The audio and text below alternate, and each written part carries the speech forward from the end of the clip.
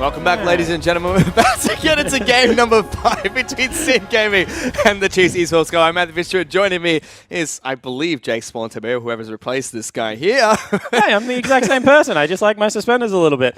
Second time in 2 days, Fish. We're going to 5 games. This is a 10-hour weekend so far. We got 5 games tomorrow to go. Yep, 5 more games. And Legacy, you better not let us down, all right? If you do, poof, you're barred. Well, or it could potentially be the other team letting us down as Legacy just absolutely takes it to them. True, and we're going to get Toto Sin here again, Swan, because that's game 5 between Sin and the Chiefs. This time around, Sin, they're on the blue side, which has broken its curse of being unable to win, and Chiefs will be taking red side of the rift. But seasons on the line now, Fish. This is for a shot at MSI for Oceania. This is for a shot at, top 3 at the minimum. This is growth for Sin, and this is the Chiefs going back and proving that they're still one of the best in O's. I mean, both teams just have so much to gain, but also, on the side of Chiefs, you feel like they're the only real ones that have something to lose. Sin want to win this game, but Sin fans will be like, we took Chiefs to 5 games. That is growth from our team. To break top 3, that would be even better. I mean, this year we beat Legacy twice, we took games off Chiefs and Direwolves, and we took them to game 5. That's fantastic for Sin, but Chiefs, they're like, guys, we dropped 2 games here when we're favorites, and people only really expected maybe we lose a game thanks to tempo. It's been a completely different story. And already you can see adaptation in the bans. Ivan being taken away by Sin. Malzahar and Gray still a ban. Yeah, so the Mel's consistently through the last couple. Ivan, though, new one. Of course, with all of the work that Spooks was able to put in with the Friend of the Forest. We're going to get 5 games of Ejim Lulu, aren't we? Yep, certainly are. Oh! Double finger guns and already. I wasn't too care about that one. Fizz being locked in straight away. Blind pick. Is there a counter out there? The legendary Alawi. Does it come back? Camille. Oh, the Rock wants something spicy in the top lane. He's shuffling through a couple of picks. Let's see what the Chiefs do eventually decide to pick up. Swiper can't play Riven, so it's not going to be that. Renekton potentially will get locked in here for Swiper. Makes a lot of sense because the way that Fizz kind of beats you in this current iteration is lots of auto attacks, and then when you have your big, powerful move, you just play full tricksters out of it. You have to kind of play full tricks to the stun if you're playing against Renekton, and he can hold the Q for a long time, and you both run further.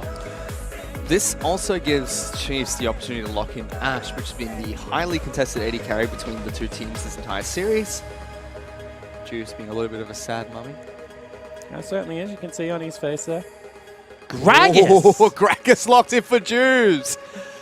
Oh, this is going to be a great game. I can smell it already. I have no idea what to expect anymore. Oh, we get Gragas priority over Kha'Zix, Lee Sin, Elise. Yeah, he's just taking the champions that Spooks bopped him with and said, yeah, I can do it too. And Surfer gave him a little bit of a moo hover as well. Does Spooks go back to Elise? Is it going to be a Lee Sin game? We haven't seen one since the Q's heard around the world, I think it's fair to say, out of Spooks. But first, we're going to get the Ejim Lulu, so he's going to Glue Lance people 5 games in a row here today. They can pinch the jungle pool if they want to. I mean, how confident are you in Ryoma? Do you just ban Kha'Zix Lee Sin and Kha'Zix Elise and be like, play Lee Sin, Spooks? Play Lee Sin. For now, they do pinch Rogue a little bit, taking away his Zyra. We should see a Karma follow-up ban, which will push him onto Nami again. Yep. Or do they ban the Nami this time around? Potentially. And say, we want an even better lane. And you look at Spooks. He knows it's coming. He's going to warm up those fingers, get those mechanics going. He's about to cool people, everyone. All over the rift. He still has Olaf. He still has Rek'Sai. That's I mean, true. we theorize about it a lot, but pinching a guy that plays Olaf and Rek'Sai, even off meta, is a very dangerous thing to do, and it leaves Swiffer with counterpick to play whatever the heck he wants. So the Karma follow-up ban against Rogue, pretty standard against him. Should be picking up his Nami now. Yeah. Good old Nami in the bottom lane. Oh, they actually ban Lee Sin. Now what does Spooks play? He goes towards Olaf, Rek'Sai, or Kha'Zix. Yep. There's not really any other I think it'll be meta junglers. Olaf, to be honest. Okay. They've already got some good initiation coming out of the Ashe. They're going to be able to make him massive and speed him up with the Lulu. Olaf, to me, makes a lot of sense. Kha'Zix, not a bad pick either. They pick it up. It does go well with Lulu, and Shen is available to be picked. And Orianna is available to be picked. They've already got a top laner unless Swiffer has started playing mid lane Renekton. I mean, you never know. Just give Swiffer Lulu and put Ejim on Shen. And if they pick Vladimir... Ryoma's been banning it. Sin have been banning it. throughout the gauntlet. Yeah, I was going to say, I don't think you can. Orianna is still up and available. I honestly don't know if you can pick Vladimir here. And he doesn't want the Orianna. Instead, he wants Victor. And now can Swiffer potentially play the Vladimir? Are we going to see a 5th game hard carry Swiffer Vladimir coming out? Well, he's had a few good ones in Talia already. Actually, that last match was a monstrous performance from the man on your screen with the chiseled jaw. Final pick for Chiefs should be a mid laner unless we see some big throwback to Lulu mid.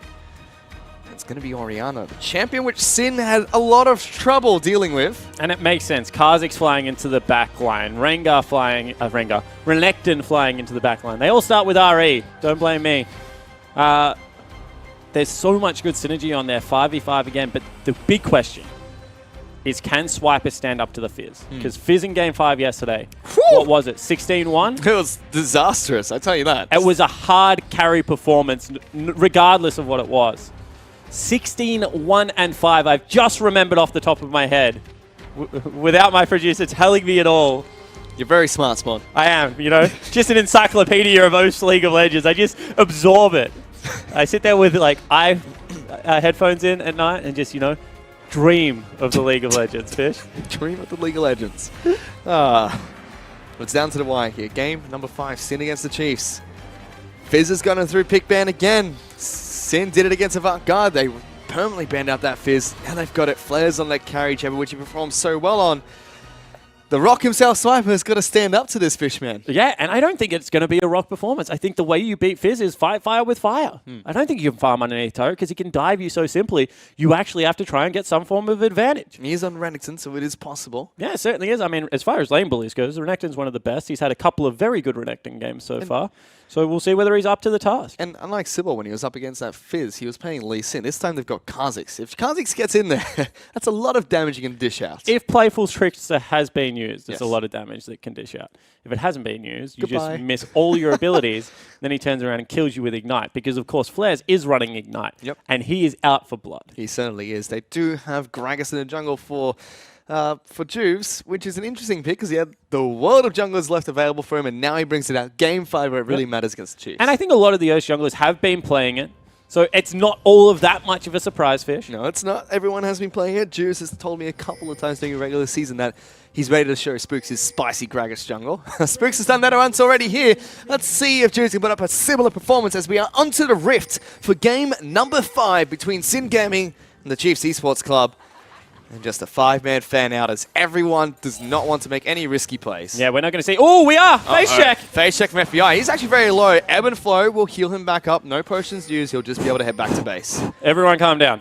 It's okay. He split the wickets with that Mystic shot and thought it was safe. Certainly did. Does that give maybe a push to come in for some vision here? It gives Ash and Lulu lane priority at least. They do chip out Rogue a little bit. He's forced to heal up. Juves is going to throw another barrel into that. Ooh, hits him again. Spooks is on very low health. He's going to go back to base.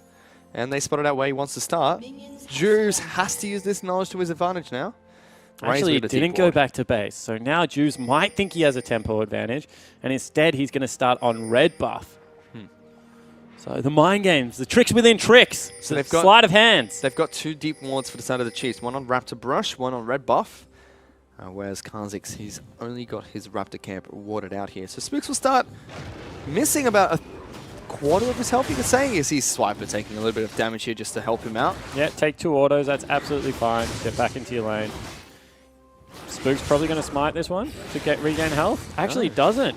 So he's going to take W. Does he go buff to buff? Skip Raptors? He does. So, he doesn't at all. He's spotted out. So Spooks very low, spotted out by Juice. What does he do with this knowledge though? I don't think he does anything just yet because he went to his Gromp. So I think that's a bad call out of Juice because you're not going to get any speed in jungling that way.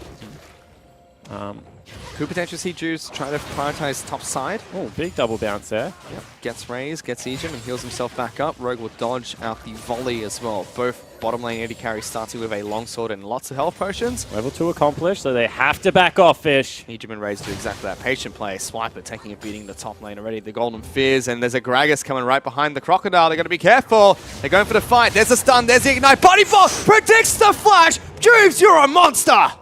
Really nice play out of Juves. The lane's going to be equalized, so Flares can technically go back for a recall here. Or does he just come around for it again? He's going towards Krugs first, so it seems like... But if you see the teleport, you can go for this. He seems like he wants to be able to pick up some farm first. Ignite was used, Flash is used, now no teleport for Swiper. He's only been able to pick up the refillable potion and the vision ward there. Swiper's going to back out. Has put his vision ward down, so even if he does sneak around the backside after Krugs, Swiper has a window of opportunity. He has no dash though. He has to hit level 3 to get his dash back up, and no flash available for Juves. Yeah, I just don't think Swiper's going to go near farm. I think he's just going to queue from distance as far as he can. Juves is going to be able to take down the ward. That's absolutely fine.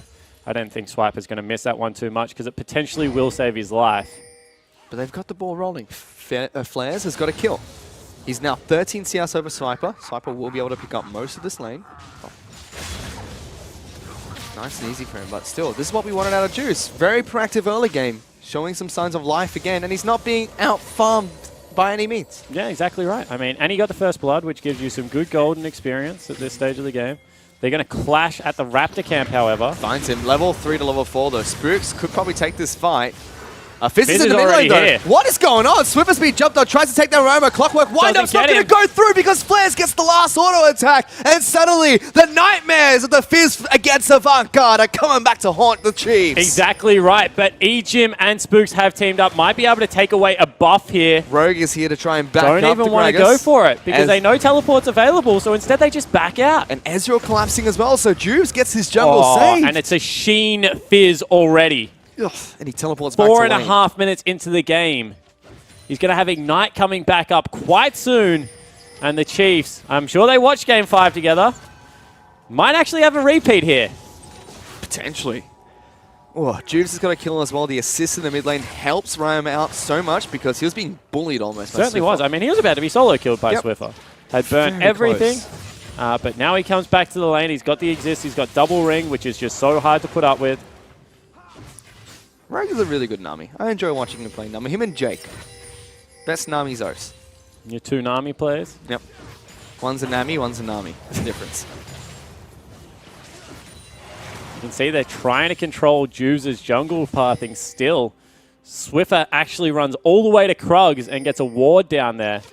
Also potentially looking for the Swiper play. He's so annoying on Lulu. The trades are just going back and forth in this lane. Swiper's got 2 Doran's Blades against a Sheen.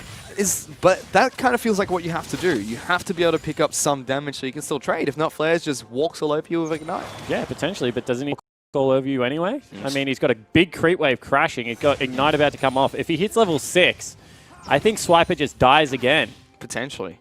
Juice is top side of the map, and Spooks is nowhere to be seen.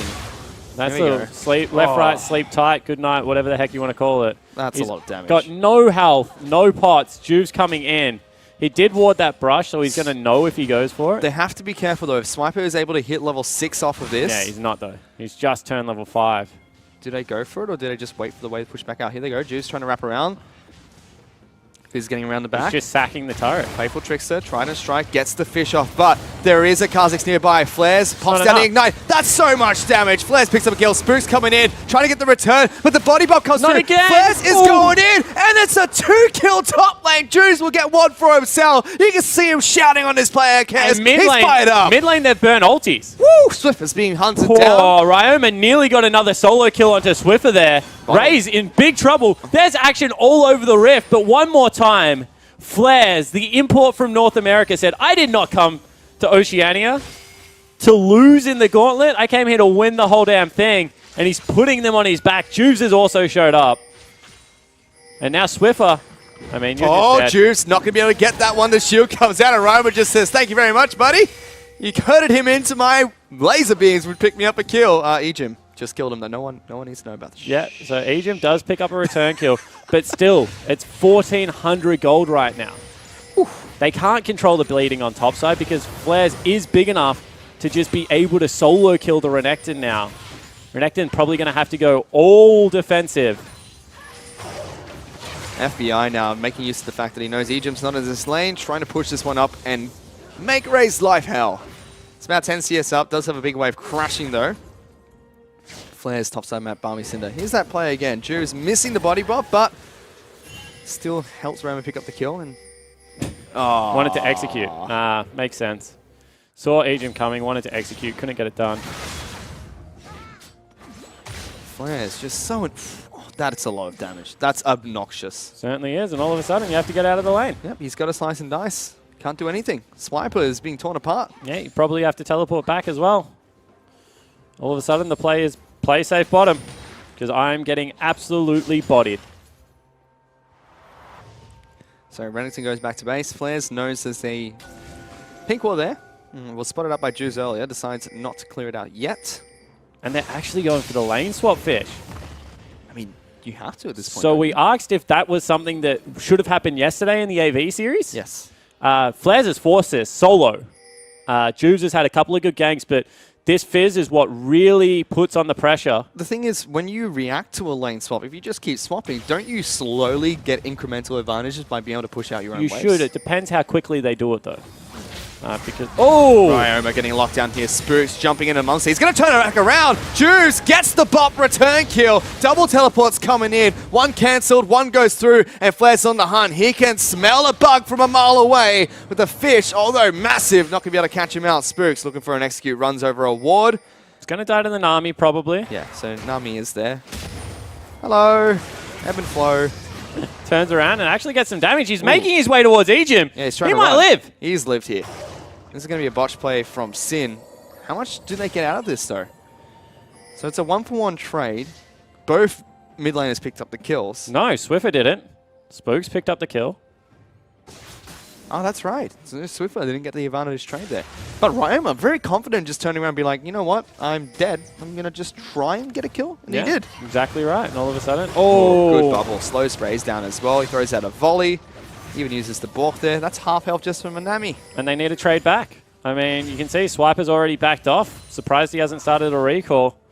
Although Fish is no longer up and available, so the immediate dive threat is gone for about another 30 seconds. Yeah, but Ignite is still just waiting to be used by players. FBI is great with these Mystic shots. Threads the needle every single time. Yeah, he's a really good Ezreal. Completely agree. Although stepping forward does need to be a little bit careful. Still training well. So where do we look to next? Because Sin currently sitting on Just look at Flares. Like, that's my answer to everything at the moment. I mean, Swiffer, he's fallen behind in kills, but is... Ooh, Flares actually looking for potentially a blue buff here. Found the ward that spotted him out. Yeah. But what I was going to say is Swiffer's fallen behind in kills, but is still completely fine in farm. But Flares is up in both. So really it's between Ryoma and Flares, whoever's going to make the proactive move for Sin right now. They're up about 1,000 gold. And it just looks like Ryoma, if Juice comes in, sure, can pick up a kill. But Flair's solo right now is monstrosity. Yeah, he is the entire gold lead. Even in the jungle, a little bit for Juice. 400 in the mid lane. Fairly even bottom lane, slightly in raise, so very slightly. It's just all Flares. That is the story of this game. Yep. And the Cinderella story, it's banking on this golden fizz. And that's what I said. I mean, they picked him up as the import. Oh, Swiffer. Almost getting caught out Juice by had flash body slam. Decided not to pull the trigger, though. Now is spotted out walking over wards. Yeah, and now, in fact, he just makes a beeline for the Renekton. And unfortunately, we have a pause in this match. And as we did in the first or second game, hopefully we'll be able to get this one resolved as soon as possible, as my cord is, you know, all over the place. Spawn just doesn't like me. That's all right. You're a mess, mate. Yeah. But we have gone quite deep into the day again. Game 5. And Sin, with that early lead, I mean, is it just because the Fizz, like, I don't know, like, there's so many things happening right now. And that clever jungle pathing from Juice just to get level 2 and go top. Yeah. I said that it was a mistake in tempo, but because he got the kill, just made it work. I think Juice has a mindset when he plays. And if he has a goal, an objective in mind, he goes straight towards that. If it doesn't work out, he normally falls incredibly far behind. Whereas Spook's a little bit more adaptive in the jungle, can make different types of plays. But this time it's worked out for Juice. And now he just looks like he's on fire. He's missed the body slam flash. He doesn't care. But at the same time, you have to give him a lot of credit for the lead that Flares has got because he predicted the flash from Renekton. Yeah, exactly right. I mean, he body slammed to where he was and then flashed to where Renekton flashed to. Really nice play there. And this has to worry the Chiefs because, like, do they have all that much scaling advantage? Probably not. I mean, they're up against an Ezreal. They're up against a late-game scaling Fizz that we already said can go Trinity Force, Bork, pure tank, and do so much damage as the game progresses. Renekton's going to lose a lot of the damage he has late game as well, a lot of the threat. And then Victor, one-shots 80 carries. That's his thing. And you've got an immobile 80 carry, well, very low mobility 80 carry in Ash. Swift still looks pretty all right. Yeah, still giving Gives the a thumbs up. That's a little bit more of a pensive look. Yeah. I mean, I think he knows that he is the person that has to be able to withstand pressure. I mean, I'm looking for him to, if Chiefs are going to win this game, something has to go wrong. Like, they have to go for a 2v1 dive where Swiper absolutely outplays them and allows the other side of the map to get an advantage. Because right now, Flares is just, as I said, he can dive at free will. He can move around to mid lane because he's always got the push going for himself. And what's a poor little crocodile alligator to do? And suddenly put a lot of pressure on Swiper as well. You put a lot of pressure on the Chiefs because it's the ball's in Sin's court. They are ready to wipe the floor of the Chiefs. They're ready to just walk all over them with the lead they've got now. It's a small lead, but they can snowball that, and they've shown it before. Can the Chiefs, relax, get the mental fortitude that Avant-Garde have, and try and claw themselves back into this? And how do they do that? Yeah, exactly right. And if they are going to do it, you have to think it's on the back of Swiffer. He's down 0-3 in laning phase right now, but we've seen big Orianna plays out of him in the past. He's got the Kha'Zix to take it to the back line. I expect them to go really hard at Ryoma in the next couple of 5 minutes now that he has flashback available. Get spooks in there, get big shockwaves, and try and swing the tide of this game. So the late game, you can worry about what Fizz is doing around the map, Renekton. I'm just looking for that big 4-man shockwave with my Kha'Zix to be able to clean it up. And that's where Juves' captaincy and Flares' experience from North America really is going to come in and play it, because they've been in big games before. They know what this is like. They need to be able to check FBI and Ryoma's enthusiasm and just be like, guys, we're the strong people on the map right now. You guys just sit back, farm your lanes up. You're Victor, you're Ezreal. You should never be in danger. I am going to legitimately solo carry this game through a 1-4 split push. And unfortunately, we're still in this pause. When we get some more information, we'll be able to tell you guys what's going on and if we're going to be able to get back into the game shortly. But another thing I really want to look towards is Sin in their series against Avant-Garde had so much trouble dealing with an Orianna. Yep. But so far today, there's been a couple of big 4-man shockwaves go through as well. But this match so far, Ryoma's been trying to stand up to Swiffer. He almost looked like he was going to fall to a solo kill. There's a good flash from Swiffer to avoid a lot of his damage. Yep. Saved by Flare. Second time around, Ryoma sits down, hunkers up, becomes an immobile turret, and just takes it to Swiffer. So it seems like they're starting to adapt to that Orianna, but always a threat against him. Yeah, it certainly is. And the problem with Orianna is she just has a huge zone, because the attack, when you just leave a ball behind, you really have to worry how you're chasing, what part of the lane you're playing towards. Is he deliberately zoning me towards my Raptor pick because there's a Kha'Zix waiting there? So there's a lot of mind games going with it. As you can see, Juves is actually just trying to chill out. He gets very fired up during the game, and he's just trying to, keep that rolling over, because you never want to pause to ruin all that momentum that you've picked up in the early game, especially when you're popping off. And, he's had another captain's game. We talked about it yesterday. Game 5, he played a much better game. Game 5 today, so far, stepped up again. Looks like Spooks had his better in 3 and 4. He certainly looked like it. And even the games where Juves' team won, Sin, game 1 and 2, he was being out-farmed by Spooks. A little bit outpaced as well, but he still held his own, you could say. This game, though, Spooks is just left wanting. He's wandering around the map, picking up whatever farm he was, completely spotted out early, was poked down by barrels early as well, which hindered his clear as well. Very frustrating if you're a Kha'Zix. Health is very important in your clear. I mean, you just think about it. Very early game, 2 barrels. That's about 200 health. That's a lot in the jungle. Certainly is. And you can see Ryoma also pretty chill at the moment. The rookies from Sin have been very impressive. I mean, we credited Raze last year, who came across from the Direwolves. FBI doing a very similar thing, and Ryoma in the mid lane. I actually haven't seen a mid laner like Ryoma come up for the longest time. And it really feels like Sin, they build up their rookies quite well. They make sure that they're comfortable, make sure they have good strong leadership as well. Especially with the likes of Juice on your team, it's kind of hard not to be able to rally behind him. Yeah. He gets everyone fired up. Even Rogue. I mean, Rogue's a very personable guy. And you can see that calls a lot of the shots down there in the bottom lane. Absolutely have no idea what Spooks is doing, trying to play face-off. But you can see that he's very pensive at the moment. And the Chiefs, they must be having flashbacks. They do not like Game 5s. They've lost a couple of them. They've won a couple more in recent history. Yes, but you have so much pressure on your shoulders, though, because if you're the Chiefs, as the Chiefs Esports Club, barring the previous organizations, these 4 players, without Radier, maybe without Ejim as well, who did later on join the squad, they've never lost as an org. Chiefs Esports Club are dominant in the Oceanic Pro League. And this is one of the few times where they've really been tested. Going to 5 games against Sin, a team that majority of the people in Oceania thought that, they might be able to take a game if they get lucky. They've taken them to Game 5, and now they have a lead in Game 5 as well. Yeah, exactly right. And they have a legitimate win condition through that fizz. Because whenever they have the teleport available, ignite up, you're both looking at dives. So you have to challenge, so you have to seed a little bit. But then teleports elsewhere, so you have to be able to control the wave somewhat as a Renekton. And unfortunately for poor Swiper, perfect storm of early game, gets ganked early, kill goes over, revisit, another kill goes down.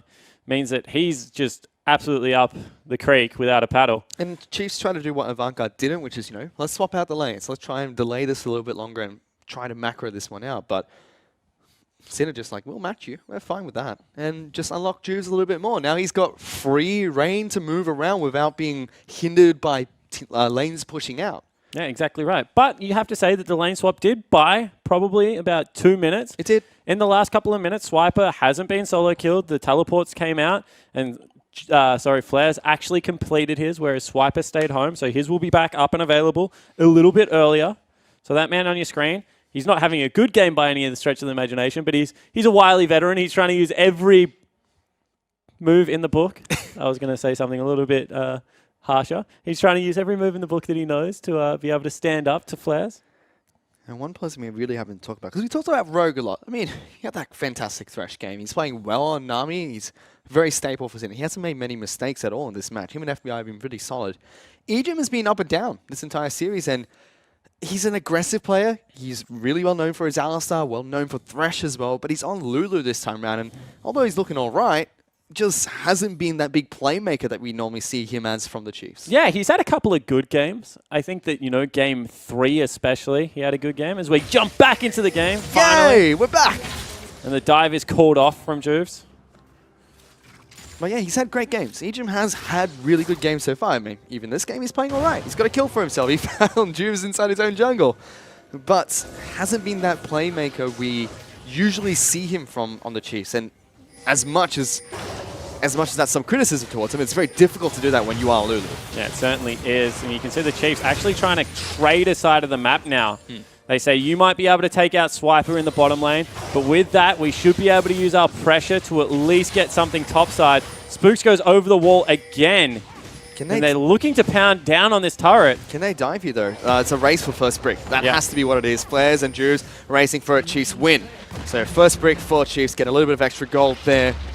But it's still 1,000 gold lead for Sin. Yes, Chiefs will like that they got the extra gold, but who wins the advantage of having an open map now? I mean, Ash Arrow is a huge advantage. So you have to say that if they're able to control the Fizz, which they've been able to do quite okay right now, then the Chiefs with Ash Arrow should be able to generate picks.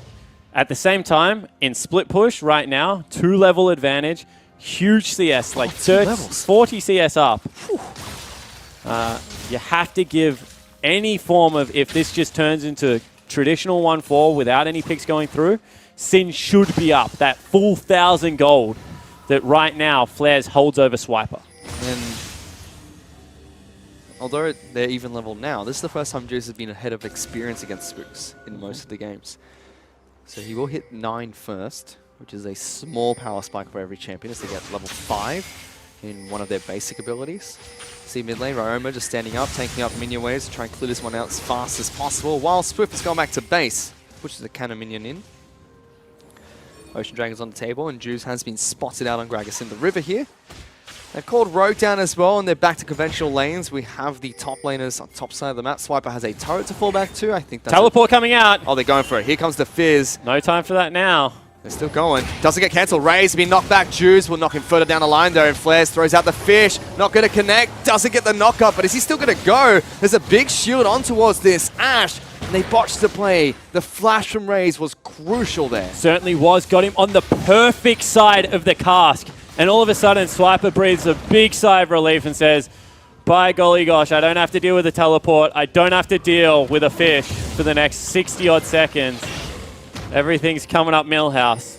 Perfect. But that was actually a really good teleport out of flares. Perfect storm for Raze as well, because his arrow didn't connect, that's a fish to your face. His flash didn't go off, you're back in really far away from the rest of your team. So well played from the Chiefs, able to mitigate a lot of the damage there. They've got 500, they've cauterized the bleeding by about 500 gold. But also really well played out of Sin. I mean, that's the kind of play that if it goes right, wins you this gauntlet for now. I mean, takes you to the next level, books you a date with Legacy tomorrow. If Flares is able to get one more kill, you feel like the game is at a breaking point. He's trying to build up towards that Trinity Force. Ryoma's going to be able to pick up blue buff here. Swiper's trying to be a little bit of a nuisance, but can't quite do that. Meanwhile, Ocean Dragon will be started by the Chiefs. This should be an easy pickup for them and much needed objective. Yeah, it certainly is. And the good thing about picking up objectives is that you feel like, okay, I'm still in this game. We're getting something ticking over. Good job, guys. Like, really good job on withstanding the bottom lane pressure. Now we can just go back, reset our lanes. We're absolutely fine. Reality, you're still not fine. Flares is still probably going to be able to solo kill Swiper when this wave crashes because he's 2 levels up with a level 2 ultimate. Yep, and you also have to remember, pro players, they don't see the gold. They don't know how much gold they're behind. They just see, oh, it's 6-3, we've got 2 turrets each, and they've got a dragon. We've got a dragon. They don't know that it's actually this close at this point in time. It's a little bit of a blessing and a curse, though, Fish. Yep. Because sometimes you also think you're much further behind than what you actually are.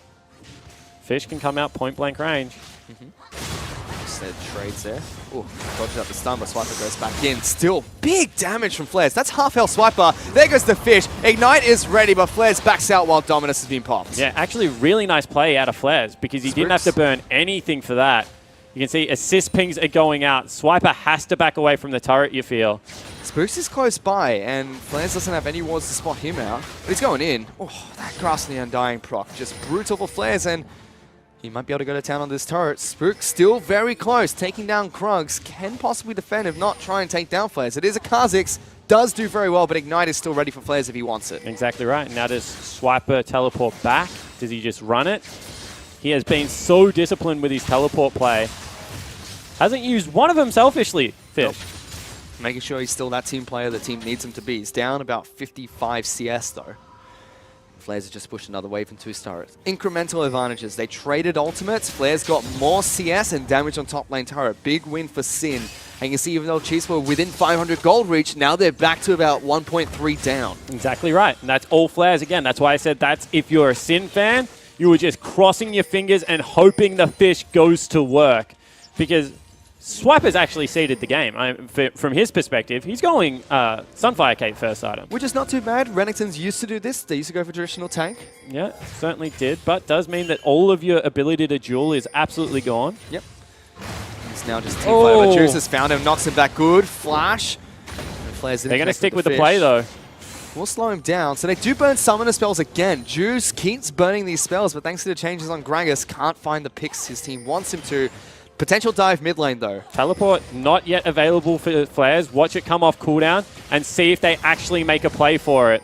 Turret getting down to about half health. So Chiefs trying to make a play, and the smart one there. Top lane turret should fall, though. Flares should be able to take this one down after pushing Swiper out of the lane twice, and this would give Sin a nice advantage for themselves. And now there's 2 long lanes. If Swiper used to be able to go top lane because he has a turret, I could stay up here, I can farm. If Flares tries to chase me, I can at least get underneath the safety of my turret. Now, there's none. But bottom lane, Raze is in, FBI's in trouble. There's Ejim and Spooks. Arrow not going to connect. He's going to try and jump away. Tidal Wave comes through as well. Juice not going to connect with the body slam, but Ejim is very low. Forced to use the ultimate. Rogue, big bubble, only connects with Spooks. And now Flares is coming with the Renekton as well. Everyone's piling on down. Gravity field in the back lines, but a cancelled teleport by Swiper. Flares was forced to complete his own. Do they still chase here, though? Yeah, it looks like they're going to because they want some priority on the mid lane turret. Flares hops in. Looking for the Shark. Does not connect. Does not find an opportunity to throw one out, I should say. Yep. But really, that should have been an arrow onto FBI. That's the kind of play that you need to be able to make stick. Instead, good completed teleport out of Flares zones everyone away again. And the Chiefs still playing this game heavily on the back foot. Oh, Ryoma steals red buff. Take that, Spooks. I mean, the second evolution potentially could have come out if he's able to get that. Huge play out of Ryoma in the mid lane. And we said that, you know, It's all about him not collapsing under the pressure. Looks like he's thriving in the pressure so far. Yes, and Sin are slowly, incrementally increasing their gold lead. 2,200 gold up. Flares has a long lane to deal with, and he's got a Trinity Force. Have fun, the Chiefs. Yeah, I mean, he's just a monster still. Nothing's really changed. He could kill anyone on their team. He can still kill anyone on their team, Fish. But Swiper, if he continues to get a little bit tankier, can potentially survive the dives and still have a okay amount of wave clear. Yep, he's got some health thanks to Sunfire Cape, and Fizz does do a lot of physical damage. Now we Potentially should see go to Cal now. Yep, go towards Cal, mitigate the damage from Ezreal, Victor, and Gragas. The lineup from Sin is just so hard to tank. Yeah, it certainly Mixed damage top, mixed damage AD. Whew. And you can see that one more time he's just going around the corner. And Swiper is just like, I am out of here. Oh, he played for tricks. Did get spotted though, so they know he's rotating down. Does Swiper play 2 stats behind him? Looks like he's going to. In They're fact, it getting looked like they've caught him. Have they caught him out though? Here's the playful Trickster, jumps on the Swiffer and said, there's the Shark. Not going to connect, but the Chaos still doing some he damage. missed the shockwave. Swiffer's in trouble. Will be taken down. Egypt is the next one to fall. Sin have got a 2, and Flares is trying to run away. Juves knocks them both back into him and says, come back, not my top laner. You fight me today. Swiper trying to dash out. Double kill for Ryoma. It's 9-3, and Sin have a 3,000 gold lead. Huge team fight for Sin right there. They're also going to be able to clean up the mid lane turret. In fact, are they going to go for Baron? Potentially. They're going to pull the trigger. Blade of the Ruin King not available because Ezreal did go for Manamune first, but Flares does a lot of mixed damage and % health damage. The problem is if Spook knows and it doesn't go down quick enough, then there's always a chance he jumps in and steals this one, even if it is a 5v4. They've left Rogue to tank it. I think they could have got turrets. Little bit of nerves starting to creep into Sin's gameplay. But it's a low risk, high reward play. If you pull off it, it's low risk. If you complete it, high risk, high reward. But let's take another look at this because this is what I'm talking about. You have to keep a track of the ball, but Flares just skips over the top of it. And then Swiffer burns down. And Ryoma, who's had a fantastic game so far, is just able to output so much damage. And then, yeah, as we said, poor Swiper. Absolutely nothing he can do in this game. Ryoma goes towards, what, 5 kills now, I think? He's got 4-1-2. 4. Chiefs will be able to take a Mountain Dragon for themselves. Against the flow again. 4,000 gold, still the lead. Luden's Echo has been picked up by the Victor as well with Perfect Hex Core. Yeah, that's huge. Blade of the Ruin King being rushed now by Flares. He's not afraid to skip his tank items here. And that makes sense because you know that Swiper's honestly not outputting damage. So the lifesteal should be enough in the 1v1. I mean, that's what you got to look towards. I'm going to chip down the turrets. I'm going to go back into the creep wave. And I'm going to make it work. They're one more time laying the trap for him. No one can 1v1 him though, like you said. But the thing is, like, how much do you take off Swiper? Because that's a huge creep wave top. And they've actually given it over to Raze and said, Swiper, go bottom. Renekton falls behind later on in the game. He's still point and click stun, lots of health, very tanky champion. I'll give him that. He does shred armor as well with his empowered E. Yep. The dice portion of that. But when you're 70 CS, 60 CS behind, building pure tank, you don't have a power spike. You're that brick wall the entire game and nothing else is going to come out of it. Yep, exactly. We saw him pick up double kills in their 4th match victory. And was able to, like, solo kill Ryoma as well as FBI late game. So now they're just trying to frustrate Flares. Just been told there's 9 wards where Flares is right now. Making sure they got sight of everyone here. But Baron what they buff. have done is they've also meant that FBI probably has to go back down bottom lane. So Swiper got to push up another 2 waves. He was 70 CS down, now he's only 50. I mean, I say it like it's a good thing. This is okay for Sin, though, I guess. If FBI and Rogue go bottom lane, just clear the one now, go back towards top side. But if Raze and Ejim ever show, there's potential that they just pinch Baron. It's a very unlikely thing, and it's still a fight will still ensue, especially with Shockwave available. Fighting over a pit, never a great idea. But seems like they're both very content with farming. 4,000 gold lead for Sin. This is the lead we saw Chiefs have last game, where we're like, that's it. Yep. They're just going to be able to walk away with this one. Different compositions. Seems like a more of an uphill task here. Jeez, on point with a slam away. Swiffer. I mean, that's what you have to be willing to do if you're going to face check brushes, is make sure you have the finger pointing the other way for the belly bop. That means another big cooldown for Swiffer, who's 0-4-1 in the last game, whilst Juves is 2-1-4. He's having a good game here, Juves. He's gone for the Luden's anchor pickup on Gragas and now straight towards tank. He's like, all right, got my damage, boys. Let me soak up some. And I mean, Deadman's Plate is still really legitimate damage. Yeah. As far as junglers go, we build it on Elise a lot. See it on Lee Sin as well if you fall slightly behind. The big momentum strike off the empowered W means that you just do surprising amounts of burst. Mid lane out of turret's being chipped away by Sin as well. This is normally the last one to fall because Swift is very good with maintaining his waves and not being pushed out. But again, Sin really happy to 1-4 or 1-3-1. So out of turrets, bottom lane, top lane have fallen. They only traded one so far, which is a good news story for them. But they might have collapsed on towards FBI. They're trying for it. There's an arrow thrown. He does Arcane Shift out though. Yeah, gets out of dodge. Really nicely played out of FBI. 0-0 out of their bottom lane, but they're continuing to scale up, and that's all you need to do. Because really, the Chiefs are starting to try and funnel resources into Raze. You can see that he's got double attack speed item already. They're looking for him to be aggressive. One more time, Flares ducks into Fog of War. Every time he does this, you have to hold your breath a little bit. But isn't this exactly where Chiefs want to be? They're like, all right, we've sacked early game. Do we just sit out and farm and let them push in? Oh, 100%. But what are you going to lose for that farming is a big question. Because Juve's looking for a flash body slam again. Swiper's continually being pushed into.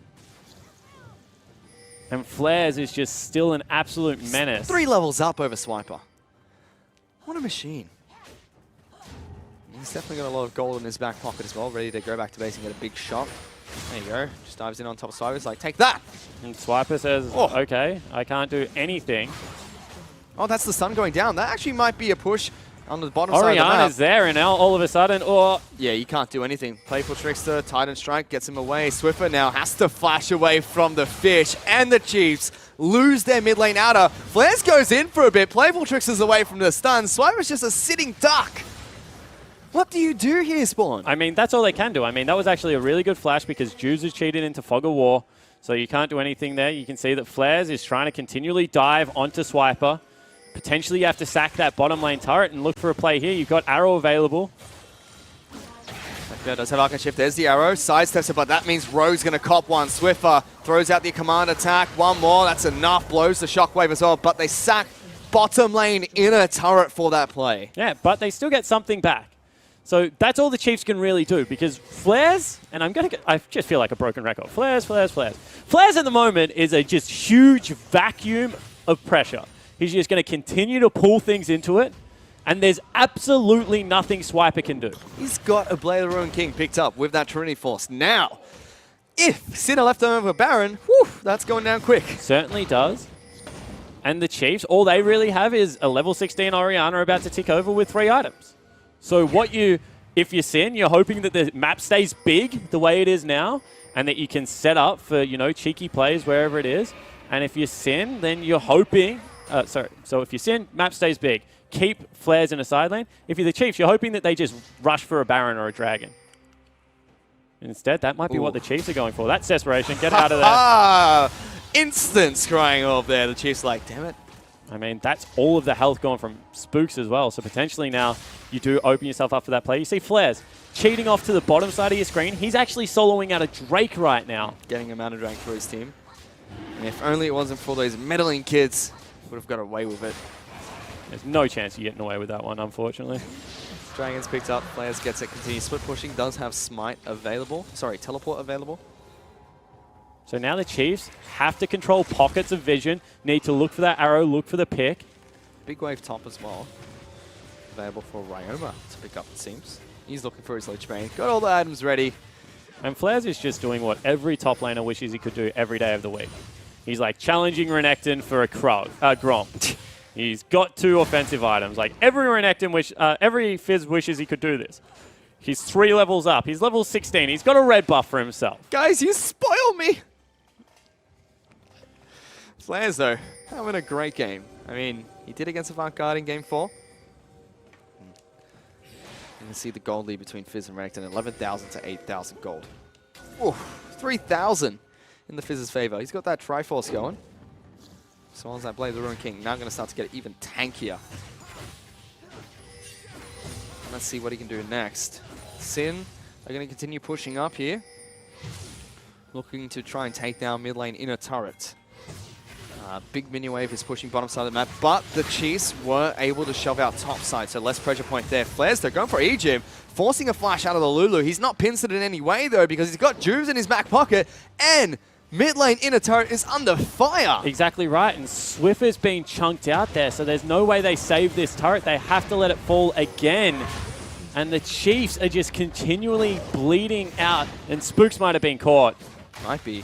Throws out the fish. Spooks will If he jump dies, to the that's side. Baron. He's going to try and do the do again, but look at the rest of Sin. They're like, all right, we know the jungler's not here. Let's try and push for this turret. Swiper dashing in, misses, and now they're just going to rain down the pain onto this Crocodile. He can't go back because there's a gravity field there. Swiper forced the dice away. Egypt into the ultimate laser coming out as Swiper is going to go down as well. Spooks is in the back lines. He's going to jump away. Oh my goodness. Flares, he's dashed on in. Juice is going to get a body block for himself, and they're going to be able to tear apart the Chiefs squad one by one. This could be the game, Fish. All of a sudden, 30-second death timers, only the Renekton left available. He goes back, he's going to look for the teleport back in. Creep wave already here. Sin could be knocking out the Chiefs. Are they going to do it? Are Sin going to continue their Cinderella story run? The glass slippers have come off. They're trying to escape by midnight, and they're knocking on the doors of their home. The pumpkin, it's not falling apart anymore, but the Chiefs are going to damn try their best to stay in this one. Final Nexus turret's done. The Nexus is it's there. over. This is going to be the first best of 5 series the Chiefs have ever lost, and Sin will take on Legacy tomorrow. And look at their faces. They could not be happier. Juves has another captain's game in Game 5. Flares, first split in the OPL, has another miracle Game 5. And honestly, what an amazing story for Sin. This might be their season right here, Spawn. Taking down the Chiefs is no easy feat. They just got back from a boot camp in America, and they must not be happy. This is the first time they've lost an OPL split. This is the first time the Chiefs aren't going to be in a final for an OPL split. I mean, it's over already. We're going to have a new winner of the OPL. It's up to Sin, Legacy, Direwolves to be able to get this done, but we're going to crown a new victor. And today, Sin, back-to-back best of 5s. They're going for the IMA run.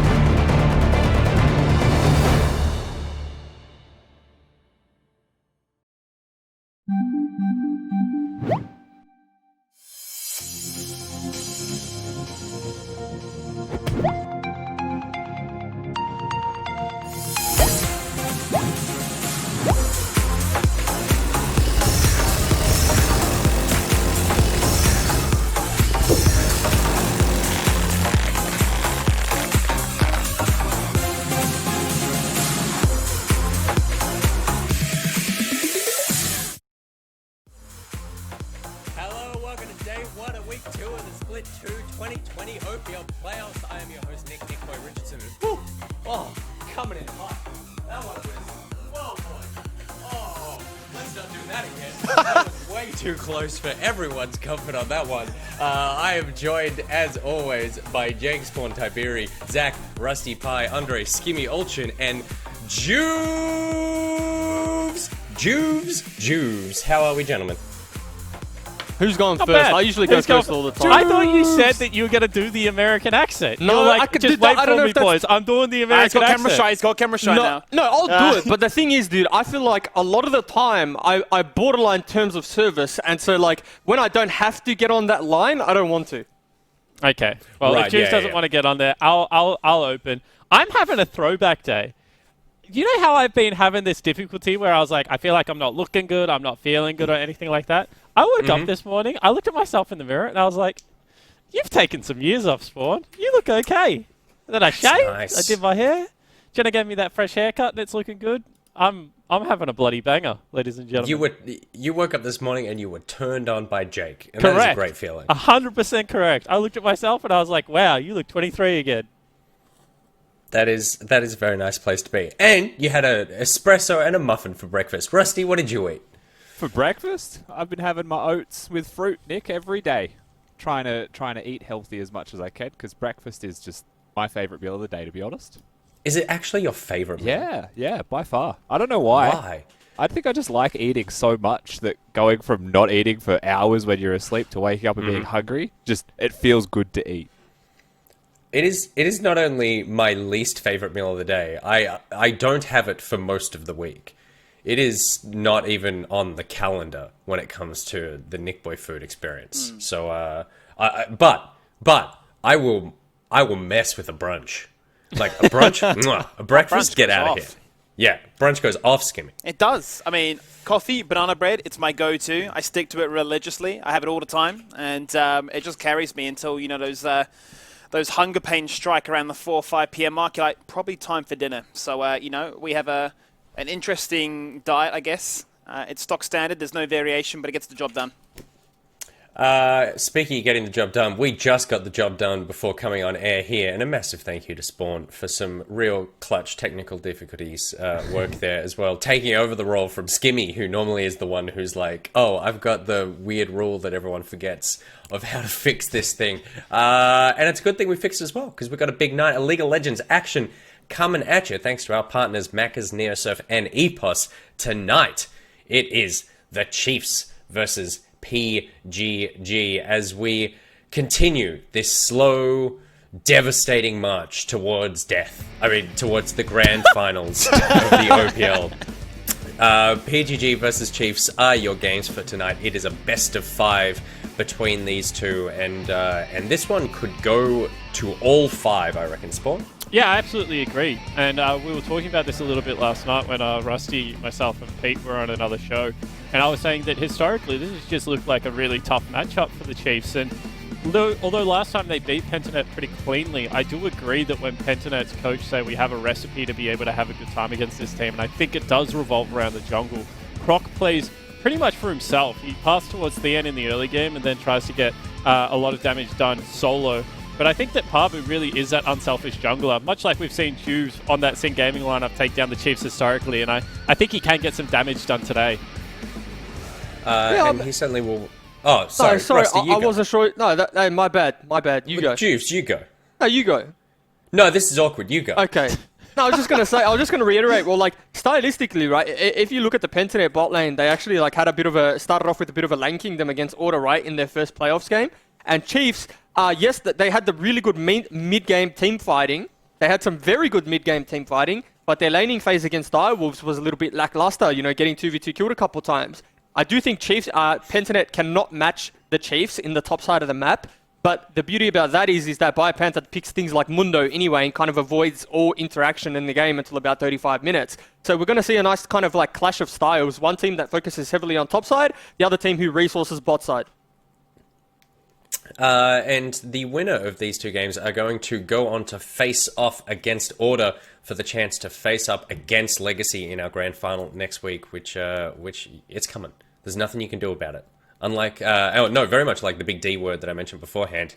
Grand finals are happening, no matter what. We started getting stuff in the mail for those. I got something addressed to OPL casters Nick Pie, and I don't know whether or not I'm legally allowed to open it. Zach, I think you might have something of mine. Oh, I should check the names I hope on I it. got yours. Oh, wait, because it says it's my name, terrible. Nick. It does? Yeah, the parcel That I got sucks. today has my name on it, so that's got to be your one that you have. Speaking of things getting delivered, did you buy that shirt on Instagram? Hell yeah, dude. You don't sit in COVID and not just impulse buy everything that shows up on Instagram. I saw that shirt on an Instagram ad, and I was like, I want to buy that, but I don't know whether or not It's this so is a cute. scam. Wait, is that stuff safe? I never buy it because I think it's not safe. You've got to be really selective. There's like, Yeah. It's not like a vetting process, but you do give them a quick Google. You don't just jump in and yeah, buy yeah. it straight away. Yeah, you certainly do. Yeah. Okay. Yeah, I bought a $225 set of adjustable weights off Instagram about 6 months ago when I was hella desperate. And I'm holding out hope, guys. They will arrive eventually and we will be able to get back on that grind. Yeah, it's brutal. I've got about a 75% strike rate when it comes to getting the thing that I bought on Instagram. It doesn't stop me though. If anything, the dodgier the website, the more I'm like, I'm going to support a small local business. And the worst is when you see the cat shirt pop up on like 5 different stores, and you're like, hang on a second, which one did I order this from? Because it's definitely going to go bad. Something that's not going to go bad is all of the League of Legends we've got coming your way tonight, and none of it is possible without the work of our wonderful sponsors, one of which is Neosurf. Neosurf want to put you in the opening titles of the OPL. They want you to be the star, because Spawn certainly doesn't want to be the star of the OPL opening titles anymore. He's had enough of that. He's been dab daddy for a full split now, and it's time for someone else to take on the crown. All you need to do is take a video of yourself joining our opening titles phone call, follow at OPL and at Neosurf Esports on Twitter, and then DM that video to us at OPL. There are full terms and conditions on watch.lolesports.com. First prize, $500 Australian Neosurf voucher catch. Actually, I technically don't know whether or not Neosurf use Australian dollars in their voucher, so you should probably, maybe they have some sort of Neosurf bucks that they use. We should look into that. Regardless, 500 somethings are going to be on your Neosurf voucher that you can use in the League of Legends store, and runners-up will get 100 somethings each in terms of Neosurf voucher credit. You all get to be a part of the opening titles for the end of this split, for the last split of the year. What better way to celebrate some OPL and some League of Legends by joining the final title sequence for the year. So a massive thank you to our partner Neosurf, where you can keep control of your payments in currencies around the world, including Neosurf bucks. All right, let's quickly get around the horn to see who we think is going to take out tonight, and particularly game number 1. Rusty, is it going to be Chiefs or PGG? I think it'll be Chiefs in 3 or PGG in 5. That's how I feel about this. That's a massive hedge. Sin, Juves. I think Chiefs will probably win the series 3-2 or 3-1. Skimmy? Chiefs 3-1. Spawny. See, I thought, like, you know, Pentanet holding the head-to-head. Everyone's going to be on the Pentanet hype train. Then I can swoop in and be like, bam, Chiefs are better than you think. But, yeah, I think Chiefs actually eliminated maybe the most dangerous team in the playoffs last week in Diables, and I think they'll continue to roll off that. I reckon it's a 3-1 for the Chiefs. I'll buck the trend and I'll go 3-2 to PGG. Come on, PD, we can do it. If you can't do it, no one... Willie. All right, it's time for game number 1. It's Chiefs versus PGG, and it's coming up now with the Macca's Champ Select. I'm feeling very confident for the matchup against Chiefs. We went 2-1 against them during the regular season, and I think they've always been a team which stylistically we've matched up well against. We really don't have any good bot lanes for the rest of playoffs to verse, so I'm pretty confident, at least for 2v2, that we're the best bot lane. Well, I think when you play against the Chiefs, you basically just have to play against Croc. He's the only real consistent carry on that team. Everyone else has moments of brilliance, but none of them are anywhere near consistent. Normally the Chiefs have a very pick the end of all time matchup, camp top, gank top 600 times, hope he carries the game kind of mentality. But it was really interesting to see them shift, and I wonder if that's just for Direwolves or whether they will continue that up against us. Prepare well and have more like ways of playing the game than just the style that we have.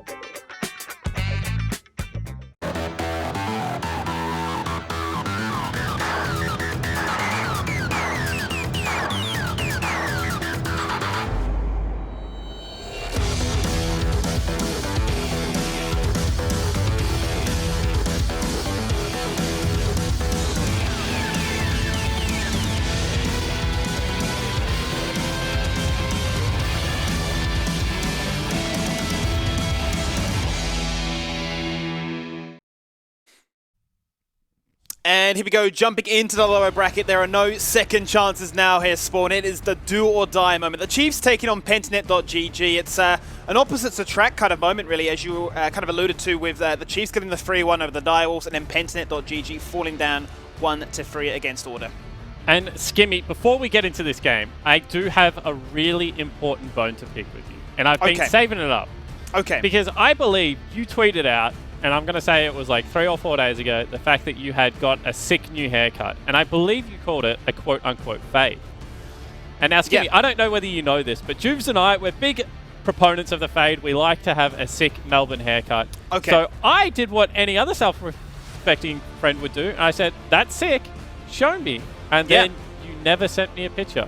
No, well, you see, not a big person for the social media game. I don't really buy into it too much, so I didn't need to buy myself any clout anytime soon. I left it for the grand moment here today. Well, then, headset off quickly, just for the fans at home. Quick and headset just give off. us the Just forget slow about the draft. turn. Forget about the draft. We gotta quickly zoom in on this angle. Correct. So just show me the fade. Okay. Oh, that's actually... It is pretty clean. I'll tell you what. The man went from 0 to 2. I thought he went 0 to 100, but it was all there. It was good. It was clean. And we're ready to see some clean picks. We're jumping well into the first rotation of those picks and bans. And we are going to get that Lilia once again. Pretty keen to see what they can do. I do think Lilia has a place in the meta. Some fantastic kiting ability, some insane CC obviously with the sleep. But the damage too, it's her damage nice. is insane, Skimmy. When you get into a team fight, if you get that Leandry's Torment and you just flash Q like 3 people, put them to sleep, you know, but you get one more rotation of spells off, you actually do work in a 5v5 scenario. Her AoE is so good. I am, however, surprised that Red Side got to ban Caitlyn and still got to pick Ashe. Because generally when you ban Caitlyn, Ashe is just an immediate first pick. And there's not really all that many champions, apart from maybe the Senate, that do well into it. Obviously, Praedyth going with a Jhin here, Skimmy. But I do think so far that the Chiefs have got themselves a relatively good draft. Anyway, certainly do. I'm sure Claire's going to be quite happy the fact that he was put on to bruiser duties last week. They're really trying to change the narrative of what worked for them, where Claire had been more along the lines of a control mage, rock solid in that mid lane, a point of consistency, almost the architect of success to play around. Placed into that different role last week. Then we saw Croc have a really standout performance where he was the outright carry in some fantastic games in the likes of Carthus, so to speak. So I'm interesting to see what this means, where we'll find those bruisers, where we'll find those tanks, and what this bot lane matchup will look like. Because you saw Praedyth there rather outspoken saying, I think bot lane for us, we're the strongest 2v2 here. Yeah, and I mean, that's an interesting take from Praedyth, because I'm sure that there would be bottom lanes in the OP that would disagree with that. But the best thing about Praedyth has always been, Skimmy, he just doesn't give a damn. He doesn't care whether you think you're better than him. He's just going to be able to throw the gauntlet down. And with Rogue in the bottom lane, that is certainly a 2v2 that you have to be concerned of. Now, this is a different pick, because that is going to be a top lane Volibear, I believe, Skimmy. It's looking good. You wouldn't expect to see Nidalee anywhere else this current stretch of the imagination with the meta as it is. I am quite interested though where Pentanet have gone with their draft. I mean, opening up with the Renekton first of all obviously leaves yourself very vulnerable to a whole host of counter picks. They've obviously invested free to make life a little bit easier there for BioPanther, and now they're deliberating as to how would they find success in this bottom lane. They've got the Jhin. What do they want? Extra damage, more engage potential. That is what Rogue accelerates, or I should say excels at. Then the Galio coming in their clutch as well, and we saw from Getback's series last week, 2 games, some pretty standout performances in his own right too. Yeah, pretty curious whether we see something like, I was going to say Morgana, or whether it is going to be a tankier pickup. I would have said potentially Set could do well into Leona. Braum, also one of those champions, if you go onto him, can turn around with a lot of damage. So once again, I do think the Chiefs have got a pretty well-balanced composition. It is a lot of magic damage on the top side of Summoner's Rift, so something to look out there for there. On the flip side, Pentanet, they've just got an all-out team fight, scrap comp, double front line, maybe even triple if you consider Galio that tanky boy. Heaps of damage going to come out of this as well. If you're going to just throw the gauntlet on 5v5, you probably want a composition like Pentanet.gg. Certainly do, and it's interesting because I had a quick look at the games from the regular season coming to this one, sort of areas to focus on, areas to look to be excited for. For the side of Chiefs, it doesn't really look like their drafting strategy has changed too much, but a big emphasis on ensuring that the Pentanet bot lane is not going to be as free as it has been in the past, then invest either those other picks towards mid lane and make get back, not be that outright carry that he's shown on multiple levels with the likes of, say, a Kassadin. And we look back at some of those games to start off the split. I mean, game number 1, we saw a Nocturne and Fiddlesticks, which really caught the Chiefs off guard. We go into game number 2, much the same, where it was a get-back situation, looking to get pentakills and just get big numbers. Game 3, I suppose, when we got to sort of see that difference, the fact that Tien was relieved of tank duties, got to play a carry, went the Akali, and sort of bought into the narrative of what we see, where it's Croc goes top lane, those two together, just destroy the top side of the map. Yeah, completely agree, and I think that's what we're going to see of here today. And one thing that I am a little bit worried about, Skimmy, and I'll continue to revisit this narrative, is that Parbu said that he could get a lot done around Summoner's Rift while Croc was focusing that top lane. Now, if you're Lilia, you're probably not getting all that much done anywhere, to be perfectly honest. She's a farming jungler until at least level 11 when she starts to really excel in the fight. So I want to see whether Parbu can have some, early skirmishes that will go his way Because if not, I feel like the Chiefs definitely in a good situation. They most certainly are. And we're going to kick off with that best-of-5 situation. It's going to be Bradef and Katsuri, the ones to look forward to, the ones in the bot lane that have so much pressure on them to find that snowballing effect. It's Pentanet.gg taking on the Chiefs here. It's a best-of-5. It's a do-or-die situation. You live or die by the sword that you will fall on. And it is a chance for these teams to continue their playoff dream.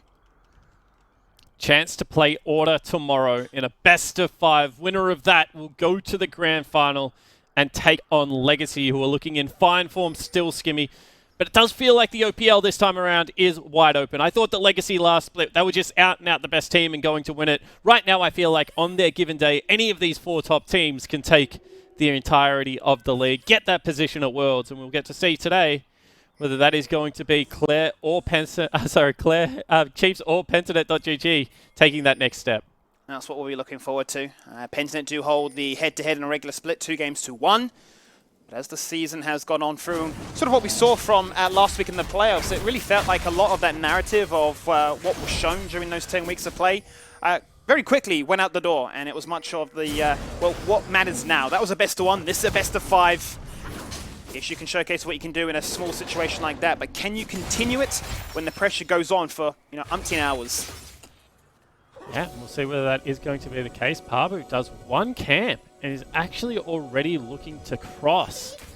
He hasn't got a buff yet, Skimmy, and I always think that these are the cute plays that happen when you haven't got a buff, but you still feel like you're good enough to be able to engage a little, invade, a little bit of vertical jungling happening here. Maybe we'll spot out Croc. However, Croc doing the right thing. He's actually going to take a peek into the bottom lane first. He certainly is. Look at Draku flashing forward, hits the concussive blows, 2 stacks, waiting for the fourth, waiting for the stun, turns around, hits him with the snipe. Drop Draku to half. And as he gets locked in place there with the stun, actually prevents what was a premeditated spear coming on through, which could have been first blood. That's a terrible play coming through from the Chiefs. They did not calculate the creeps that were going to fall down for level 2, and you could see that straight away Rogue's just way too tanky to have any aggression onto him once he does have that W. So already a flash burnt into that bottom lane. They're going to have cleanse heal summoner spells as well, so now maybe Draco can fall down, get back. Some good damage. Good damage as both mid laners will be dropped to half, but still with consumables there, going to be topped up and healthy. Pabu, with a successful invade, will then be able to get himself that first bard with the red buff at just stat. But note on the minimap right now, the Chiefs do have a ward on his blue, so they'll be aware if he decides to go there anytime soon. Yeah, and this is what should happen when you're playing a volley bear top lane. You should have constant push and pressure until first shop, really, when potentially some healing cut is going to come out, and then, maybe the Renekton has some better trading power back.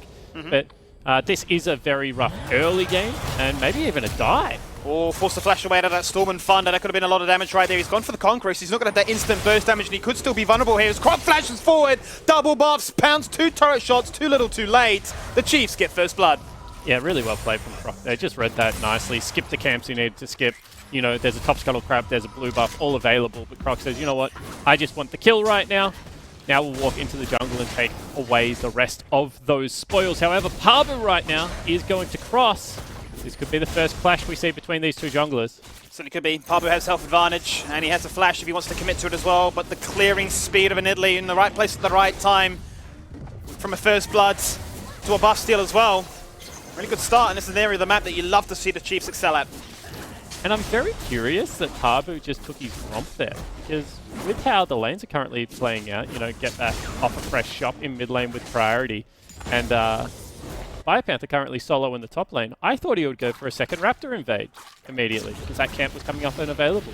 Check the blue, see it's not there, try and chase Nidalee into a Raptor camp, and I think that Lilia plus Galio should have a pretty good job in that 2v2 at this stage of the game, Skimmy. But instead, deciding to just fully clear down, maybe wanting to play around the fact that Draku doesn't have a flash summoner spell available. They have got full river control on the bottom side of Summoner's Rift, but no shop yet for Pabu, so it's not going to be the case. Once again, cheeky little trade takes place in the mid lane as both are dropped down a little bit. We've seen a situation like this before. Obviously, the situation a little bit different then. It was Pabu playing the Kha'Zix into clear Syndra, which really put him behind as a result. But during that game, we saw Pentanet make the decision to go for a full 5v5 at that Herald, and That proved to be their own demise in the end. That was the game where TN was playing the Akali. He picks up not only the Herald, but a triple kill too. Sort of brought that snowballing factor even further into their court. Gonna be interesting to see what they do. Obviously, he was talking about very slim margins still, and he got 500 gold bonus that the Chiefs currently possess. But you no doubt looking for those small advantages to try and up the tempo and find areas of the map that you can excel at as well. And I was explaining this concept last week, and it is about those small advantages, and it's when you feel like you have a composition that is going to, you know, jungle quicker or get some lane prior. It's not about taking these big risky plays. It's actually just about building a small lead at the start of the game and then using that to have the item advantages in all the skirmishes that happen thereafter. And League of Legends, we call it, like, I always use the sloping pitch analogy. Just picture in football, if the more possession you had, it started to slope in your favor, right? It just became a little bit easier and easier every single time to score a goal. So that's what League of Legends kind of is. If you farm well, if you play the early game well, if you hold possession well, the fights and the goal kicking and everything else afterwards, it becomes a little bit easier. So I'm very interested to see how this goes. Parvu now going to get invaded by TN as well as Croc. He needs to get out of there. Yeah, he definitely needs to. Tien's got that Stormbringer, can look to not only get on his head, but also do a ton of damage and sustain it with the bonus health bar as well. Not going to be the case here. Grump will reset, and Parbu will be zoned away and won't have any assistance from his mid laners. Get back locked underneath his turret. And all they've done there is hold, you know, priority in a couple of lanes for an extended amount of time. It means that this topside river should be completely in the Chiefs' favor. And Juice kind of mentioned this. It is very hard to contest the Chiefs' topside. Just raw skill-wise, they are probably the best topside in the OPL. They are very aggressive and do have some whoopsies on their resume as well, Skimmy, but in a straight-up skill check, 7 minutes into the game, you'd probably back them to draft and win most of these 2v2s or 3v3s. Let's see how Rogue is posturing right now, looking for the moment. Both very close to level 6 now, and that's when the all-in capacity that both really possess. I mean, I suppose it's the best word to sort of showcase both possess and protect. They've got the ability to try and outplay and find those kind of small margins that can blow open that lead in the bottom lane. And it seems to be sort of the go-to story here for these two bot lanes, where Praetor is able to find himself a bit of a CS lead as a result. But at times we have been critical as to, well, if you've got that lead, how do you best use it? Do you go for a fight? Do you set up yourself for a siege? How do you look to try and find that area of strength? Because you talked about it during the pre-game there, that Chiefs love to play this top side of the map and find strength of it again. That's what we're seeing so far. The proof seems to be in the pudding too, in terms of that CS advantage as well. Yeah, and really well done from Claire, you have to say, at this stage of the game. He is a CS advantage. Everywhere else is doing quite well, despite the fact that BioPanther fell down for that first blood. He's been able to hit back. And it's really the 14-ish CS in the mid lane that is keeping the Chiefs this far ahead in gold, about 600. Oh! Okay. Okay. That is one he wished the cameraman was AFK for. And you can see, as per Parvu's picture in the bottom left-hand corner, he is left. He has left the game. He's left the studio, the virtual studio. He's departed from that video call. And you know what? I don't blame him, because I wouldn't put up with that either. No. That tricksy red buff. Obviously, the red buff running a crit rune this game, Skimmy, because the damage calculation would have been there. Yes. Yeah. Reminds me of the very old league system, right? What was a 1% crit chance that you'd always pick up for that lucky one on lane? Yeah, just run at people as Gangplank top lane with a red potion, pop the red pot, and just hope you got a crit on the first 3 auto attacks. If you did, the game was over. But that's unfortunate. Going to be a gank in the mid lane. It certainly is. That comes to Soliflare, flashes away. Perfect timing on that one. No need for a cleanse if the overlap isn't clean.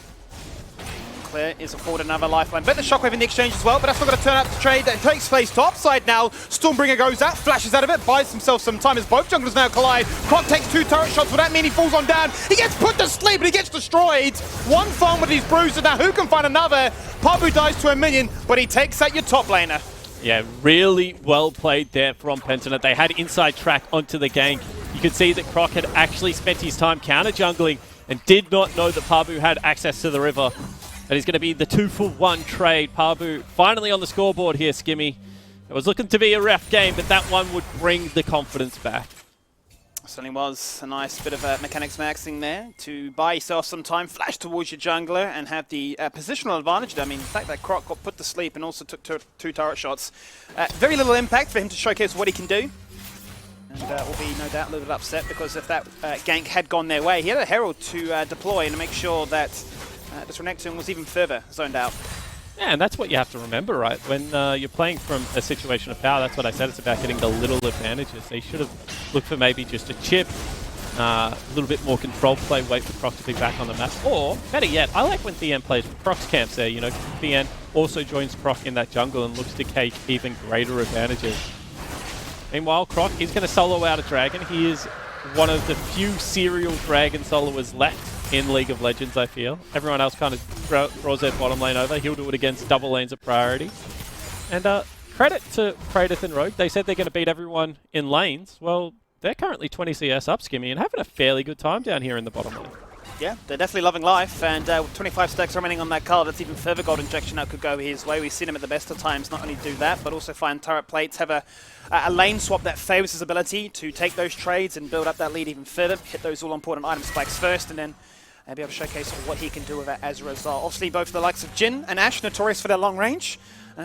One with fantastic engage, obviously, with the ultimate with the arrow, but one with a ton of damage with a critical full shot. Yeah, and Jhin scales insanely well against non-tanks. And I think that's really important to point out. You know, this game, Croc is probably in two-shot territory from a 4-item Jhin. As this is what Pabu does well. Croc thinks he has the read of the map right now in the top lane, but Pabu already up here. Oh no, he's going to go for the face check, drops down that wall, reveals it, forces him to flash away as he gets put to sleep. There's the damage from afar, and that's what we're talking about with the Lilia has absurd damage just before level 11. But still, you're well aware of what a Lilia can do. And that will force the Chiefs to back away. We're clear also on the rotation, ready to force a numbers advantage. Yeah, and really well played again. I mean, it cannot be understated how well Pabu has transitioned to the jungle role this split, Skinny. Because this is quite a difficult 2v2. You know, point and click stun for the Nidalee. And Fire Panther did die, however, now. Well, both don't have their flash to disengage out of this one. They're going to full-on commit. It looks like it's going to be a gentleman's agreement between both these top lanes to fall on down. Tien! One final swing, and it takes him down. A trade between the junglers. Top lane is the place to be right now. Certainly is, but that was a bit of a mess, Skimmy. And I just have to go back to it. Why have you not got an Executioner calling against the Volibear? Because you see how much healing he's getting done? You have a Nidalee in that 2v2 as well. That's just, I mean, I feel like you're asking to lose the 2v2 at that point. If both of these champions rely on that healing and lifesteal to be able to get them through. Meanwhile, Croc is just going to drop the Herald for a solo turret. He's crazy. This is a man that we've seen in some situations. I draft my mind back to, you know, regular Split. There was that one game where he was playing the Graves. The team weren't looking like they were in a point of power, but he went 8-1. He just did everything on his own. Took the objectives, took the lanes, took CS. Put himself in a very strong position. So now a turret falls down. That's going to be a very early Rod of Ages. 13 minutes. Boots to jungle item, Rod of Ages. This is Croc's game to lose now. He's going to hurt. He goes for that gank. The spear connects. You're as good as gone. A flash might not even save you. Yep, and so we'll see what the response is going to be. One thing about melee supports at the moment is they're not really big Mikhail's builders, so neither of these supports really going to build Mikhail's. Ashe Arrow, Renekton Stun, there's a lot of, like the Sleep even, there's a lot of things that can kind of ruin, you know, Praedyth who's fed on one team versus Croc who's fed on the other's day if key CC does hit, because neither of them are going to have a cleanse to be able to get out of that. So I will be interested to see if Croc builds towards a QSS. As his next item. There's a fair amount of magic damage on the enemy team, and as I said, you just don't want to be slapped and then shut down in any of these fights. You do need to have a form of cleanse available, I feel, at this stage. Further to that point, I suppose, it's at what item spike do you go for? Are we looking at a second, a third for it to fill? I'd be grabbing it now, right? So right now, Croc is like super strong. He's at the stage of the game where he is definitely in, you know, 1v1, good territory range. He's very accelerated, so I feel like it's okay to take a luxury item at that stage. That could have been a luxury blue buff as well. Very close to stealing at 108 and ensuring that whilst you stole my Raptors, I can just steal your buffs on cooldown. And I am curious when Pentanet decide that it's their time to fight, right? Because even though we know they're about 1,500 gold down, they would be seeing one completed item on that 80 carry versus no completed item, completed item on the mid lane versus no completed item, and, you know, components for the top laner. So they would be feeling pretty strong, right? And I wonder whether the Chiefs are going to also fight for this. Well, we've seen this be a point of great importance in the past between these two teams. We'll get to see what happens here today. The Herald getting dropped down to 50%. Now comes the Shockwave just onto Rogue. Rogue forced to burn that stopwatch. As he evaporates, and he's now very squishy as well. Actually, it's flashed past the spear. Solid there into 2. Down comes Galio. That's a shield, but it won't change. Rogue falling on down. Claire picks up the gold. Now Prater with the Infinity Edge zoned into the pit. He gets put to sleep as there's Tien trying to do what he can. The curtain call actually descends onto Jin, of all people, as they get a double kill. And now the Chiefs continue to drive their attention into this jungle. They bit off a little bit more than they can chew, as one will fall down eventually. But that is the Chiefs saying you can have the Herald Wilders play without any fear. Yeah, I mean, that was a really well-played team fight from the Chiefs. A couple of crucial things happened there on the replay. First of all, they get a recall and a teleport back with a completed Trinity Force on the Volley Bear. Very nice engage here from Rogue going forward, but you can see Thean gets onto Praedyth, burns his flash, and then is 1v3ing on the back lines. I just feel like you cannot have that team fight if you are PGG. They need to be able to blow up the volley. They need to then be able to transition into their front to back. If the Volley Bear gets that easy of a backline access, if no one else is hitting it apart from the Jin, they will win every single team fight in this game. What's interesting about that one there is he used his final shot, had that reload time, went for the ultimate, took a risk, and thought this will be quicker than waiting for the reloads. Fortunately, it didn't pay off. The member that went his way was a stunning Volley Bear, and took him down, ensuring that Croc, whilst he was ahead before, is now even further accelerated, sitting at the 4-1-3 mark, and the only member in this game so far that has a bounty on his head. Yeah, that Italy's a problem. Definitely going to be putting in a lot of work in these team fights, especially given the fact that it is going to be a conqueror in Italy, so a little bit better at the constant roll, doesn't just have to look for the electrocute one-shots. Panther has been able to pick himself up a couple of kills, and with the Blade of the Wrong King, I would expect him to start doing a little bit better in these one-on-ones, but I do want to call back to the fact that there is still no healing cut for this team, despite the fact that Ash has rushed Blade of the Wrong King. Oh, I think Bio got around him then. He's gone for the wraparounds. Now does the pings fiercely, slices and dices out of that Shockwave, Claire's in trouble, forced to use that flash very defensively and very early on too, because he knew that Parbo was in the area. And that could have been an easy kill on that side lane. And I'm quite interested in the fact that they aren't sieging this turret. Instead, they're just walking it straight down river here, Skimmy, looking for something else. Certainly are. I'm going to have a bit of a crack at this bot lane so far, as side lanes are being targeted so far. The trade-off is Croc's going to go for a gank in the bottom lane. Now mid lane is completely exposed. Katsui does not want to step up to the table to this one, especially when 4 members are there and a Herald to guarantee. That'll be a match for 1-for-1 with these turrets. Okay, so that's a good play. And I speak about this a lot, but if you are going to play a hard 1-3-1 style, and with Jin, that is certainly something that you can lean towards quite heavily, you need to get the first turret down in the mid lane, because it just allows you to push them deeper and get access to either side of the jungle that you want. However, the Chiefs now doing something very similar. You can see that they've got an Orianna as well as an Italy on bottom side of the turret. There are 3 people here, but this is going to be a dive. Here comes the arrow. The spear didn't connect, but that's not going to prevent Pentanet putting numbers into the area to cool the attention. Force a base defense. That will mean, though, that Tien can get his bot turret uncontested, and Biopanther might look to try and even the score. No, he's actually going to go for a reset and just wait for that wave to crash. Yeah, well, what they're calling right now is that the Gallia can't fight against a Volley Bear. And we can see that because Thean's just been able to pick up a turret and pushing in waves with absolutely no response. So they need the Galio to be topside against this Orianna, and they need the Renekton to be bottom side. It took them a little while to get the lane assignments right. They are going to lose about 5 or 6 creeps on the bottom side of the map because they did stuff around a little bit. But 2 turrets for 1 is certainly a good trade for Pentanet at this stage of the game, and still only 2,500 gold behind. In the end, as you say, 2 for 2. Here's where we're at right now, with different parts of the map being targeted, different parts of the map being unlocked, really. The side lanes becoming a bit of a focus here for the Chiefs, whereas Pentanet, all importantly, managed to take that first turret down through the mid lane. And that could open up some good opportunities for them, not only to get some vision, but the ability to have some priority, which can then force them to go for these objectives. Chiefs currently sitting on 2 dragons. We know that the Pentanet roster like to try and slow the tempo down if they can, and prevent a very early soul point, which would be an Ocean one at this stage. Yeah, and that's important to point out, right, Skimmy, because you've hit the nail on the head. Pentanet, they're a much slower team, more akin to maybe like a Legacy, if you're looking for a direct comparison.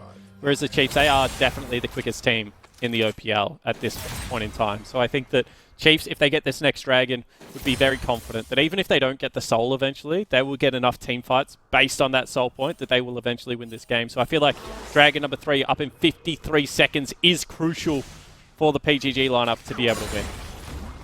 Question is Biopanther looking to run it back with the exact same play, this time in the bottom lane? He has Flash, Claire will not. Could go for the all-in, has the Blade Rune King, as you already mentioned, so the ability to lock him down and chase him down is going to be very possible. The issue is you can't make any of these plays bottom side because you've completely lost mid lane priority. So you can see that even though they're pinging on it, they just keep moving into the jungle. And Claire can be fairly safe. He wants it. He's gone for the Dominus. There's a Shockwave. The response is immediate. And Claire can afford to make that play because he knows he has his team running through the bot river. Okay, so I think that that's actually a win for PGG, however. Because I would value Shockwave slightly higher than Dominance in these compositions. Just given how long range you can be with this Jhin, you need to be able to put him on threat, either by a flank, which they don't have right now, or a Shockwave. So I think that that was a good trade right now for PGG, and you can see that they're still confident enough to start up this Dragon. Tien pushing mid, looking to try and take that one down. Now looking for a wrap. You're just waiting for Chiefs to hit that poke, most importantly, on the Nidalee. The Spears haven't connected just yet, but the Dragon's going to drop lower and lower. Out comes Yaru. Key target is found. Biopepper's gone. There's the Dragon. A third one for the Chiefs. They flash away. Biopepper receives that heal, but there's Tien on the flank. He takes out one. He commands the pressure. Slam dunks onto your head. Out comes the Galio. Knocks off nobody. Gives nobody any magical damage. And a taunt comes out too little too late. Out comes the stopwatch, waiting for the rest of his team to get the hell out of dodge. And they might not have the ability to do just that because they are locked under what were the runes of that turret. Here's the Shockwave, the cooldown, and it takes him out for a second. Croc continues to deliver the damage. He finds himself a double as Volibear is on the screen. There's the ace, a flawless one at that, at the 22-minute mark. And what a team fight out of the Chiefs. They just read that one perfectly. They knew Get Back was on the flank. They knew they needed backline access, and they just bide their time. Look at the end. Walks purely over pink wards, ensures that he is in safety, and then pauses just before he gets to the next one. This is pretty crucial because they time it flawlessly. The end rounds the corner just as the arrow is going off. Now they know their AD carry is under threat. And Pentanet, they just have to get the hell out of there. There is no way for them to be able to win this team fight. Some great peeling coming across from Dragku as well. Katsuri, the team fight AD carry, able to live. The Chiefs taken over. And Pentanet, again, despite a good early game, really struggling in these team fights so far in the gauntlet. As you saw there, struggling to find the invitation. They were on the back foot from the start. They didn't even try and target Katsuri. Pablo, a man on a mission, tried to go for the 1v1, tried to do it all on his own. But without the assistance of another diving teammate, was unable to do the damage. A flawless ace to start off this series. One that's going to balloon the gold lead even further in their favor. Up by 6k are they now, the Chiefs, and with that Dragon also picked up, it's looking like a fantastic start to this best of 5. And you got to feel that this game probably has under 10 minutes left, because it's going to be a soul point fight, and if Chiefs don't win off that, it's probably going to be an elder fight. So Rogue going in. Rogue once more. He's going to go for the ultimate. He's going to lock in Dragku. He's going to go for the Glacial Fission and disengage out of what the curtains call AoE range is. Rogue's in so much trouble as a result of this one. He Hex flashed over. He has no flash to disengage away. And there's an arrow across from mid lane. There's the spear to connect to. Empowered leap, dash and delete. He's unstoppable. 6-1-7. It's been his game. He was the star player of last week. He did 30% of his team's damage to the Croc. And he is heeding the call here again today. Yeah, Carry Croc has really shown up to this playoffs. Not playing the tanks or anything like that anymore, Skimmy. Instead, 6-1-7 on the 1P Nidalee. This is going to be Baron picked up, and PGG are one of those teams that they will certainly sacrifice the limb. They'll cut it off if they think that it will buy them some time to continue to scale. But when you're 8,000 gold behind, I don't know whether there is enough scaling on Summoner's Rift to get you back into this one. Chiefs looking very comfortable in game number 1. And they most certainly are. They found the tempo, they found the structure, and the ability to say, whilst you can have some strong words, whilst you can have some strong ability to win that matchup with CS, CS doesn't necessarily equate to momentum, and that's what they're up against so far, because with the Baron buff, what was an 8k gold leader soon to become 10. Yeah, it certainly could. We're well and truly on our way there. They have control of 2 lanes as well. With a composition like this, you only need to be able to play 2 of them. Just give me their team fight is so damn strong. You can see Claire rotating towards that mid lane. I wouldn't be surprised if they even left Croc to side lane. We've seen them do that when Croc is the strongest person on Summoner's Rift, and right now he is 4,500 gold up on Pardo, his direct counterpoint. Or they could just pull the trigger on the dive. Because Thean, he's playing the thick bear. That is certainly something that is in his wheelhouse. Does it all. Carry or non-carry, bruiser or not. He'll get in your face and he'll remind you what he's able to achieve, and this is the formula for success that the Chiefs are showing time and time again, and we'll get to see how they look to try and close out this game. And really what Pentinet's resolve is to come back into this one, because we take a bit of a stock check of the summoners to look forward to in the next minute, or that all-important decisive Ocean Soul. Both AD carries don't have that flash available, but Katsuri does have a cleanse. And I am quite surprised that the Chiefs backed away. They obviously don't feel like they can end the game off this Baron buff, despite the fact that Praetor has no flash. They have a great dive comp, and they have everything up and available that they would like. Instead, not risking it this early on, Skimmy, they are going to set up for that next dragon fight. The theoretical coin flip is still back on the table. They are 10,000 gold up, so not much of a coin flip. You know, let's call it a dice roll, but I have 4 sides and you only have 2. But we'll see whether you can hit those 2 sides, Skimmy, because Pentanet, they definitely need the dream team fight right now. Certainly do, and even more so when Croc's just gone back to base and just like that picked up a Rabadon's cap. Okay, yep. It's a little bit doomed, as the people tend to say in chat. We'll get to see, nonetheless, how Pentet can try and set themselves up. They've got a dive comp. They haven't been able to truly execute upon it because Chiefs are the ones that are pulling the trigger time and time again. That is Ro, that's Leona. Zoned out and away. The Solar Flare connects for nothing right now, and Getback tries to go for a charge and actually gets himself a locked-in blaze. You're trying to run away, nowhere to run, nowhere to hide. You can flash, but you can't dance from this one. The Chiefs are coming for you. They're angry, they're ready to brawl, and they're finding kills on repeat. Yeah, and I feel like that they're a little bit hesitant right now. They don't know whether they want to go Dragon or end the game. I think they can just end the damn game right now. 27 seconds still on Get Back. Members still haven't returned to the base. And the Chiefs can just look to take it all. That they certainly can, and especially with this ultimate, that's the 2 turrets gone, disabled. No chance to showcase what they can do. A last-ditch effort here in game number 1 for Pentet to rise up. 1 member falls, a second to follow. And just like that, the Chiefs will open up this best of 5 with a win. The Korean King, the prodigy himself, the MVP in Croc, does it again. Yeah, he had a really great game, Skimmy, and that is probably the worst game of League of Legends we have seen out of Pentanet in a long time. They lose in under 30 minutes. They lose by about 12,000 gold lead. Their bottom lane is 0 and 5, and that's where so much of the damage needs to come from. Put the Jhin in the bin. It should not be played again. It did not do its job. But Chiefs, they strike first blood. They go up 1-0 in the series. I certainly do. Going to be interesting to see how this series progresses, as the Chiefs will no doubt be keen to keep the games at that level of tempo, at that level of pace, of forcing fights, forcing aggression, and finding success in their attempts at just that. We're going to jump to a quick break and see how the series continues as we get ourselves geared up for game number 2.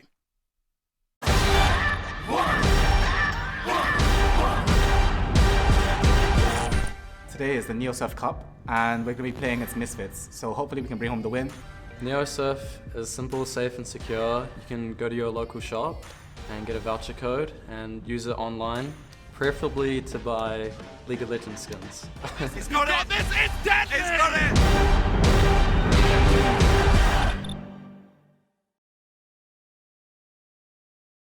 If you're craving the taste of your favourites, head to Macca's for a fast, safe and contactless drive-through experience. For your Macca's run, contact-free, we'll be here.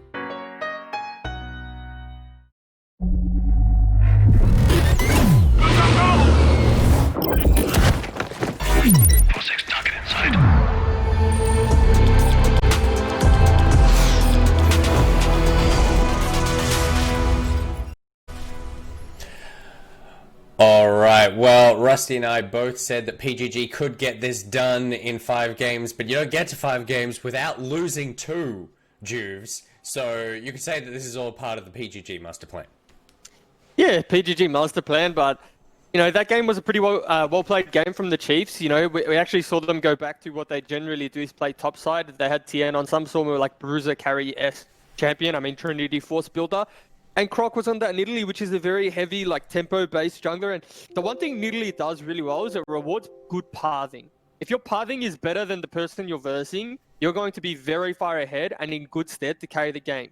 Now, I would say, from what we've seen from Pabu transitioning into the jungle, pathing hasn't been his strong point. He's been able to, like, relieve lanes He's been able to assist his lanes and get leads and play team fights very well. But in terms of jungle camps and just being a tad behind, it's not been his strength. And he hates banning Nidalee because he thinks Nidalee is a placebo champ, where like it's just perceived that the Nidalee is doing something, or like, you know, Nidalee's up 2 kills and a level, and it's like, okay, that's just it doesn't mean anything. But I would have to say Pentanet now are on like a 3-loss skid or in the playoffs or something like that, and every single game it's been to a Nidalee, and the Nidalee has outclassed them in almost every single game. So I would actually be taking a hard look in the mirror and starting to think about whether it's ego drafting or you genuinely think it's a placebo champ. I mean, at a certain point, it is just an issue, right? There's only one consistent factor between multiple best-of-5s dues, and it just happens to be a single champion that placebo has beaten them constantly. So it is something that you have to look at, right? And in this game, when we actually look at the drafts, the way that the Lilia wanted to play was Raptors to Raptors, the LCK clear that we were talking about, dues. But from that point, even with Nidalee showing in bot lane for this level 2 flash engage from the Braum that kind of affected that bottom lane in a pretty bad way, there was still an advantage given to that Nidalee in the end. Still got the ganks off faster, was stealing the enemy blue buff, and just consistently found those advantages in camp clears. And Lilia got executed to a jungle camp. So I'm noting a small difference here between champions on the Rift and what they're actually able to provide. And Lilia is not the easiest champion to play, right? Has a very unique playstyle, has a pretty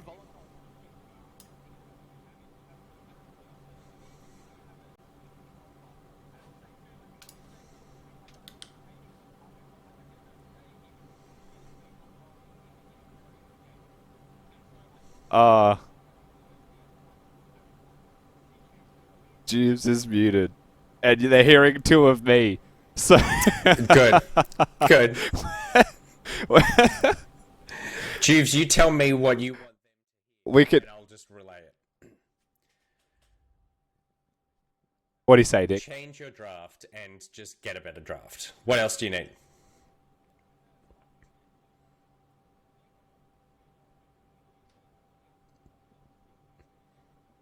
Pabu needs to let go of the placebo effect of something about Nidalee, and then he also needs to do something in the jungle. Yep. That's basically it. Yeah. Juves told me to tell you that the draft needs some work. Is the TLDR of that one? Well, look, if I'm watching this broadcast, the draft is not the only thing that needs some work right now. But obviously, we're talking a lot about PGG. Chiefs, this is what you want, right? Like, this is Chiefs coming out, making a declarative statement. Like, we're going to get this done, and we want to get this done fast as well. Yeah, absolutely. I'm assuming that everyone can still hear me fine. Rusty, I'm addressing all questions to you because I think you're the only one who actually has a microphone right now. So okay, sure. Carry the show. There's 2 of me. You guys are stuck with more of me than you want. Yeah, look, Chiefs on the back of a playoffs victory here as well against the Direwolves 3-1. You come into your next best of 5, and there was a week between, so you don't want to say this is like a strict momentum advantage or anything of the likes, right? But the way that the Chiefs have been playing recently seems so much more like the Chiefs that we were seeing dominant in Split 1 regular season. And whatever that reinvention was, a lot of it does seem to be working around Croc. There's a lot of reinvigoration there that I think PGG will struggle to actually deal with. And both times when PGG have taken out the Chiefs, Nick, it was through a more slow advantage built through the jungle role. So I do agree with everything Juves has told us to tell you, in that the jungle position should be looked at draft-wise. I just want to let you know I've completely checked out of this post-game chat, and I, like Juves, are now figuring out ways in which to write funny Is he even more quiet for these guys? Like, I don't know what's going on. I can't even hear you. What microphone are you on? Cut to... All right, we're going to throw over to the shoutcasters because we've lost these 2. So take it away, Sport and Skimmy. Please save us. This is the funniest thing. Do you know the funniest thing is, like, for the last 5 minutes, and now Skimmy's muted, so who cares about Skimmy? For the last 5 minutes... My things are not muted, but okay. The producers have been like, hey, guys, you can throw whatever you want to throw. Like, oh, your microphones are broken, throw. Like, throw early. And then the actual producer just comes in and goes, throw to the shoutcasters. It's like, okay, yeah, absolutely. Oh, this is great. What I tend to do, the game finishes, I'm like, well, the voice feels a little bit croaky. Go to make some tea. I go to do that, come back instantly, like spam ping, like get on. You got to talk. People don't know how to use microphones. It's all scuffed. It's all gone downhill. I'm like, okay, well, here we are. So what are those situations there, Spawn? One that we weren't prepared for, but we'll do our best with nonetheless. And I think Rusty really raises a good point. The fact that Croc's in such fine form right now. Kind of really made a name for himself when Split 1 to showcase why he got that reward and that mention. And, you're always terrified of a team that can play in this form or find at the right time. I mean, you were a big advocate of sort of welcoming me to this idea that Order had this playoff buff, which I've witnessed, across this entire year now. But the ability to hit that form in a do-or-die situation like this where you don't get that second lifeline, I think really shows not only a level of experience, but of cool, calm, collected manners. Yeah, it's class. That's what the class word is, right, Skimmy? So I think that Croc is a very classy player, and I do want to build on the point that Rusty and Juice were trying to talk about before Juice was muted, and that was the fact that they have now played 4 games versus Nidalee, Pentanet, and it is starting to look like a very big problem. Croc in that game was up 3 levels. He was the highest level on Summoner's Rift. He was 4,500 gold over his opponent. And I just think that when you're playing a jungler that farms as quick as Nidalee, it is easy to do that. And there is very little downside to Nidalee, because while she is squishy, she's the quickest jungler in the game with the highest mobility. And that just means that you're going to have less opportunities to be able to catch her out. So I would love to see them either get rid of it, or if you are going to play into it, play a fighting jungler. And it's funny, Skibby, because we had the last series together when we were talking about this, but play Kha'Zix, Lee Sin, Set. Play something that can fight that Nidalee. Do not match tempo with a person that is a great tempo jungler. Yeah. Pabu, you're an insane team fighting and ganking jungler. Stop playing like the hyper carry style, because I just do not think it works out for this PGG team. That's what they've got Praeted for. There can only be one hyper carry per team, and Pentanet have Praeted no matter what style they play. Yeah, and I mean, you've got obviously a ton of creativity with the likes of Biopanther and Pabu to showcase that, look, one, I've played this game for a ton of time in Biopanther. I can play a lot where maybe other top laners aren't willing to expand their roster out to that degree. And Pabu to showcase that I've got laning experience, I've got a whole host of experience at a higher level in 1v1s, for instance. And now I can transition and sort of compartmentalize that all into a jungling role and sort of showcase that whilst other junglers in the region are quite willing to say, let's just farm, let's just wait for level 6, maybe let's just wait for an objective to contest and go for that fight. Pabu sort of showcased when he came in, as you say, with the set, for instance, that level 2, level 3, we're going for a fight, we're diving, we're punishing, we're saying, you've got no flash, that's an area of the map that I want to attack. And I take that into consideration, but then I also have to sort of draw it back to what you mentioned before as to this Nidalee point, but then look at the draft and say, every single game that Pentanet have now played in these playoffs, they've banned away this Olaf, and, what do you personally think of that? Yeah, I mean, that's interesting. I think they just think that Olaf beats Lilia, right? And they obviously have a huge priority on it, so I think that that's going to continue to be a trend if they continue to prioritize Lilia. There is a conversation going on in chat, Skimmy, and I know I shouldn't do this, which is, I'm going to try and articulate. Do you need me to hold you back? Do I need you to prevent yourself making a fool of yourself? I'm going to try, and then if I stuff it up, I'm going to apologize to everyone. But Froskurin went on EU4, and she said that Oceanic players are taken as import slots, not for their star quality, but for their for budgeting reasons, pretty much, is what she said. And she's copped a huge amount of flack for it.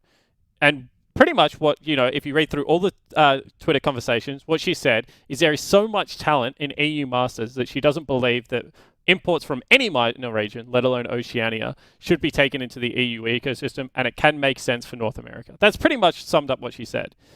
Everyone's just complaining about it. When I've said the same thing on multiple podcasts, I think a lot of other people have said the same thing. I don't think Frost said anything outrageous, chat, so pull your head in and be nice people. I think that it's like, Joe Ingles in the NBA. He's not there to be LeBron James. He's there to be Joe Ingles. So just chill out a little bit, guys. I think it doesn't need to be a huge scene. I suppose what's interesting for me is coming from this part of the world where your opportunities are limited, and it tends to be that the scope of playing in this region is you've got to consistently become first. You can go overseas to get the international attention. Most players that want to make themselves a career in esports are looking to aspire to make it to a bigger region, right? We're talking probably NA or EU predominantly, unless they're bilingual and can go to, say, China or Korea.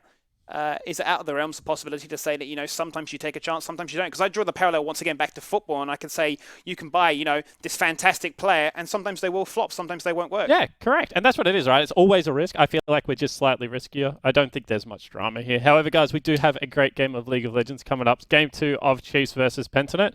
And I think that this is going to be the statement game. If Pentanet can bounce back, I think that this is going to be a series. If they go down 2-0, even if they nab a game somewhere, it's so hard to come out of an 0-2 slump.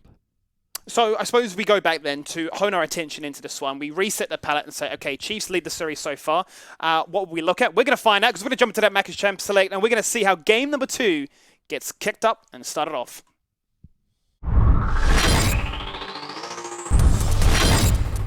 The pressure is on, they know it, we know it, and everybody at home is knowing it right now. It's Draku just jumps on in, a 3-man face breaker, they can't do much about that. Add insult to injury and pop a Requiem and take out Ash. Vital is gone, he's the fed one, but he can't contribute anymore to this team fight. And the Chiefs will just take you down one by one, systematic but confidence exuding, so strong.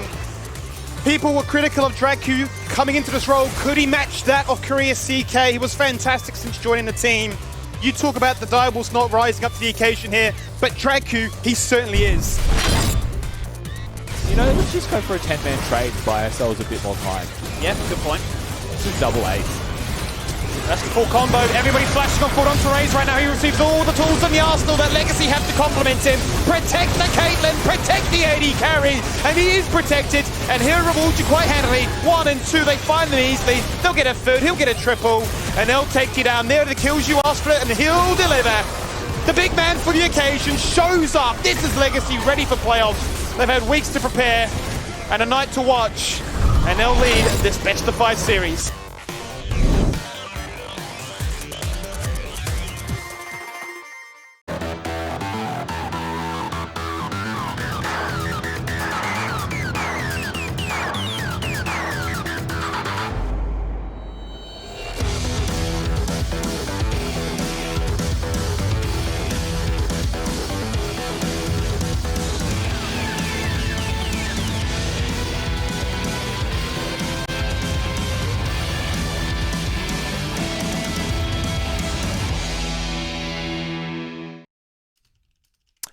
Welcome back. Long time no see. We're going to jump into game number 2, and I'm going to bring up that point once again here, Spawn. We look at the draft. We see Pentanet once again go for blue side, and it begs the question, what will they be wanting to change? And you mentioned it, you'd like to see the Nidalee removed, and that is the direction they're going to go. Yeah, really good draft adaptation, because they've lost to it too many times in a row to actually ignore this champion now. If you've put the whole week into scrims against it, it feels bad to get rid of it in game number 2. But I feel like with how it performed in game number 1, it is just a crucial adaptation they had to make. I also think that this Thresh ban will persist as long as the PGG are on blue side. Rogue is just an insanely good Thresh. He certainly is, and he's proved it time and time again. He loves to initiate, he loves to create pressure, not only in his bottom lane to get an advantage for Praetif, but then to capitalize on that and roam towards mid lane to find advantages elsewhere, much like what Parbo's wanting to achieve. They just want to gank, they want to force the tempo, but on their terms, essentially. So it'll be interesting to see how the Chiefs continue. If they are going to be on red side again, stick with what they did in game number 1. We'd expect an Akama ban to come through, which is there then. And the Yuumi, once upon a time, was the go-to, was what Draku kind of made himself you know, a name on when he moved into the supporting role. And in patches gone by, it's definitely a pick to now consider again. Yeah, and once again, PGG go towards that Renekton. And I think that this is an interesting one because I don't know whether Renekton should be that high a priority for Pentanet.gg. And I'll just explain why. So Renekton is a really great blind pick top laner at the moment because even in losing matchups, he gets a ton of push or priority. And with the right junglers has kill threat in a lot of lanes. In mid lane, it's the exact same thing, but it's more around, you know, his push, then his point and click stun to be able to access other areas of the map, particularly enemy jungle. PGG aren't playing either of those styles, Skimmy. Like, why do you need either of those those styles right now if you're PGG? You're playing scaling teamfight. Renekton's a crap scaling team fighter.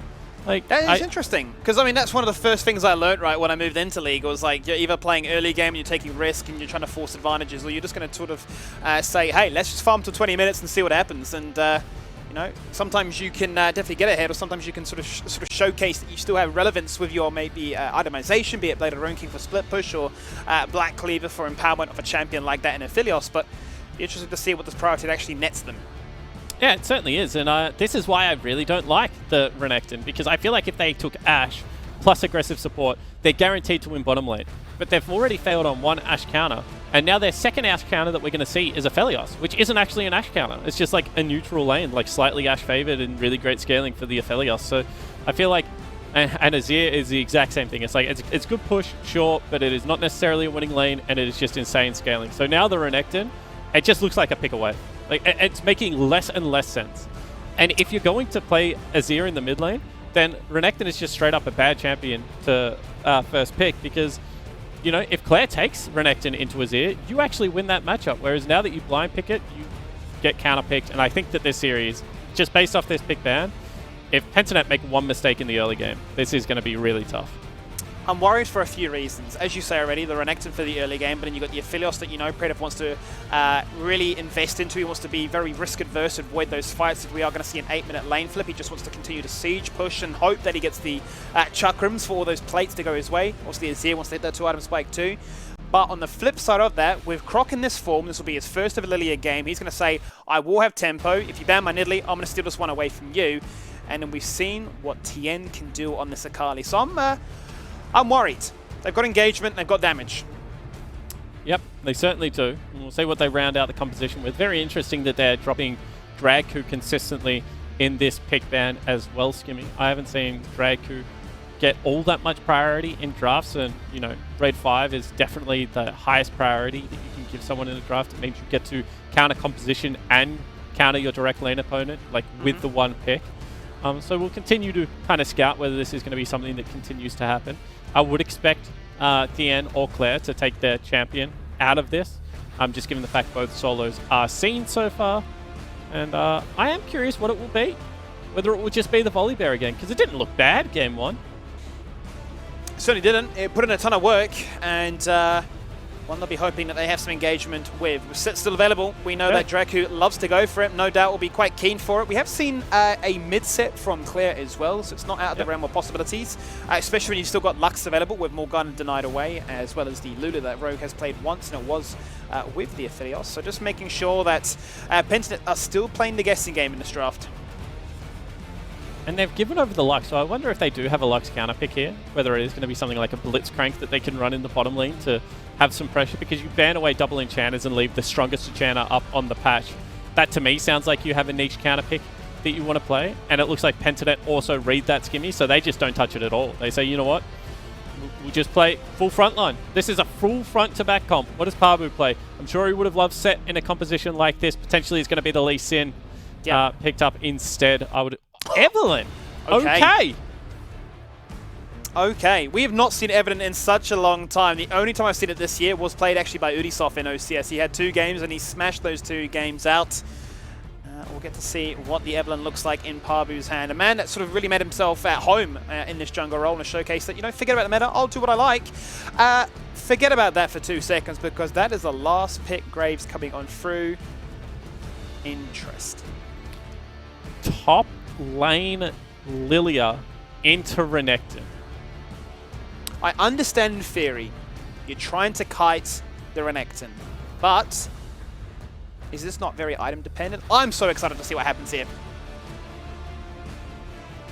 Huh. What are you thinking? What are you conjuring up in that head of yours there, Spawn? What do we think about this one? I just think Lilia can get one hit in the Renekton empowered stun, so I don't necessarily love the pick. However, Croc has just been given like all of the draft resources in the world. What I thought we were going to see is like top lane Akali, mid lane Set, once again counter pick for Dragku, and just run the bad jungle matchup. But they've swapped around their whole draft to kind of give winning mid bot and jungle, but I feel like Tien should lose this lane quite hard. I do not know how this could be a winning lane. I think you raise a good point. Obviously, she's got fantastic mobility, but is very squishy as a trade-off. And if Biopanther can find that ability to empower stun, flash on top of your head, and really force you to be locked in place, then you've got to obviously take into consideration, and Evelyn, even before level 6 when she's invisible, could find a charm as well. There are going to be some avenues of success, and almost... I want to say it almost screams to me that it's, okay, Chiefs, we know that you love to play topside. There was a lot of chaos in Game 1 topside. We're just going to match fire with fire. Yeah, I mean, that's what it looks like. Eve is actually a really quick jungler as well, Skimmy. So on this patch, she had a change, which I'll read out because it is a strangely worded change, right? So, spiking into some power into Eve's Q so that we can bring her charm into the jungle in early skirmishes. We found that a Q cooldown refund from Montes has been a source of confusion and annoyance, so we're taking that out of her gameplay for clarity. So what they've done is they've taken her Q cooldown from 8 seconds to 4 seconds, so halved it, but you no longer get the refund of 50% amount for hitting a big monster. What that actually means is her skirmish in the early game is just insanely powerful.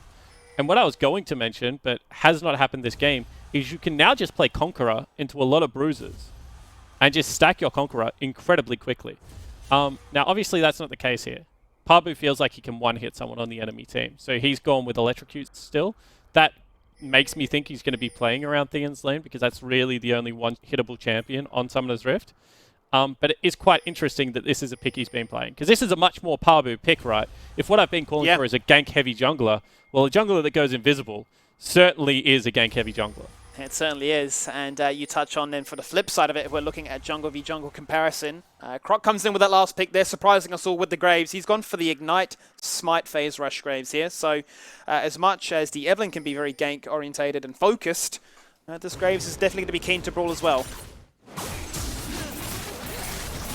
And this is a very interesting start. They actually bring Biopanther all the way down to the red buff. And he might bump into the fact that the blue buff is now gone. See whether he sees it in time. He can't stop this, right? Because Croc has obviously got the smite, and then if he walks in there, Croc smites, and he just gets electrocuted and maybe killed. But instead they're going to loop.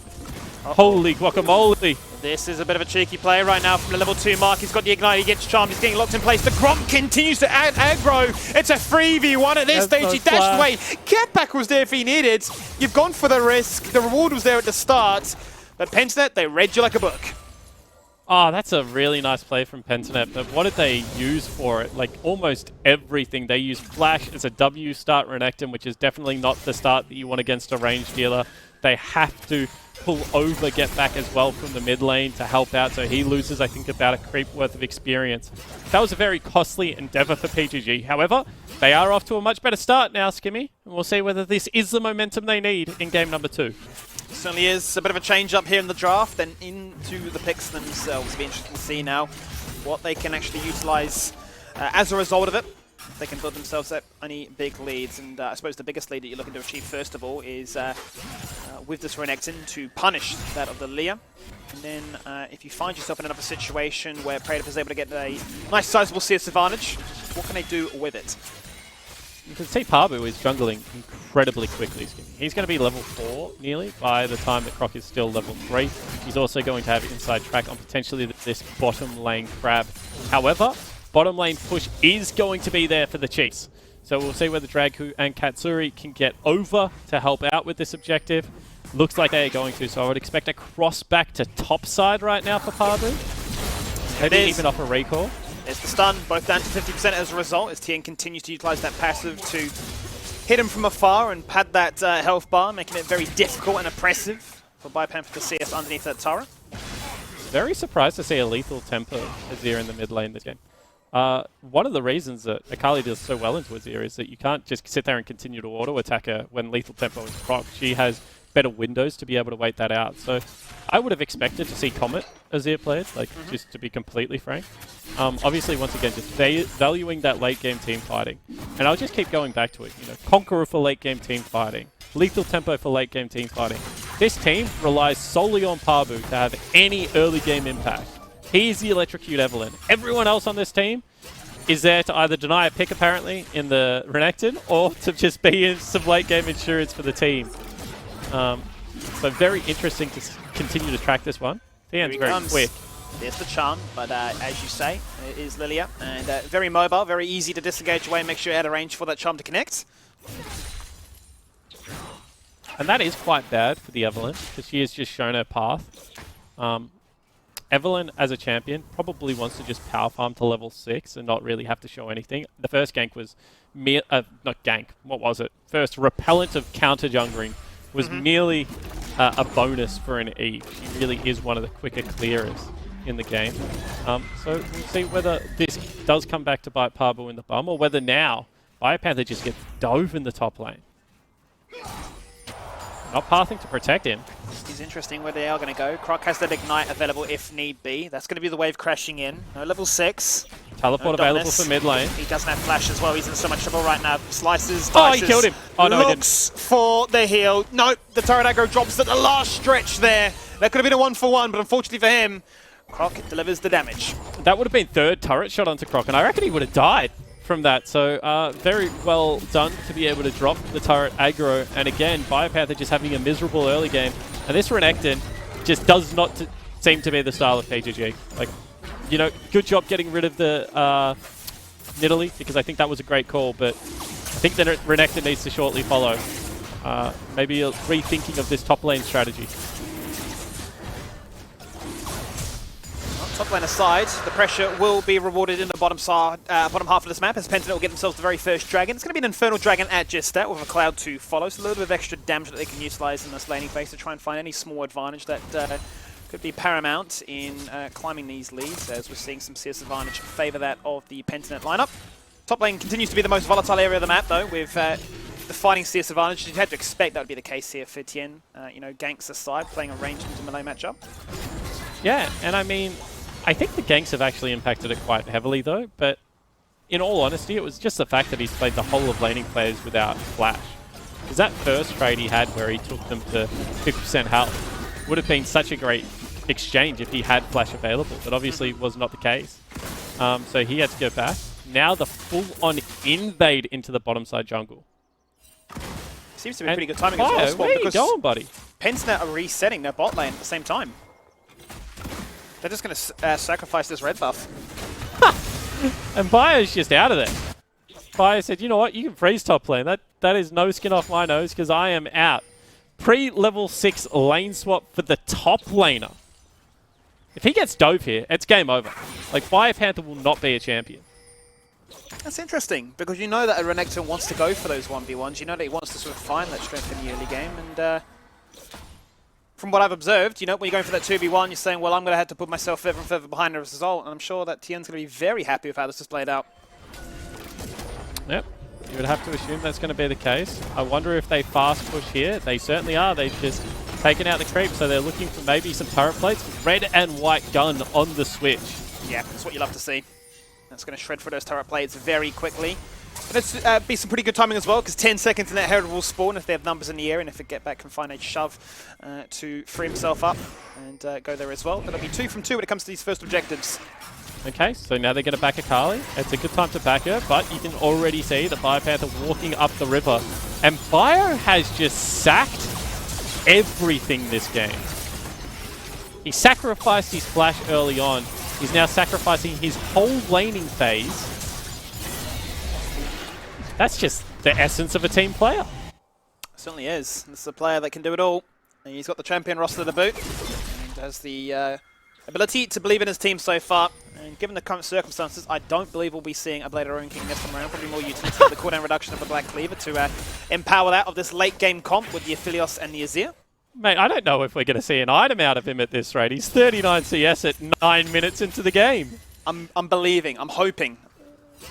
You better get the best team fight ever. At the moment, he should rush. I mean, we were watching Chiefs versus Sin Gaming, and Swiper was in a similar situation. He just rushed Sunfire Cape. It might have been 3 years ago, but maybe Biopanther drew some inspiration to the pre-game show. The pre-game show can always be a bit of a curse, sort of seeing what history shows and if it will be repeated. It's a little bit creative right now. You can see that Croc is in that top side of the lane.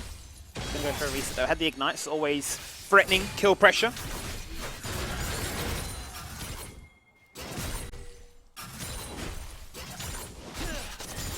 And we did just see that pings went out onto the Evelyn. I wonder whether Parbu had, you know, been spotted out somehow.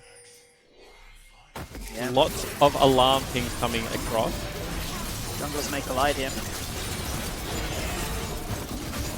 So control ward that has been placed here by the Chiefs. They'll be well aware of the invisible Evelyn that is hunting around, looking for an opportunity to find a gank. Just struggling really at this stage to land the Charmin and connect for the stun as a result. Running to lanes. And hoping that they can find that decisive pick that opens up the floodgates to deploy this Herald as well. Yeah, and I wonder kind of what they're waiting on right there, because they did have the scoop potential. And you can see that he's just hanging around, kind of. Don't really know what's happening here. He's just leeching experience, is what it seems like. And Get Back was trying to play the mental warfare with his opponent. See if he could get the Emperor's Divide off, or if Claire would have the nimble hands once again to flash out of that combination and not make it too easy for the 1-2. But as you say, that's XP leached, and he's still keeping up tempo with the Graves, but unable to find that opportunity to benefit any of his laners at this stage. Yeah, and it's funny because the gold lead is completely even, right? But it does feel that the Chiefs are just edging out advantages. It's not just showing on the gold so far. And you would have to say that, PGG, they've banked some gold as well for later. As Get Back goes in. There it is that time, and now we can see what Claire's all about. He goes for the smoke screen, flashes away, but there's the execution. Evelyn connects, that's a big one. And that could be the one we were hoping for just moments prior, as there's Croc in the area. Flashes the up. 1v3 situation definitely does not want to go for this one. Biopam has a flash, and he'll find it as you go to the brush. There's nowhere to go. And he'll take you down for an easy kill just like that. That's Get Back's first. A big kill, a big moment. They've got a Herald and a Dragon to pick up as well. And holy crap, PGG are just now in firm control of this game. And Biopanther is genuinely just at half the CS, like 5 CS a minute. That's so low CS a minute, Skibby. He's the lowest CS in the game apart from the supports, but he's having so much impact. Impacts a first blood for his jungler, rotates down to mid lane there, gets himself a second kill with the flash. Now impacts the dragon, and he's just going to walk back up to the top lane. It's not the prettiest League of Legends ever, but PGG have a really good lead at the moment. Certainly do. You said it, team player, and whilst he might not get the resources to outright carry on his own at this stage, his ability to get to the right place at the right time could prove invaluable. There is Dragu. There's a good two-man face breaker, then go for the showstopper, locking them all in place, and might just take down Predator on his own. Here comes Tien. He wants an in that action, he wants an assist, and he wants golds. You might find him as teleports collide, and Bipe in a whole bunch of trouble right now. He's going to be the only person that gets put to sleep. Oh, look at the damage. Here They comes sing the a Evelyn. lullaby, but look at Parbu, who's on the hunt right now. Spills blood in the water, sees free, wants the execution. Can they take him out? He doesn't have an ultimate though. He's just going to fall on down, gets kited. Chiefs, they were all so low, but he's just unable to connect with any of them. And Chiefs has continued to kite further and further away. They get the red buff transferred across successfully to this Ashe. And kiting is the key word. Yeah, and you hit the nail on the head, right?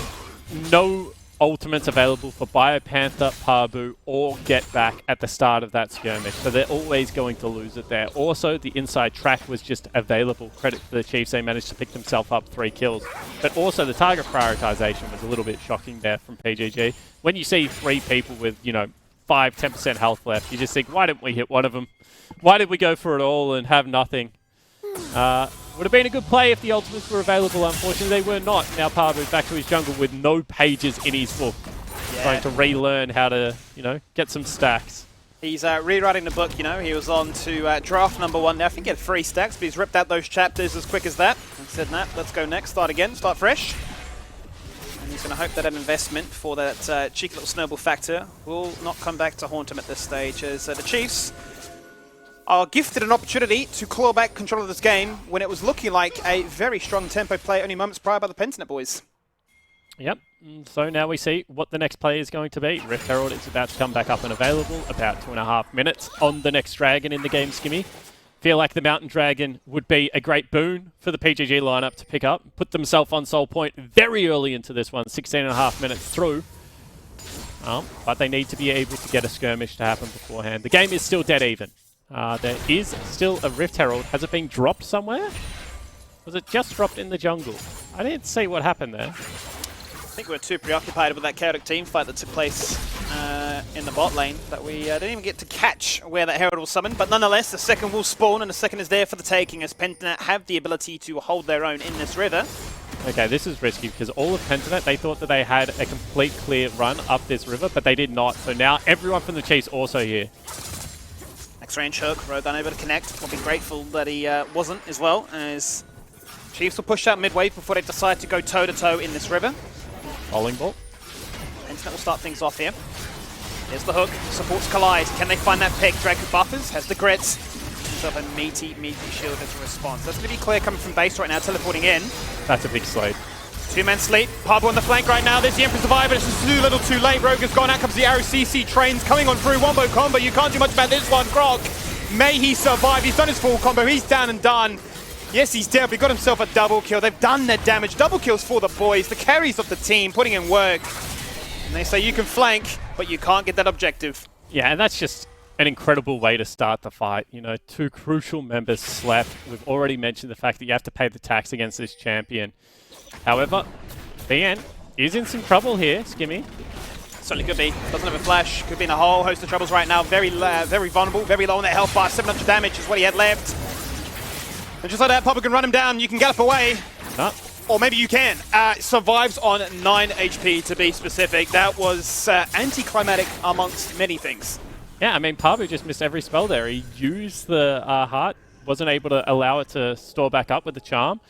Then he misses the initial hate spike. He does get 2 of the return ones, but it didn't look like the third proc, so just too much missing from Parbu for him to be able to pick up that kill. Very unfortunate there. I'm sure that's probably playing havoc on his mental, because 6 stacks, he'd managed to achieve so much to come back into the situation, having lost them moments prior, but that was a kill for the take, you'd have to say, and maybe a bit of an insight into the mental, that these teams are starting to feel the pressure.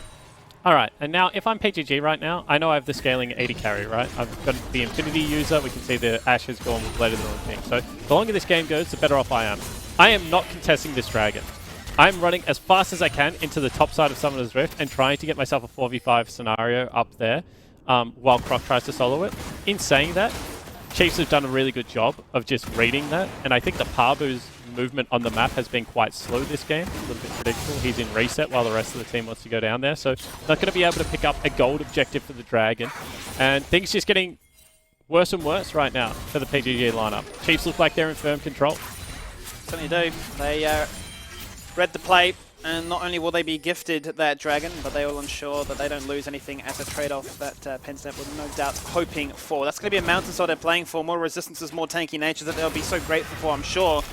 Because those resistances could prove to be invaluable at this later stage of the game when those late game carries really start to shine. You can see, once again, Parbu is on vision. Fire has to run away from this Lilia, who, with that Ninja Tabbies plus the Burning Face, is doing significant damage at this stage of the game. And you can see the Bio, he just doesn't even feel like he can contest. So they're going to lose first structure as well. Already 2,000 gold up at the Chiefs. They've stopped the threat of that soul point. Top lane turret will fall down. PGG, they are all in on the scaling aspect of their composition now. Most certainly are, and that is showcased here in the bottom lane as Get Back with blue buff will take this turret down very quickly. This wave as well.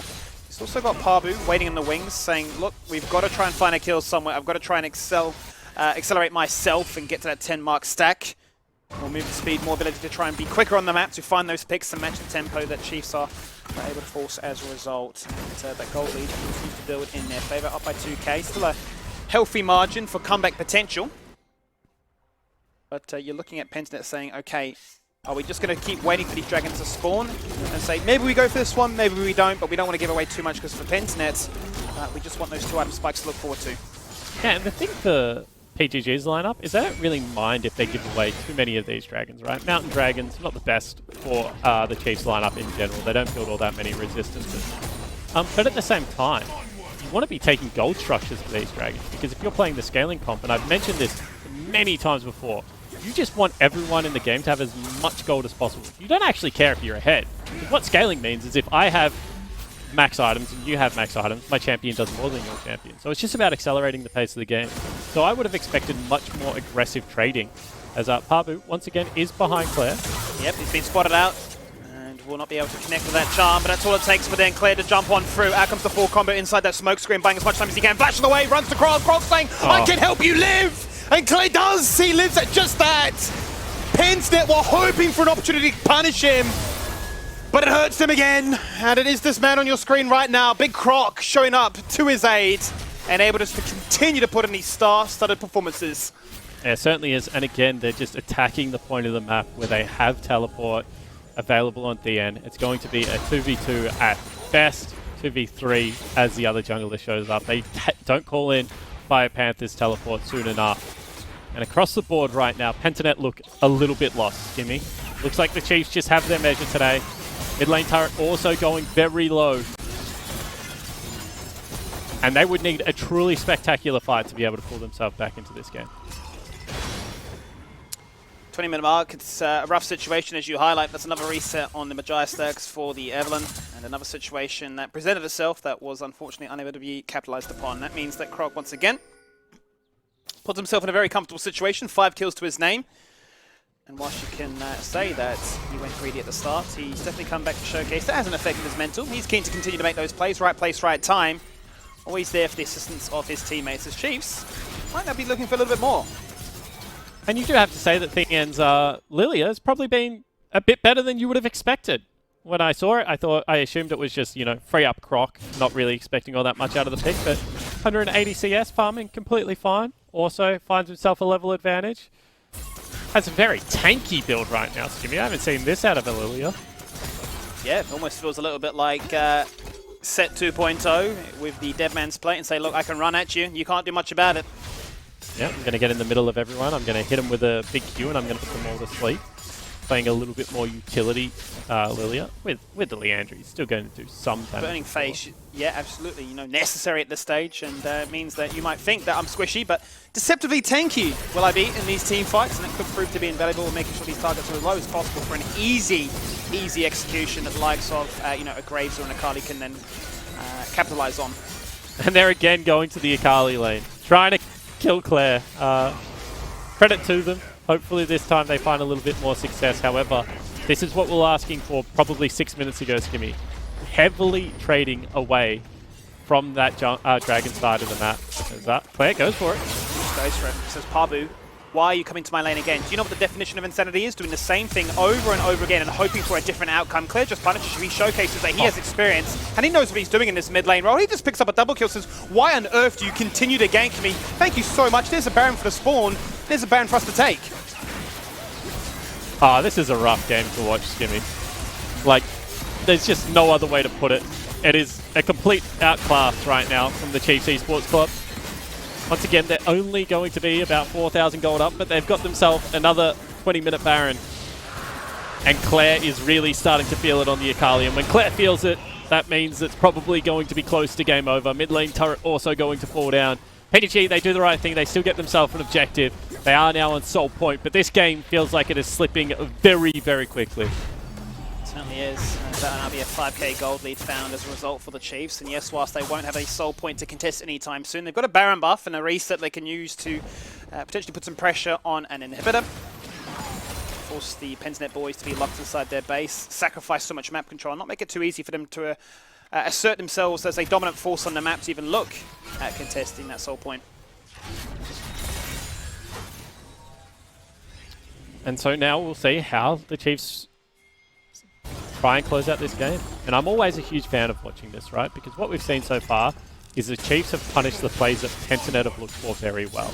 So it's been Pabu trying to make a play, and then the counterpunch being very successful from the Chiefs.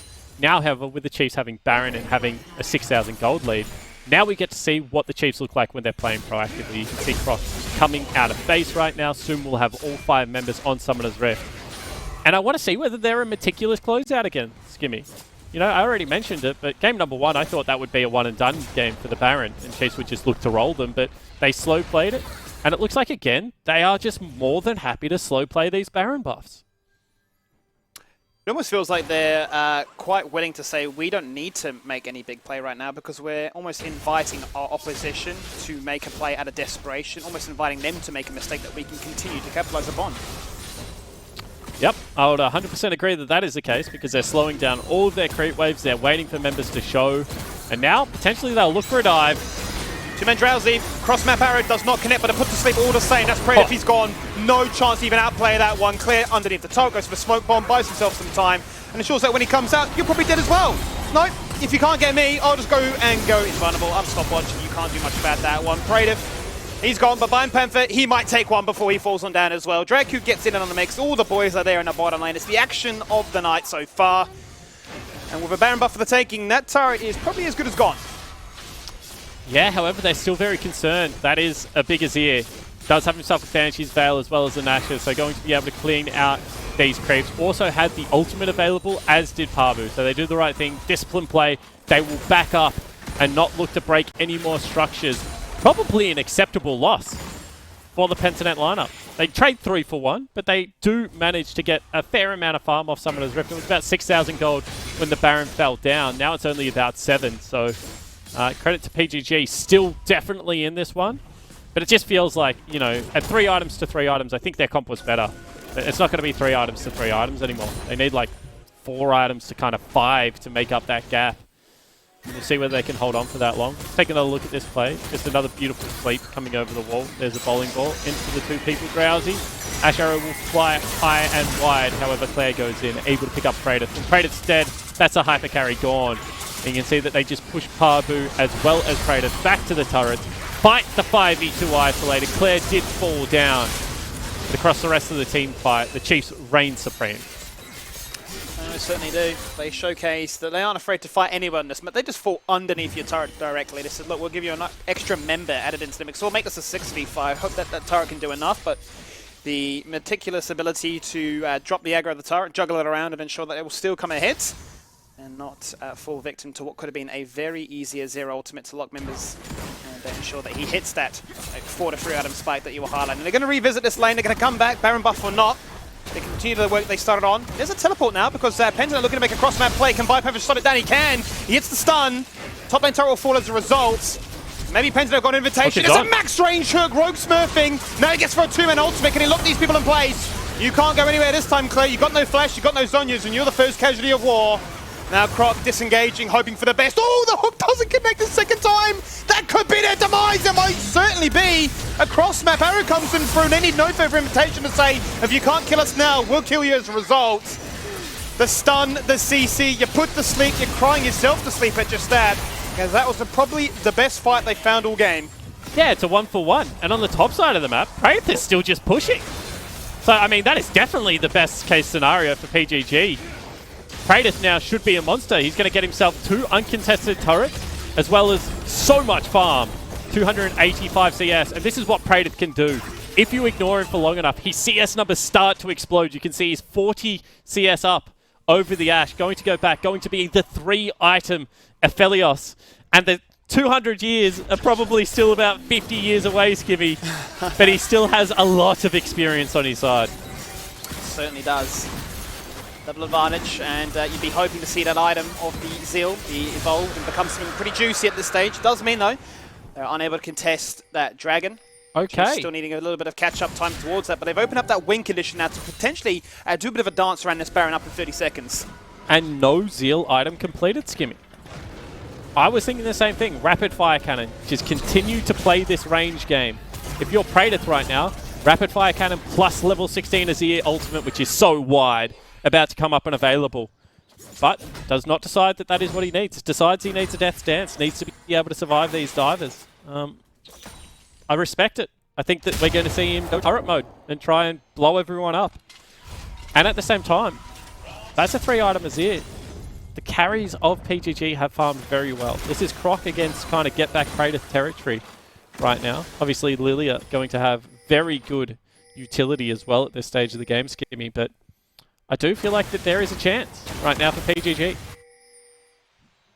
Certainly is, if the right weapon setup is found for the Aphelios as well, between himself and the Azir. They have tons of range. That is very unfortunate there. Claire not going to have his Zonyas now. It proved to be invaluable in that bot dive before with the Baron buff. And could now be his own demise going into what is the second Baron buff of the game. And they're just going to start it up. And I feel like this could be the fight. However, it goes down so quickly. So if you don't get there in a little bit of a hurry, it's just going to be gone before it even started. Pabu has flash, can look to try and jump into the step right now. On a flank, Arrow has been spotted out by that ward though, as you say. Arrow gone. The Baron continues to be there. Out comes the depth charge, locking in members in place. It's going to be Tien that won't really feel the pressure of it. However, he's going to turn around now with the bowling ball. Puts him to sleep, looking for the connect. Going for the Emperor's Divide, disengaging away. There comes Dragu! 3-man slam dunk, then disengaged away to safety. Now Claire, with his Zonyas or not, can he find kills? He'll find one. Goodbye to Aphelios, goodbye to Nautilus, goodbye to the Pentanet bot lane. Forget about the Baron buff, we just want you to come in to fight us. We want your respawn times to be that long that we can look for a potential end at the 30-minute mark. Yeah, certainly can. Still 2 members up and available, however, and it looks like they're both going to get the reset. I do not think the game is done just yet, Skimmy. But once again, a terrific team fight from the Chiefs. And I just feel like Pentanet don't really know what they want. It looked like they were flirting with a fight, then they looked like they wanted to just disengage them off the Baron. And Dragku again on the set just finds the perfect time to go in, lands the ultimate. Claire able to get backline access against all of this EC.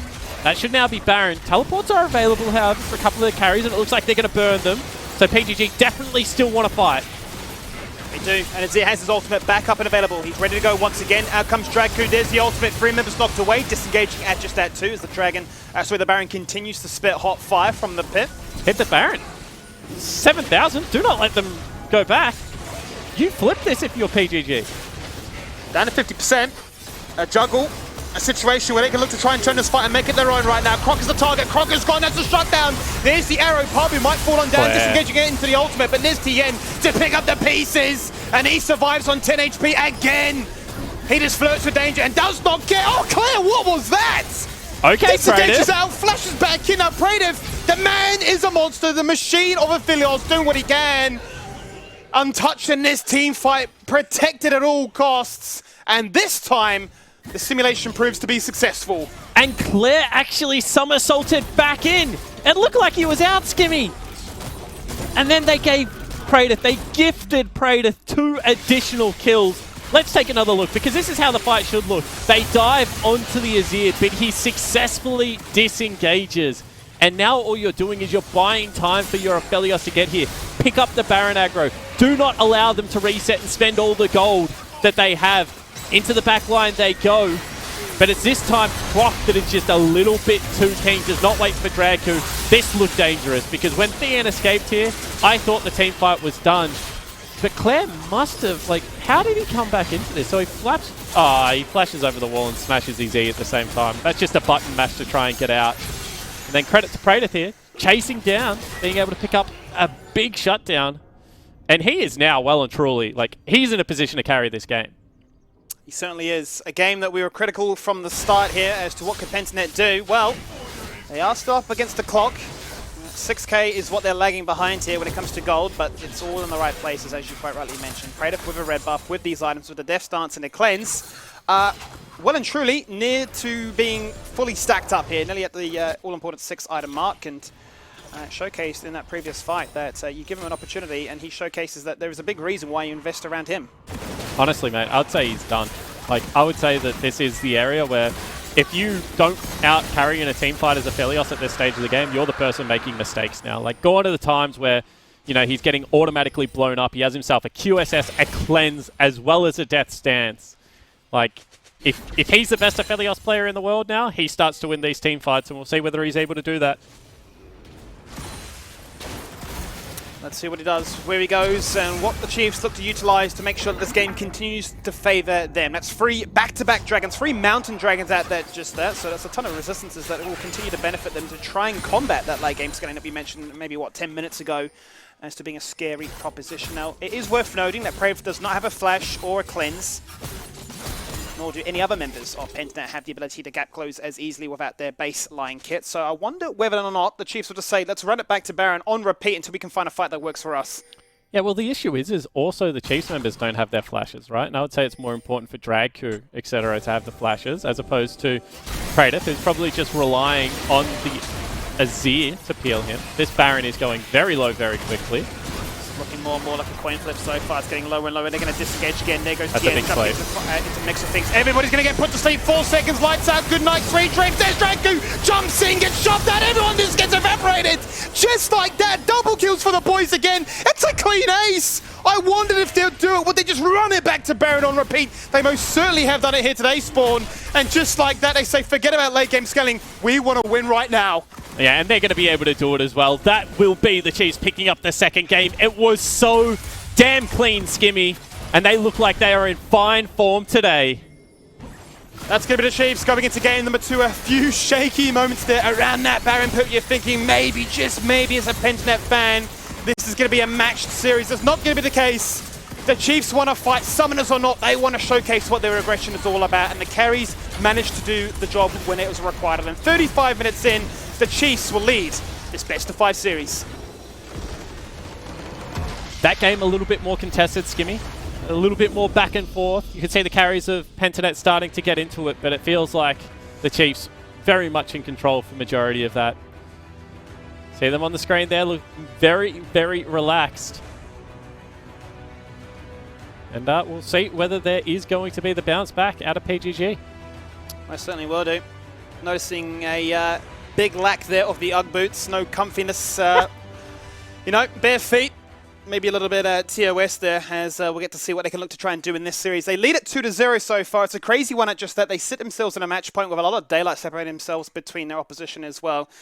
So plenty of opportunities for them to showcase that. You know, pressure's really on now for Pensnet to once again reinvent the draft and say, okay, we took away the Nidalee. What else do we need to now remove? We're going to find out as we jump to game number 3. We're going to take a quick break before that, so don't go anywhere.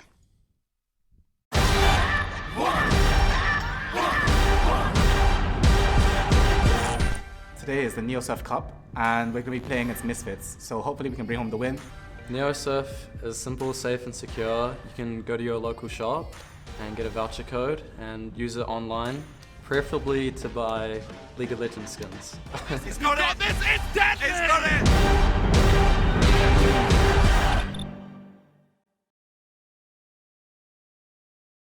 If you're craving the taste of your favourites, head to Macca's for a fast, safe and contactless drive-through experience. For your Macca's run, contact-free, we'll be here.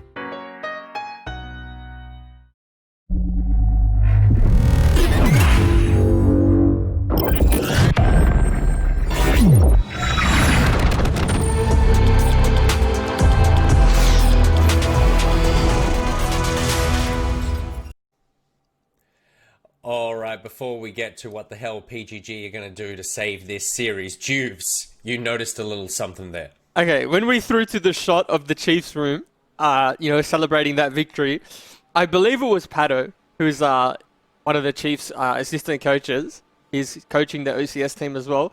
Mans was wearing legacy tracksuit pants. That is the arch nemesis of the Chiefs Esports Club. So not only he's living in the Chiefs' house, and he's representing the brand on broadcast of the enemy team. That is amazing. Do you think that this is a sort of like get in the mind of the enemy, get in the pants of the enemy situation? Oh man, I don't know what it is, but I think I saw it and I just started laughing. I was cackling before we went on air. I was like, there's no way he's just blatantly standing there like he's so proud of his children. He's like, good job guys, good job. And then you just look at the tracksuit pants and it just says legacy. That is, yeah. I mean, maybe it's the ultimate troll. Maybe it's like he is. This is already playing mind games with them. The Chiefs coaches are in chat, by the way, having a go at each other here. You've got Seal say, "Damn it, Jews!" I pointed out that Pato's like, "We got to wear the legacy one to make it to the grand finals." Yeah. I mean, if we, I would prefer no pants than the pants of legacy on Chiefs coaches. So next time we cut to that shot, no pants. I would say, nothing. let me just say, be careful about being too literal because sometimes people do take things quite literally, and we could be cutting to a Chiefs celebration at a 3-0 where they just all have no pants on. Look, I mean, at least we see some genuineness out of an esports team there. That's I know what these houses are like. I've seen the pictures. I'm on the discords. All right, let's get back to the matter at hand. Rusty, what the hell are PGG going to do to turn this series around? Look, there's a couple of things that I think we should look at from this last game. One of them, we should be complimenting the Chiefs first because they take the Lilia away from PGG with the Nidalee being banned, which of course is an adaptation that we should just fairy claps for them because they did it. But the Lilia was taken away and it went nuts. It basically, like in my opinion, won the whole game, right? Its ability to team fight was huge. It was supported through laning phase. I think that TN's had a blinder so far this series, and if you looked at PGG versus Chiefs and you said who has advantages, you would usually say the top side of the map for the Chiefs. So the fact that we're seeing that and we're seeing it be successful, everything's going right for the Chiefs in that respect. And their team fighting's wonderful. But, the biggest but, maybe ever, the other side of the map, like it's so easy to be TN right now. It takes zero effort to be this Lilia and carry in laning phase itself, because they're doing nothing to support Biopanther, and they're first picking him Renekton, they're leaving him on an island, he's flashing for his jungler level 1, and he's been put so far behind on the Renekton every game. He can't be that pick. Like, if you ask me what needs to change, he needs to be on an Ornn. Just put him on something that can sit on an island at the very least and survive, because they're not providing him with any platform to succeed. I mean, if you know Bio and you've been following the OPL for a while now, you know, this isn't to discredit him whatsoever, but he's not a Renekton player. Renekton's more of a need to be aggressive in lane, win game kind of champion. And I think anyone that knows him, you know, he's happy to play Dr. Mundo, happy to play Maokai, play Ornn. Just let the game scale, let his carries get items, and then he'll participate in those team fights and do a very good job of it. He's more of the peeling top laner as opposed to the I'll dive your backline and kill them. So I just agree with Rusty there. Now, the one thing me and Rusty talk about off broadcast is like Lilia and the current state of Lilia. Is Lilia strong? Is she overpowered and things like that? And Rusty's a firm believer that she's quite strong at the moment. Now, my eyes have been kind of tarnished a little bit by Oceanic Lilias. And so, I wasn't too sure whether or not the champion's good, balanced, or otherwise. And so this game from Tien really opened my eyes to the possibility of this champion and how strong it actually is. He single-handedly set up the engages to win majority of the fights for his team. Dragku had some very good secondary engage onto slip targets and landed like massive slams onto multiple members. And then from there, it was just pretty much clinical. They just cleaned up team fights.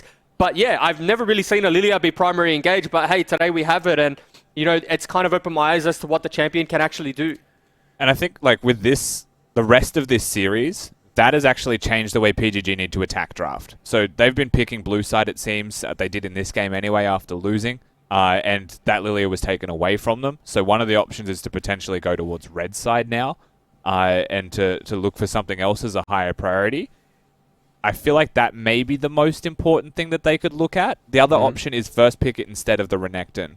Because now this has proven to be something the Chiefs can beat them with. So these are now adaptations that are unfortunately being thrown at PGG by Chiefs showing their prowess and ability to win with it. And Rusty, at this point, is the only thing that can beat the Chiefs the Chiefs themselves? Are they going to, if they lose this next game, is that because they throw? Because they're looking just to have really got PGG's number. I think if you play like the way that we want PGG to play, they can still beat the Chiefs in this series. And a lot of this for me is playing around your bottom lane. Like Katsuri and Dragku have shown that they're willing to sacrifice themselves for Croc's gain, but at a certain point you should be able to exploit that. And they've been pretty consistently been doing fine in laning phase if you're Praedyth, but I would just put all eggs into the Praedyth basket in this game, play through mid lane as a conduit to bot lane and just get him fed, and you should be fine. Just less redacted, more tanks in top lane, and play towards bot. And you'd have to say, like, what, three out of 5 picks in their draft were fine in terms of how Pentanet have been drafting. They, you know, that game specifically, I really like the Azir into the Akali. Like, you know, Get Back had a pretty, like, I would say he had a pretty good performance until he started getting slept by the Lilia. But then, like, you know, for the majority of the laning phase, he was completely fine. I think, you know, this was the only game where we did see Pentanet's bot lane kind of falter a little bit. Actually, the Chiefs did get a 2v2 kill on them whilst there was teleports coming through.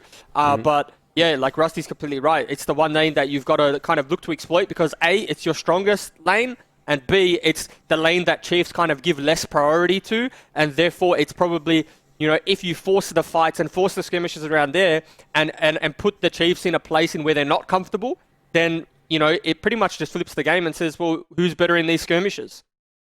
It is less Renekton and it is less pants on Chiefs coaches that are branded with legacy branding. Yep. Or we'll just take less pants full stop. Because I mean, Carbon's probably a very happy man right now watching this broadcast, to be honest, and the whole Legacy Esports Club, so they're very happy about that. All right. Some people who are not happy are us because we're about to dive into the LCK. We need to burn through a couple of these, gentlemen. Because we just got to do it. We got to do it. Let's just like power through this. We're speed running this. Can we speed run this and just see how many we get through? I just want gut instincts. I don't even want the graphics team to be able to keep up with what we're about to do. Roll the titles.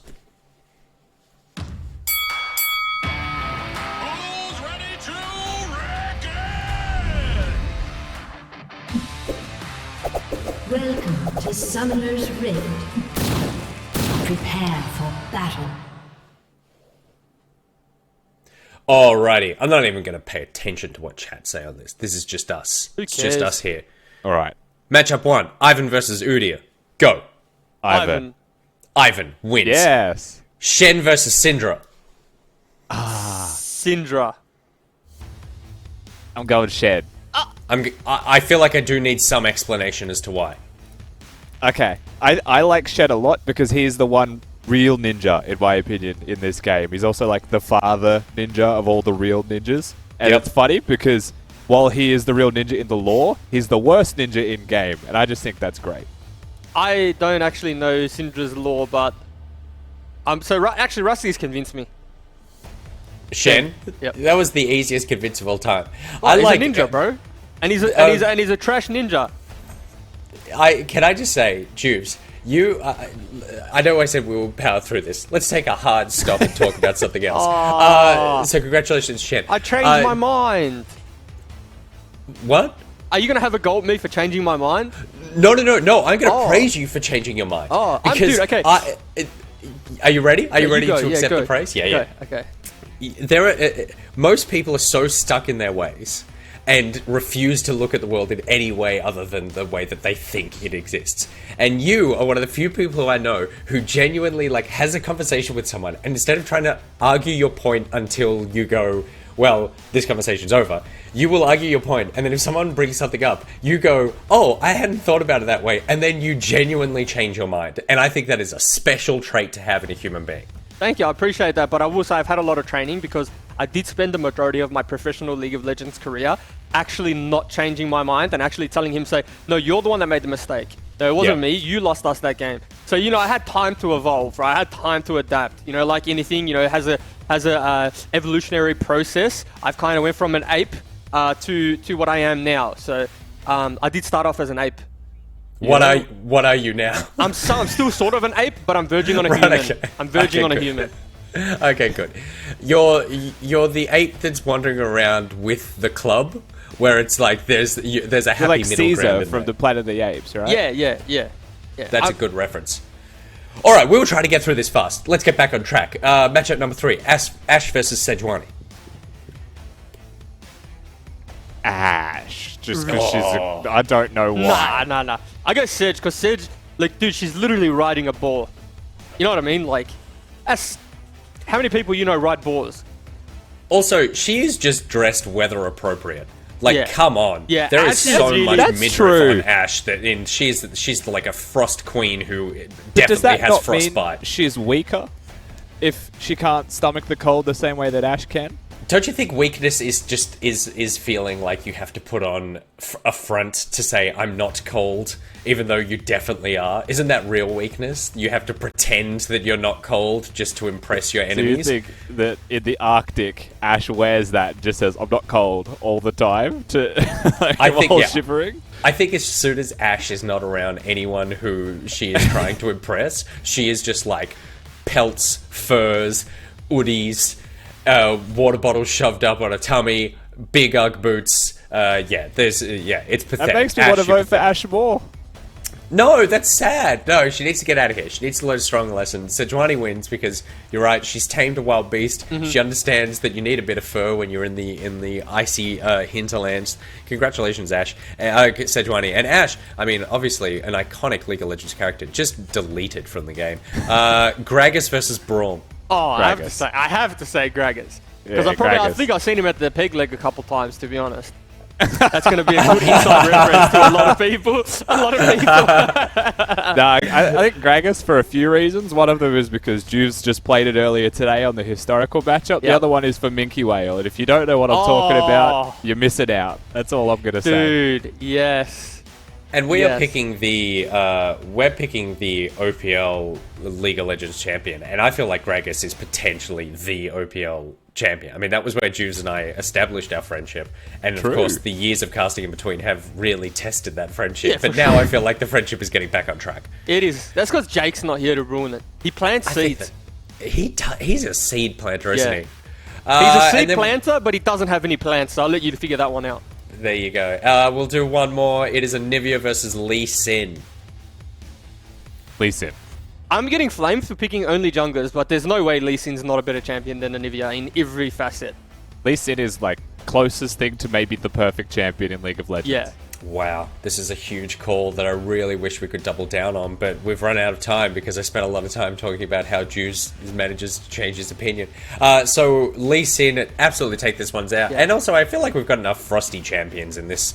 It can't just be all Frost champions going up against each other. So well done, Lee Sin. Well done, Ivan, Shen, Sejuani, Gragas, Lee Sin. You guys all make it through to the next round. Good lord. There's another round coming up. Will the game ever end? No, it won't. Whose fault is this? Riot for making so many League of Legends champions. And who gets to pick all those champions? PGG and Chiefs. They get the full suite to pick from as they head into Game 3. Can Chiefs close out, or a PGG on the verge of a reverse sweep? Let's find out as we jump into game number 3 with the Macca's Champ Select.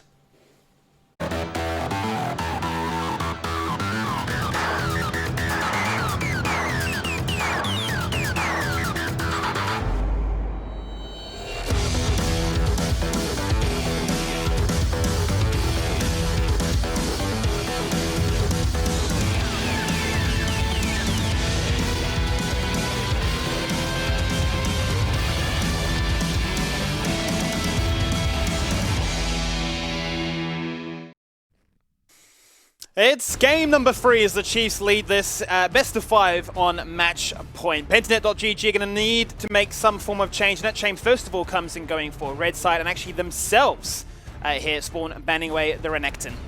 Yeah, I mean, good pickup. And Lily are going to follow on the flip side of Summoner's Rift. Sure, the Nidalee is back up and available, but I feel like from red side they should at least be able to get a counter pick for it. Very interesting, again, that the Ashe is being allowed through. And this is going to be the 3rd game in a row where Katsuri will be on that champion. I feel like it is hands down the strongest AD carry with Caitlyn off the board. What will be the response from PGG here? I'd like to see a Lee Sin game. Call me crazy. Give me Jin Lee Sin or something as the first 2 picks. If Set's available, would you like to see Set played here by Pablo? We know that it's his most played, one that he really built a name for himself on. But nope, going to continue to go down this avenue. No, actually going to bait me. We thought we might see another AP jungler, but nope, going to go for aggression. Going to go for the Volley Bear. Okay, so a little bit of the Thick Bear being taken onto the Summoner's Rift. And this is interesting to me because the Chiefs have shown that they do have some counter picks to Volley Bear. Most noticeably, they went the Jax route, I believe. One time it was played Skimmy. Yep. But they're just going to say, you know what, stuff that. We'll continue to play tempo. Thank you very much. Certainly do, and Nidalee is fantastic at that. We've seen him play it already tonight and showcase that he is pretty profound at it as well. So it's a jungle paradise for Croc to excel on once more. Question is, what else will Chiefs go for? And they say, well, if you're not going to pick in that set, we're going to do it again, because we saw how many opportunities Draco was able to set up those major wombos, which really proved to be the deciding factor in a lot of those fights. Yeah, they certainly did. I mean, I'm pretty sure I could have stuck a couple of the ultimates that he had just because they were so well set up by the sleeves. You said, what was your quote? It's the most fun you've ever had playing League of Legends, if I remember correctly. Mid lane set is actually just... it is such a fun jam. Like, there is no other way to describe it, Skimmy. Like, just being able to build Barmies into Deadmans, like, you just get yourself some Merc Treads, and you just can't be CC'd. Like, you're so tanky. You go for a gank underneath turret and say, don't worry, I can soak up every single turret shot. It was crazy. Yeah, I'm a big fan of mid lane set at the moment. However, as you mentioned, Drago's been playing it a little bit this series. It is technically still a flex, but I think it's pretty crap into the Azir. So we'll see whether that is going to be, once again, just a blind pick support, and whether that can be punished by Rogue, who's had a... You hate to call out the veterans of the scene, right? But Rogue's had a pretty ordinary series here today, Skinny. Would expect a little bit more from the support player of PGG. Certainly would, and we've known that he's been a big driving factor at the best of times to find those all-important picks to try and bridge the gap between early and late. What is good to note is that Pentanet have not locked in their solo liner here for BioPanther. Going red side is ensuring that they want to make him have as much power and potential as possible, potentially hold that pick till last, but they are going to try and make life a little bit easier for him this time around by banning away the Akali, removing the Camille as well. Does start to beg the question if we'll see the likes of Mundo, Ornn, or Urgot. Ornn in particular, if you're looking to try and play that late game scaling composition, given the fact that you do have the Azir, and you want to try and find Predator from a point of power, going for a very early spike as the Ezreal. Oof. Okay, so it's going to be Leona again. So we're going to see the second game of that. Ezreal Leona is actually a much better lane than people would think, just given the fact that Sunlight procs plus Ezreal's spells do a lot of damage, and they can both get in and out quite effectively. But I do like this. I mean, just give some resources to Bio. Get him on a super tank if you can. If this is going to be, you know, AP mid lane, AP jungle, like maybe it will be something like a Mundo that can be picked up here. And so far, that's what it's looking like. It's his joint most played at second for the entire year, is that Mundo. 5 games, 80% win rate, pretty crazy. And much like Swiper on the Sion, one of the only players that really brought it to the forefront. Now, this is a pick that we've seen banned away earlier in this series, the Jace, the removal, to make sure that TN doesn't have that ranged advantage. It's been considered, but at a lost imagination, well, they just swap it out to what I'd imagine is now a top lane Hecarim. Okay. Interesting. Why would you blind pick Hecarim? Good against Urgot historically, Skimmy. I can't think of any other reason. They might think that this is going to be the Urgot blind coming across. Malphite. We've got ourselves a press R composition here. This is the weirdest draft I think I've seen on this patch. Shen Renekton, the only 2 top laners banned away. And no Ornn priority. Yeah. You know, as you mentioned, no Sion priority, which seems to be an O special at the moment. No Gangplank. Camille was also banned away, so I mean, that's technically 3. But I just feel like I've not seen either of these champions picked internationally. Feels quite odd. We've seen signs of the Hecarim in the OCS and to good success at the best of times, but not really on the OPL front. So a combo really that is very much all in. Does run the teleport ignite to try and find that insane kill pressure, looking to try and snowball and looking to be an absolute nuisance in those team fights when he comes on through with the charge. They have a ton of damage to follow things up with. It seems to be that they've just got a whole community really of engage. It hasn't really been a lackluster factor here for the Chiefs. They continue to go for the Ashe. They've got the set to follow things up with. If they need any more CC, well, hey, you've got a set and a Hecarim to look forward to as well. So not only is it easy for them to engage, but easy once again for the Croc, or I call him the Croc, easy for Croc's Nidalee to then pounce on and continue and execute. Yeah, every single one of these comes from the Chiefs has had enough utility coming out of the bottom lane. As soon as you pair Ashe with any kind of, you know, melee support, she's just going to have enough to be able to get the party started. So you're completely right. A lot of freedom across the rest of the Chiefs draft to just pick what they want, what they're feeling. And right now that is carries for Croc. And we'll see whether this is going to be any different, whether they can continue to use this recipe, Skimmy, to build up win after win and potentially take on Order tomorrow. That is the all-important game to look forward to. Bear in mind, this is the lower bracket, so there are no second chances here. No extra lifelines can be afforded. And the Chiefs, they are 1 game away for securing that position to play again tomorrow. As for Pentanet, they've invested in this composition. They feel like this could be the start, the step that becomes a jog that could potentially turn into a run to formulate a reverse sweep.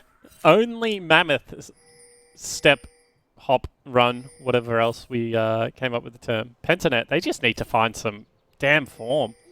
This is a shame, because I mean, I think I've been pretty vocal all year about how good I thought Pentanet could be. Sure, they finished 3rd on Summoner's Rift, but to now bomb out as 4th with only winning 1 playoff game, I think that would be a disappointment for them, Skimmy. This is a team that felt like they had what it takes to win it all. But they need a better performance right now if they are going to be able to do that. They've got a big, scaling, scary composition on Summoner's Rift, but Chiefs have had their measure all day long. This is a little bit more Pentanet-esque, however. No leashes coming across for Parbu. The aggressive jungler starting in Fog of War, and we'll see exactly what it can get done. So my first question then, if we're looking at ways for Pentanet to come back into the series, you say that Ezreal and Leona is an insanely strong composition, which it is. You know, the Leona passive, the W there, obviously from the Ezreal as well. Those two come together and suddenly you drop down to half in a blink of an eye. Obviously the items that could come on through, which is going to be a cheaper build compared to that of Katsuri's Ashe, knowing that Parbu is going to be parving towards the bottom side as well. Would you like to see them actually show up and showcase that, you know, their words in this pre-game were actually warranted?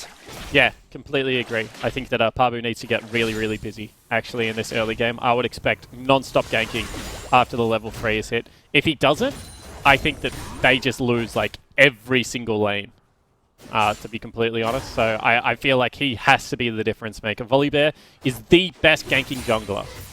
Just has so much incredible movement speed coming across from the queue. He does a lot of damage, has an additional slow. So I just think like if you're not gonna, you're not gonna get busy in the early game, why take it over a farmer? He needs to be able to do something.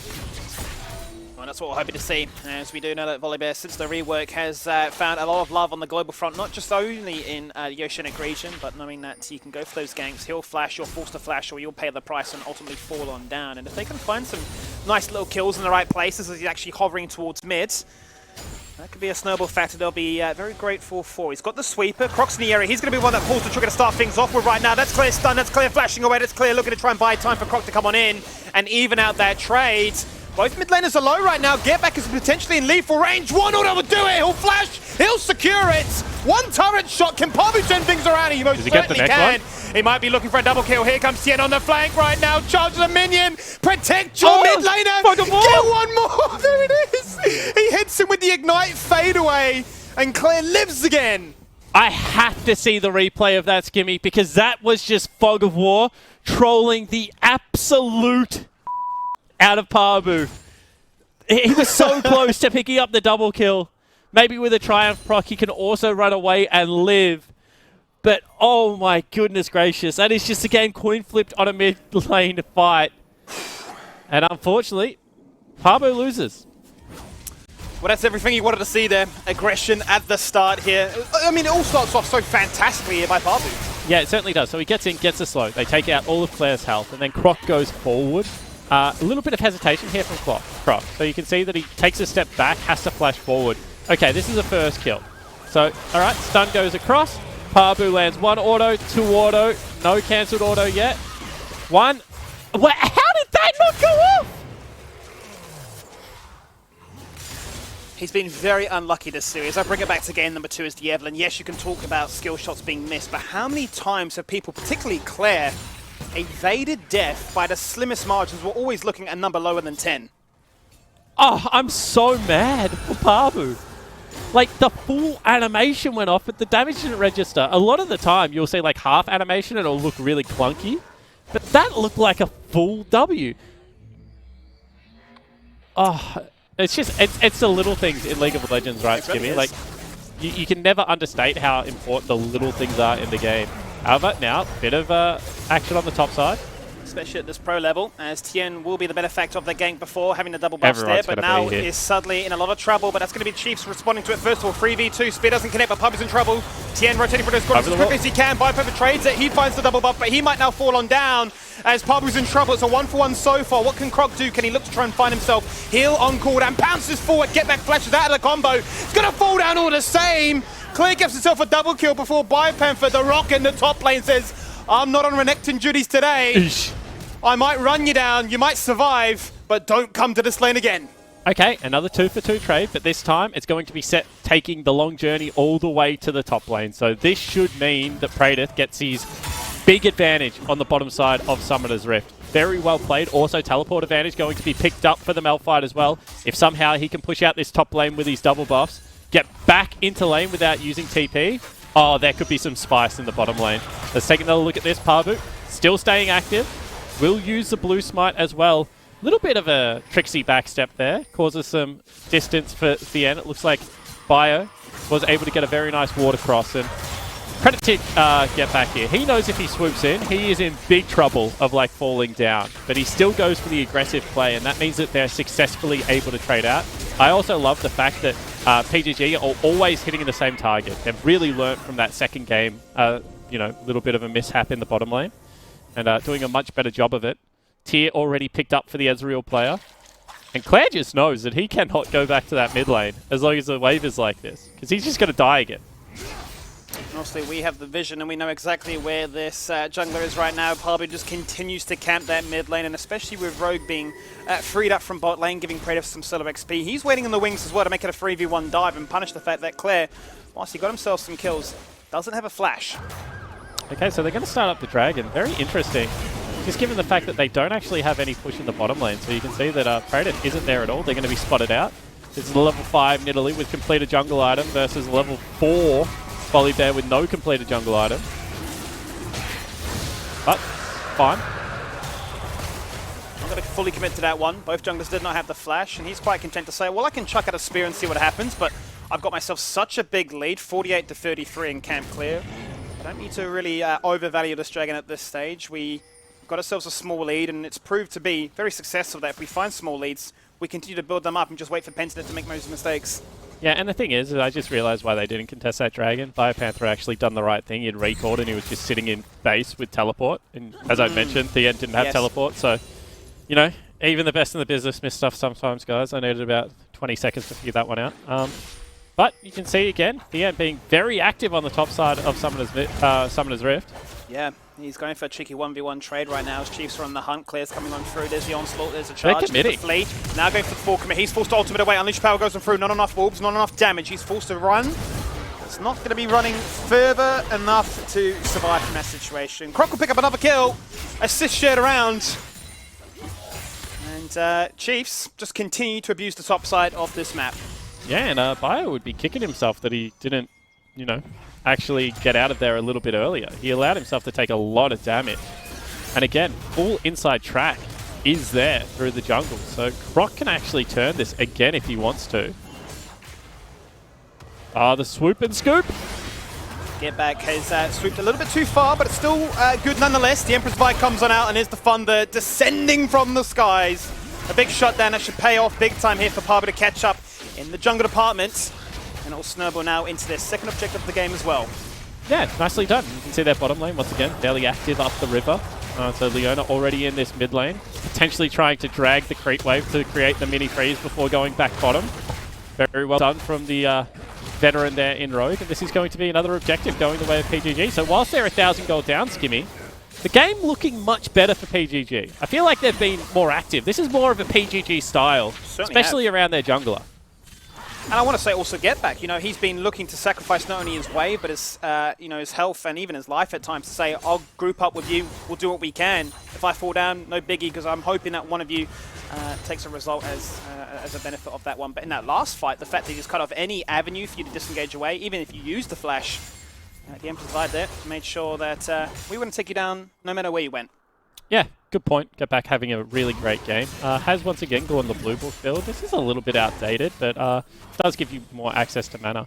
And we'll see whether this is going to be a play bottom. Late cleanse, but doesn't pay off against them. Oh. Can sidestep that Zenith Blade, and no all-in will take place in the bottom lane. Ash out goes on through, doesn't connect though. It was aiming for a jungler, and there's Draku flashing on forward, hitting the face break, and forces 2 flashes to disengage out, and even a cleanse. From Praetor as well. So a big exchange of summoners in the bot lane, but no major advantage found. Parbu and Rogue both had flash there, as well as the Ignite. As soon as you see that cleanse come out from Katsuri, I feel like you commit everything, and he instantly dies. But not going to be the case. Katsuri will hold on to his flash, and now without Rogues being available, he will be a little bit more hesitant, I feel, of being aggressive. So once again, just go back to the mid lane, play around the scoop, it's back up and available. It's working so far. Just continue to try and bully Claire, I feel like has to be the game plan right now for PGG. Yeah, it feels very much like the spotlight is focused on mid and top lane, and bot lane have been showcasing that they'll look for fights, but not wanting to overcommit. They're quite content just farming away and leaving the rest of the team to go for those flashy plays or find those big advantages. You want to see Rogue, you know, really sharp to that situation, and you had a small glimpse of it, but as you say, potential flash could have been a very different outcome. Yeah, and I feel like they should have dropped Herald mid lane here. They would have got a lot of damage done to that turret, Skimmy, with a Rift Herald drop. Azir does quite a bit amount of damage to the mid lane turrets. They knew that there was probably a reset coming out of Claire. So a little bit interesting play there. Holding on for it for a better opportunity, potentially. Not enough opportunity to present itself in 30 seconds, the second dragon of this game. Everyone is just mid. Everyone knows exactly what their counterparts are doing. Yeah, certainly do. That's going to be a nice little disengage away that Claire shoves back the creeping up Azir, looking for that wombo combo, looking for the ability to take him into turret range and make sure that everybody else that's collapsing on mid were able to pick up a kill. Get Back needs to be careful here. There's the ultimate. Again, starts things off with ultimates colliding. Wombo combos looking to try and be found here, but it's going to be Drago that finds the first kill. They've taken out the Azir. He's gone. Another kill here found by the Chiefs. You summon the Herald. It achieves very little at this stage. Not even find a headbutt as well, Spawn. Yeah, that'll do it, Skimmy. I feel like we're on the verge of the Chiefs just running over PGG now. Drag, who once again gets backline access. And it was just, that's a poor management. They left top lane in neutral, they leave bottom lane in neutral. and they just try and draw a line mid lane and say we can fight. But the Chiefs have shown all series long that when it comes to the 5v5, they are on a different level to PGG. PGG really need to find a numbers advantage to be able to win these team fights, and they just can't do it.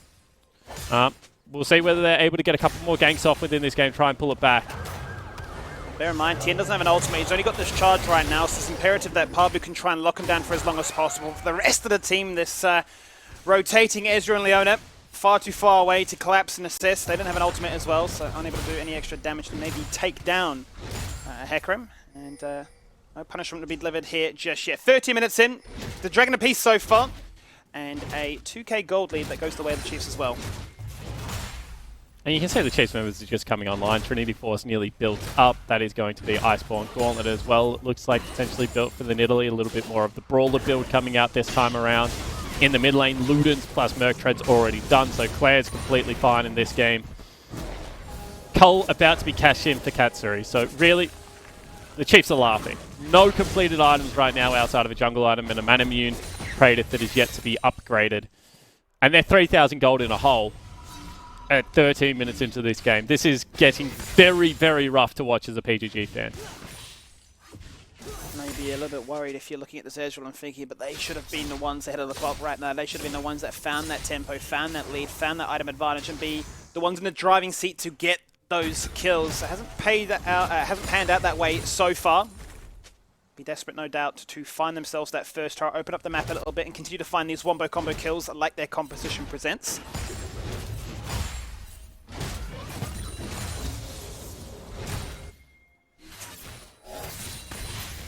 So now we'll see whether they draw the battle line. Well, they found Drop, and that is a lot of gold that they can find as well. They're going to commit a fair bit for it. Both going to go for the wombo combo. Out goes the volley, but in comes the set.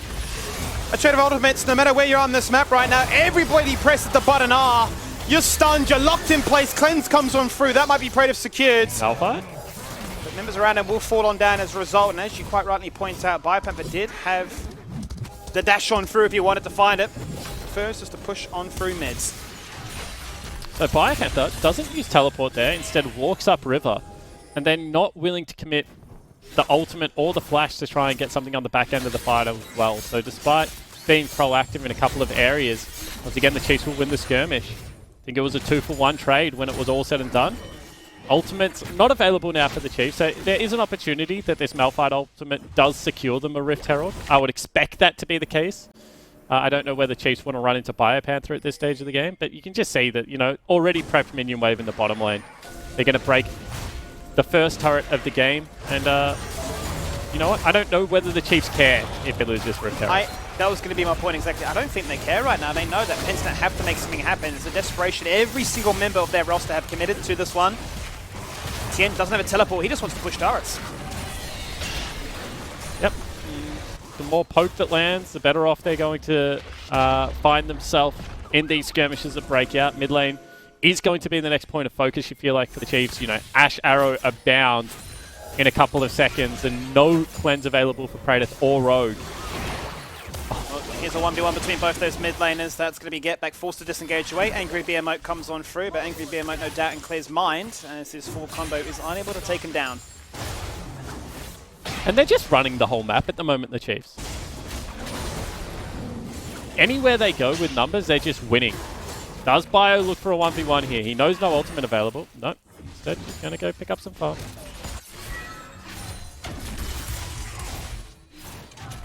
I feel like Pentanet should be desperate. They seem to be pretty controlled still, you know, just a little bit more calm, but I feel like at this stage of the game, I don't know whether they outscale all that much. I feel like they need to look for a desperation play. Well, if they won't, the Chiefs certainly will. They've got the engagement tools, they've got the ultimates, and they've got the ability to try and find that key target, but unfortunately for them, they are unable to take down anybody. Nearly themselves fall down as Tien just managed to run away from harm. And this is what's happening. The Chiefs are just being way more proactive in these areas. You know, they're using their teleports early to get to the objectives that they want to fight. They're looking to dive turrets off but built side lane waves. And PGG, they're trying to counter-attack, but it's not being so successful. The start of the game when it was looking so promising, Skimmy, was when it was PGG on the front foot dictating the pace of the game. And sure, that cost them a little bit of CS, but it did manage to get themselves in a situation where there was 1,000 gold between them and they were getting some good objectives. Again, they dropped the Herald mid. They are going to look for a dragon.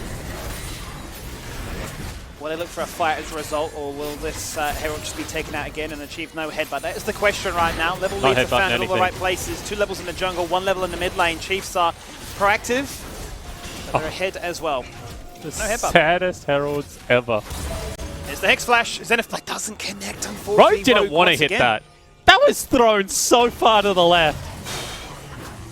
I can feel the tension, the pressure. It's mounting. It's 18 minutes in here. Praetor doesn't have the Mirror Mana just yet. Doesn't have an item spike to look forward to. The Chiefs right now just looking for the flanking angles. They don't seem too concerned about this dragon. They want to go for it between both the Volibear and the Malphite. They're going straight onto Nidalee's head. There comes Drake, who 1v2 just slam dunking him on through. There's the Solid Flare trying to take out people if they can find them. But I see that score sheet is lighting up blue, just like the Chiefs. They find 1, 2, and 3. They take you all down. You have the dragon, but we'll just take you.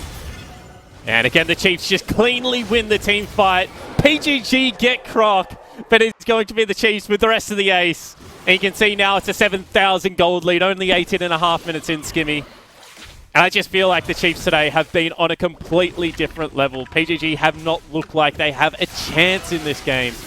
Again, you called it. The flank was just there. They bunch up. The front line standing on the back line. No one is going in. They use 2 ultimates to just take out the jungle. If I didn't know better, this is like a WWE match where it's just you get bonus points for taking out Croc. But you can see the kite back. Very great from Katsuri. He's played a stellar series so far. And there's not really all that much else to say. Chiefs just look like they're the better team today. Certainly do. They've woken up and they've risen to the occasion. The burden of execution there for Pensnet starting to, I suppose, really get into their minds because they feel forced to make these plays, forced to go against what they probably want to do, which is to slow down this situation, but they're playing into the narrative that the Chiefs are very happy with. More fights going their way. Yes, you group up, but you've invested, as you quite rightly point out, so much into this Nidalee. Have you forgotten about the rest of the team? And comes back to haunt them. 20-minute mark, 8k gold leads. The world is Chiefs' oyster. Certainly is.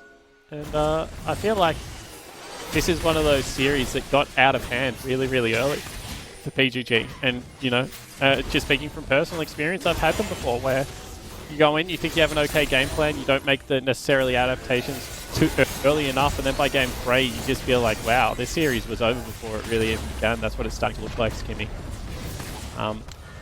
Mentality would be shot at this point. I know PGG is a team that is just famous for smiling through everything. But you are now 8,000 gold down and about to be eliminated out of OPL 2020 Split 2. Shot at World's gone. And honestly, this hasn't been their best League of Legends. So it's just such a shame to watch. But you got to credit the Chiefs. The Chiefs have looked absolutely stellar today. They've looked in very fine form, as you say. The cohesion, the understanding of what they want to achieve, and just the slim margins, the fine those advantages, but then actually be able to utilize them as well. It's one thing to get it. It's another to utilize it. And touching on your point from before, you know, this is a Pentanet roster. There's a lot of experience between them. They played at the highest level for such a long time. It's going to take a lot longer for them to tilt compared to your average player. But there's a limit, a capacity that only so many people can take. And unfortunately here, it's looking like we're starting to see the undoing as they're down by 8k and just really unable to find the situations to, you know, give them that reason to smile, as you mentioned. You got to admire the panache out of PGG. They have one play that they've drawn up for this whole series, and that is gank Claire. It's a play that hasn't been the most successful, Skimmy. However, they have stuck to it to the bitter end, and here they come out of the gang crush. They emerge. It's almost scripted at this point. It's clear, it's an ultimate, it's another, and it's a chance to shut him down, and that is what they will find. But it's not without the Chiefs saying, we want retribution. That's get back, flashing, dashing, and ulting away. It doesn't change the outcome. He falls on down all the same. The Chiefs are angry, and for good reason too. Stop ganking our mid laner. You took our mid laner, but we will make you pay the iron price. They take blood for blood. Get back goes down. Now 1-6 on this Azir. Once again, you gotta admire. Like as a coach, you gotta love the fact that you've obviously said Claire overextends on his side lane. This is punishable. And 22 minutes into the game, 8,000 gold down, game 3. They're still looking for that play, Skibby. It hasn't been the most successful one, but that's just funny to witness, to be honest. He certainly isn't feeling the pain though, because his KDA is looking pretty impressive. His clears 4, 2, and 8 so far. Got himself 6 stacks on the Dark Seal as well. Potentially look to upgrade that to Magi's and ensure that he is going to be a very strong boy coming into this next fight. It's 30 seconds, and it's going to be the 4th Dragon of the game. One that, no doubt, as a Pentanet fan, you're very hopeful of its acquisition. Put yourselves in a situation where you could potentially look at getting a soul point, but that tends to be the key frame that we've drawn up in this series, hasn't it, Spawn? You know, potentially, but then the Baron comes around, and just like that, the Chiefs end the game. Yeah, that's what we've seen a couple of times. About this time that PGG take one of these team fights, Chiefs roll them and then go take Baron. Rogue already at half health from one of those spears. Inside track is here, however, once again, that is the flank being opened up by this Hecarim. And somehow they're just walking through an Ezreal and an Azir. This is why you pick these two champions, because you're not supposed to be able to do that. Skill shots flying, all a case of if it can hit its mark. Trisha Barrage are going through, but they've got the sustain with this Nidalee and the rest of their kit just to shrug a lot of it off and continue to play the fancy feat. Out comes the arrow, and just like that, Cleanse has to be committed to. Solo Flame does nothing. That's Dragon going in 1v4, and there's the flank from the horse himself. Locks them all in place. Get back, tries to go for an MVP moment. It's just too little too late. He's gone out of the fight.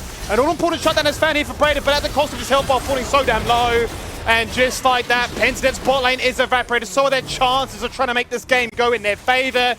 BioPanther, the sole survivor. He may just get run down, scattered a week, pounce and delete.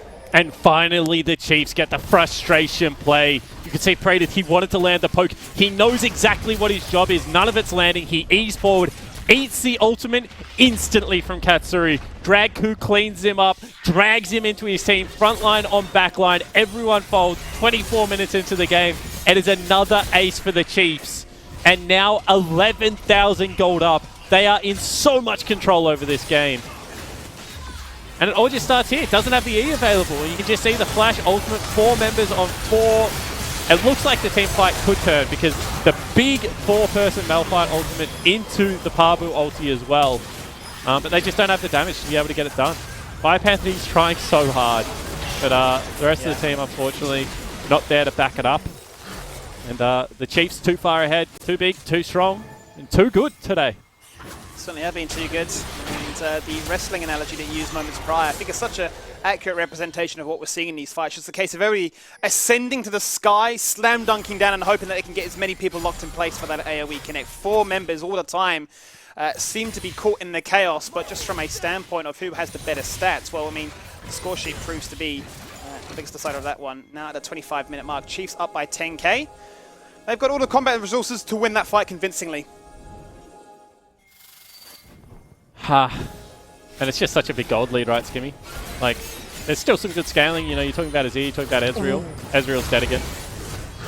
Sidesteps one bit of CC, but there's more on the way.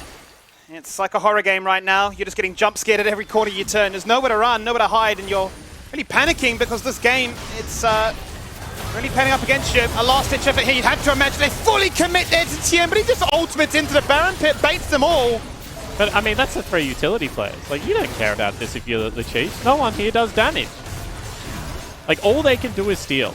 Parbu and Bio, their last chance. Unstoppable Force jumps in. The Baron getting lower and lower. 1,500 health, getting close to smite range right now. They're taking their attention off it. Is it getting closer? Can it be stolen away? It most certainly cannot. That was looking like their best chance to turn this game around. It's just too little too late. They're going to pick up the Baron, and much like we've seen in this series so far, no doubt look to close out this series. Yeah, that could be GG. It's going to be 20-second death time as the wave hits the inhibitor turret. You see how quickly they fall down. True Shot Barrage fired at Champions, not fired at Creeps. And the Chiefs back away. Once again, just show a little bit of composure. Show some chill. They know that they need to get this one right. 14,000 gold, that's not enough. Go back, spend some gold for your team. But PGG now reeling in this best of 5. They certainly are. They've lost their first inhibitor. This time, the Chiefs finding a moment to execute on that Baron buff. Not playing Core Come Collected, not playing tutorial style. No, they're going to take a little bit, but still show that restraint and make sure that they've put any doubt aside. There's no potential comeback position. There is no option for this series to be drawn out longer than it has to be right now. And there's going to be a bit of dead space with the objective, anything for Pentanet to look forward to. Another 2.5 minutes before a Dragon is there for the taking. So stem the bleeding has to be the key frame here as to what they can do to hold off the remnants of this Baron buff. And I like this. Oh no. And now they're all spotted. How But insane I did is the like shot? it. How insane is it? Oh, they're gonna find nothing. Just another little gank rush in the side lane. Skimmy hoping that someone comes in. What can you even do versus the Chiefs lineup that plays like this? We thought the Chiefs, when they were in a form like this at the start of split number 1, were the best team in the OPL. Yeah. And then Legacy obviously had a terrific back end of the split and they were able to take that title, but everyone expected Chiefs to be right there with them. It seems like Chiefs right now, they had a shocking regular season split. Like, call it what it is. 4th place for the Chiefs esports club is the lowest they've ever finished in the OPL, Skimmy. But they seem to have found the form at the right time because they're looking very good right now. Getback is looking very unhealthy right now. The squeeze begins by Panther on the flank right now. Actually committed a teleport to a ward they dropped only moments prior, looking for a flank. This has to be the do or die moment. The second inhibitor is going to fall on down. He's just going to run it away. He actually falls victim to the minions. That might be the ranged OP. He's got 100 health to his name. Cledge needs to hit one skill shot. Surely he's got the range. Scattered awake. Flop on his head. Force him to flash away. Now he's just trying to delay the inevitable. Sidesteps a second orb. Dancing shoes. Oh, bad luck to Biopanther. He tried. Ultimates were thrown on the other side of Summoner's Rift as well, but with 2 inhibitors down now, Baron's still there for a very long time. No top laner for 35 seconds. You've got to feel like the Chiefs now. They can do it. But instead, just once again, mate, slow and steady. Take a teleport, come back in. And whilst you can say this is them being cool, calm, collected, this is really adding salt into the wound of what has been a very dominating series, making sure that Pentanet literally had 0 possible chances of coming back into this game.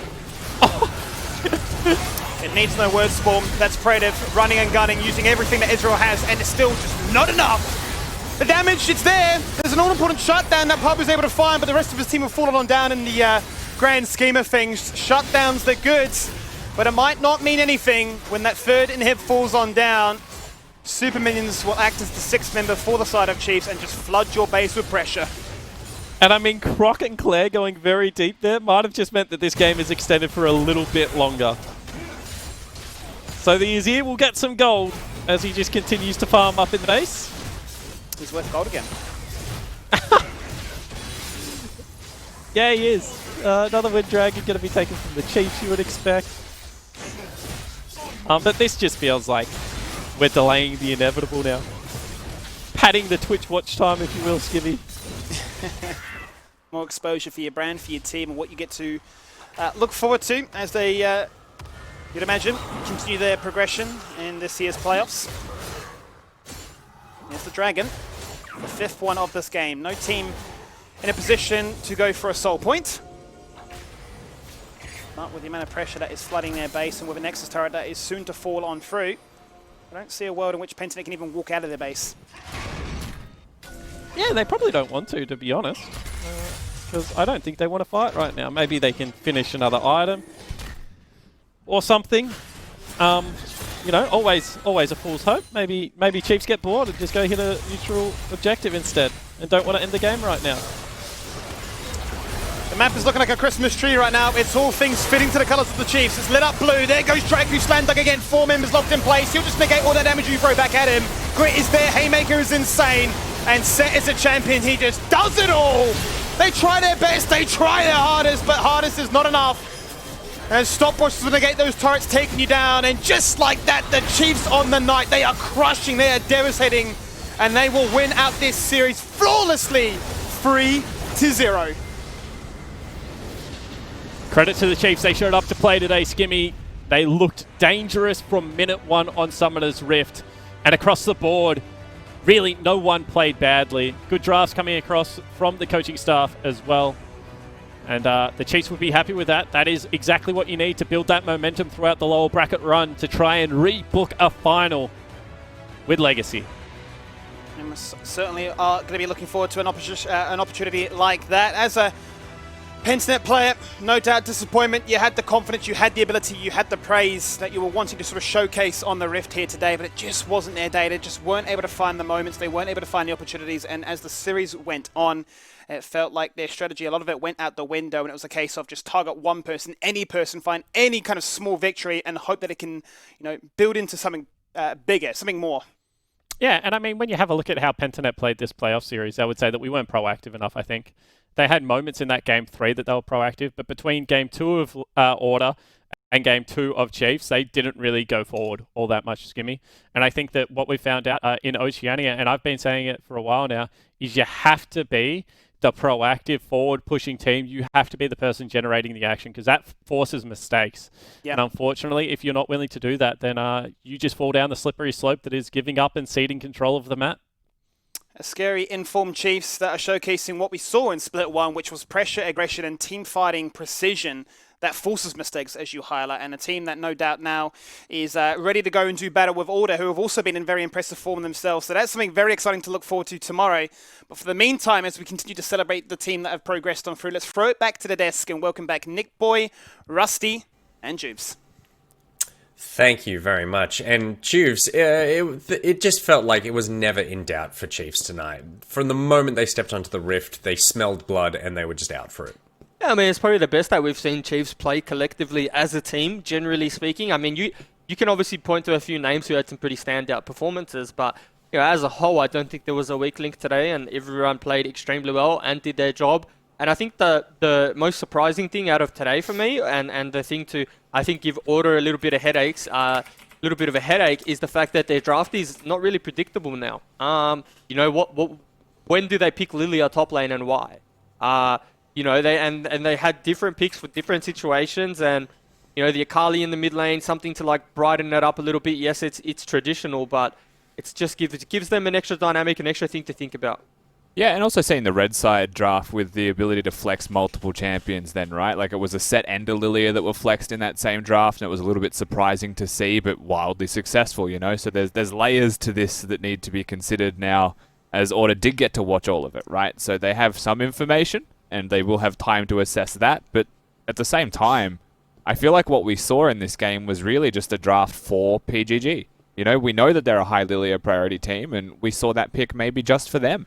And it worked very well, and I don't know if we'll see it again. Yeah, I also don't know whether the draft was really all that important in this series, right? I think the draft was more important for PGG, it felt, than it was for the Chiefs. I'm pretty confident if you had to swap the drafts in a couple of those games, the Chiefs would have still looked like they were more comfortable on the champions that have been locked in. And I say this all the time, but I really dislike negative drafting, and I feel like taking Renekton for Biopanther 2 games in a row when he plays all of the Renekton counters is literally negative drafting. If you have a Shen Ornn player on your team, I just cannot comprehend the Renekton pick in a couple of these matchups. So I just think the Chiefs, sure, they had good drafts and they looked comfortable on it, but I feel like, and it's a shitty thing to say, but I feel like this was just PGG playing far from their best, and the Chiefs were in very, very good form, obviously.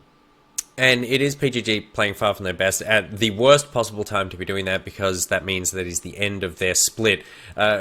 Rusty, PGG, though, should be proud of what they accomplished over the course of this split. The leap from last split to this one is something that we've touched on many times over the course of the last 10 weeks. But they're putting themselves in a strong position for next year. Yeah, I mean, it's not something that they'll feel proud of themselves right now. But absolutely, when you look back at this year, the improvements they made between splits is monumental. And it's the individuals obviously still improving themselves. Biopanther was an absolute menace through the regular season of the OPL with his own niche champions.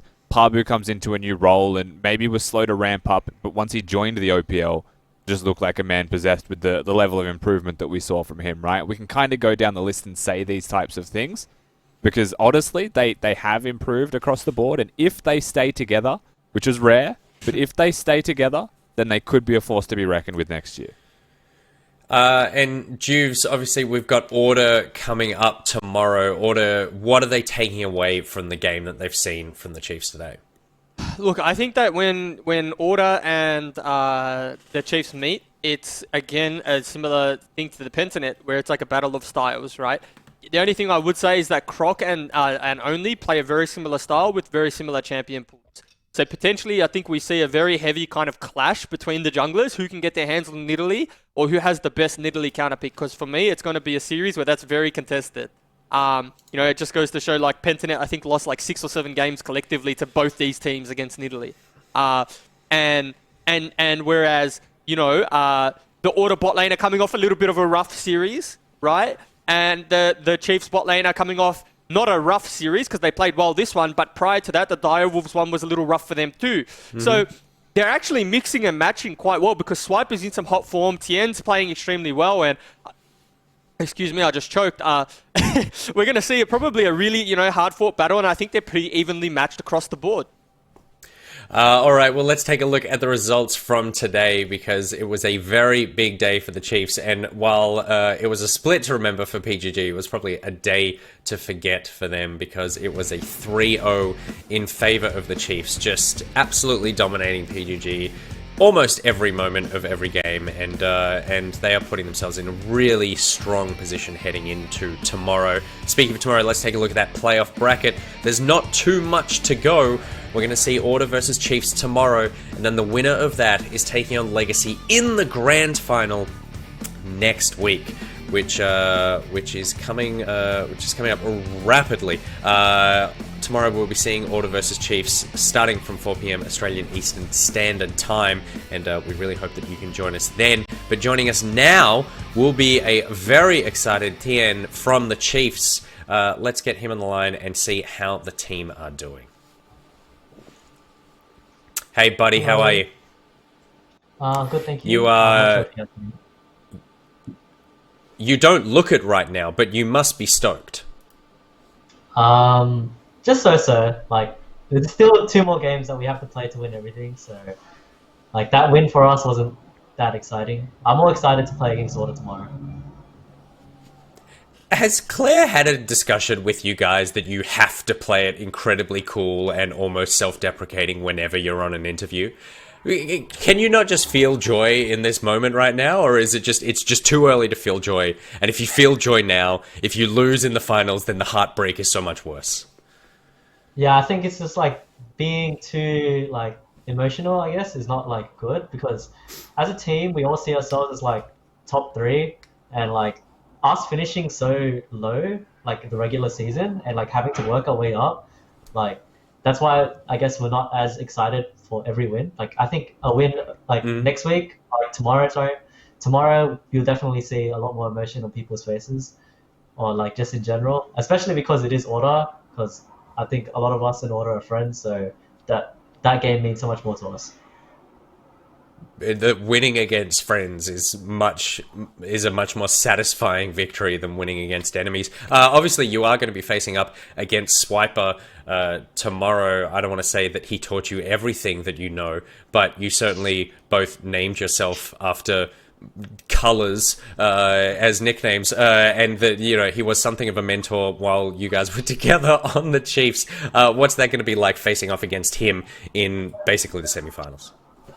Okay, so last split, I was having like some DMs with DOS, like Swiper, and I was telling him to make sure he beats Direwolf so I could knock him out like myself personally.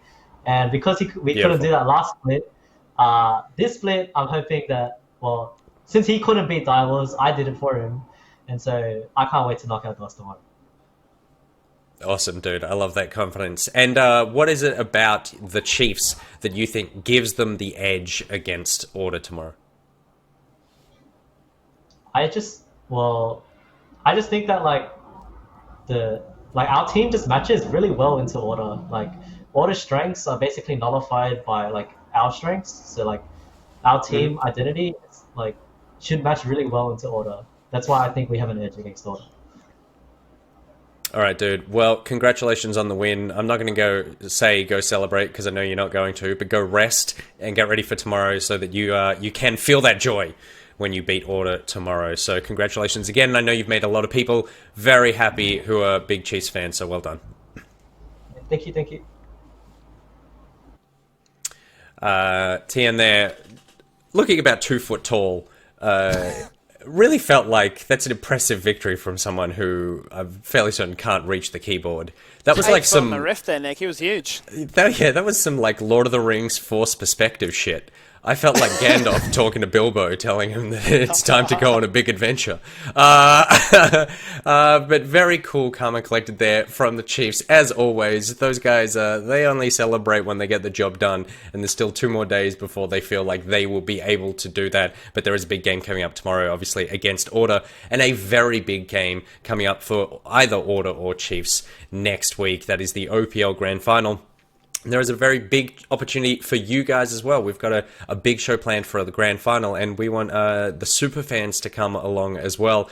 So we're going to be giving away some very cool prizes, including a OPL Ultimate Show Bag. So there's going to be a bunch of competitions we're running, but there are 5 Ultimate OPL Show Bags to be won. They're stuffed with merch, in-game swag, exclusive items you can't get anywhere else.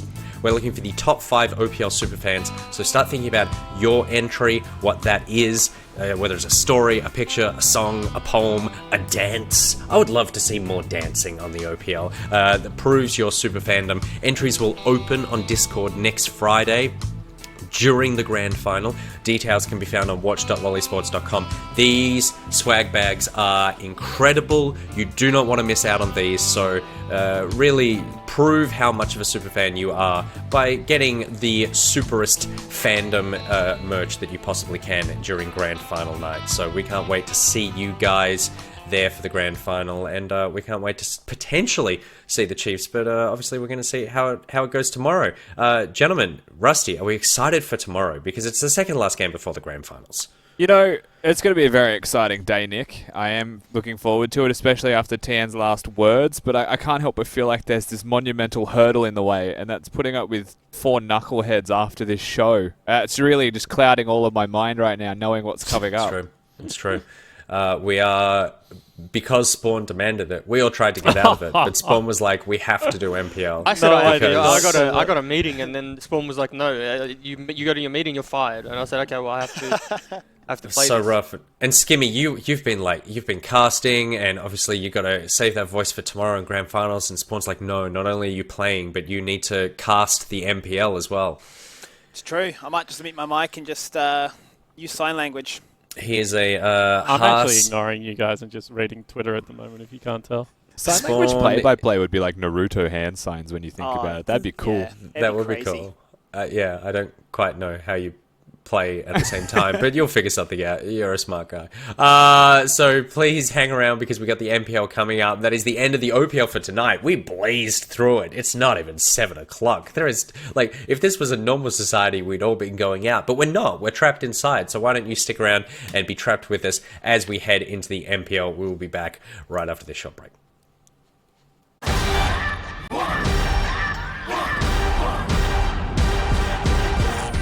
Today is the NeoSurf Cup, and we're going to be playing against Misfits, so hopefully we can bring home the win. NeoSurf is simple, safe and secure. You can go to your local shop and get a voucher code and use it online, preferably to buy League of Legends skins. He's got it! This is deadly! He's got it!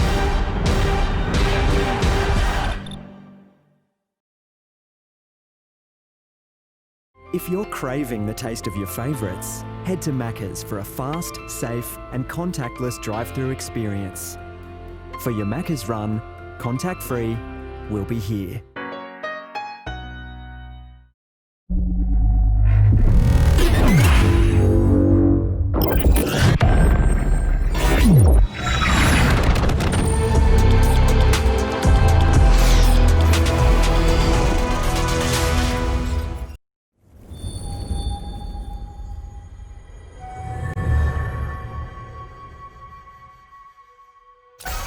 Forget everything.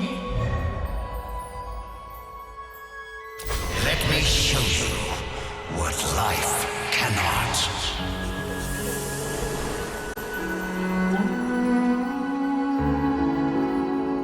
Blessed are those who need my guidance.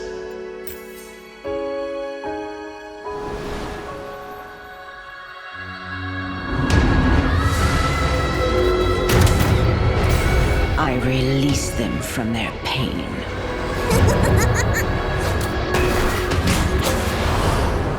There is only death, mine or yours. If you've come to kill me, I hope you brought friends. I'm going in! For some reason. Ow! Wait, I hit you! Sorry! Spirit blossoms! And now, you have purpose.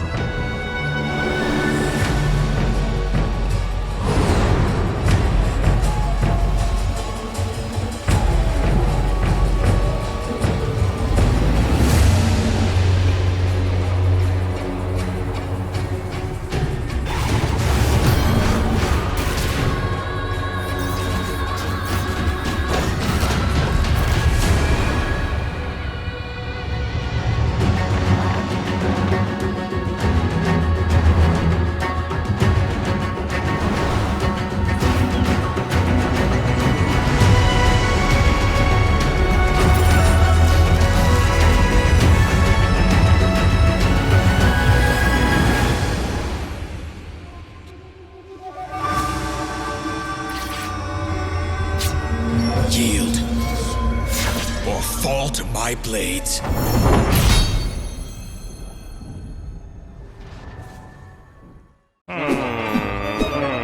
Taste my bear! Who stole my penta? Oh, baby, that's what I needed. 9 hours in this building with these morons. Good work! Let's go, boys! I'm here. What's going So on? he's here. What's going on? Guys, can't I'm just here. say I'm not getting paid overtime, so I'm join here. my I'm lobby here. I'm here. really fast. I'm here. I'm here. I'm here. Hi. I'm here. I'm here. ready. Is I'm ready. everybody else here? Sorry, I need to log on still. Wait, are we playing ranked flex? Oh no! Oh no!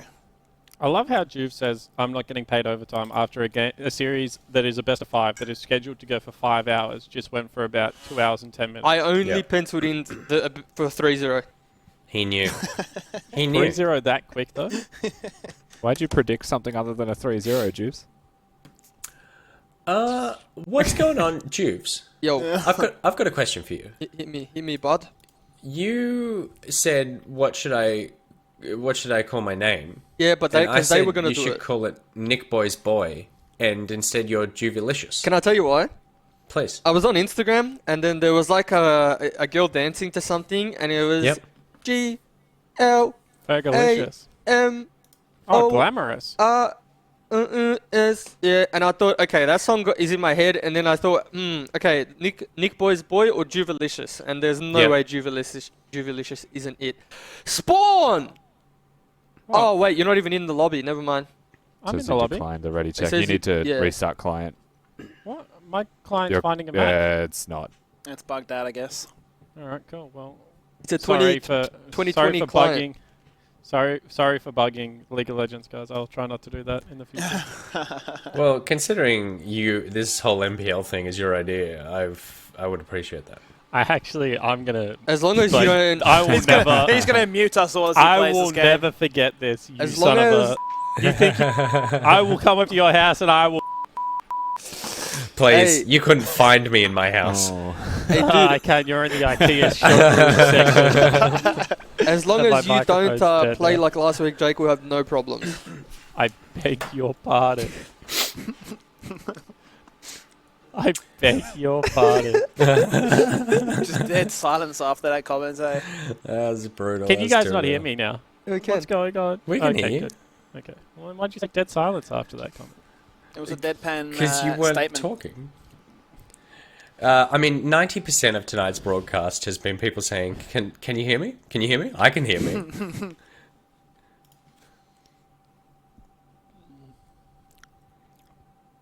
All right, we all got that one, right? What's for Yep. dinner? I was just scoffing down some pasta. I'm having a huge salad. Okay. I'm having roast veggies. Roast veggies. Just veggies? Yeah. Trying to cleanse my soul, you know. Chat, what are you having? You should clean. It doesn't matter. I'm not going to tell you what to do. Talking to me? Yeah. What should I Top do? lane. You should cleanse with fresh food, not roasted in oil and butter. Oh, we got Jews in the but- jungle. Come on, man. Yeah, break. Don't ban Lilia. Surely we don't lose these. Don't ban Lilia.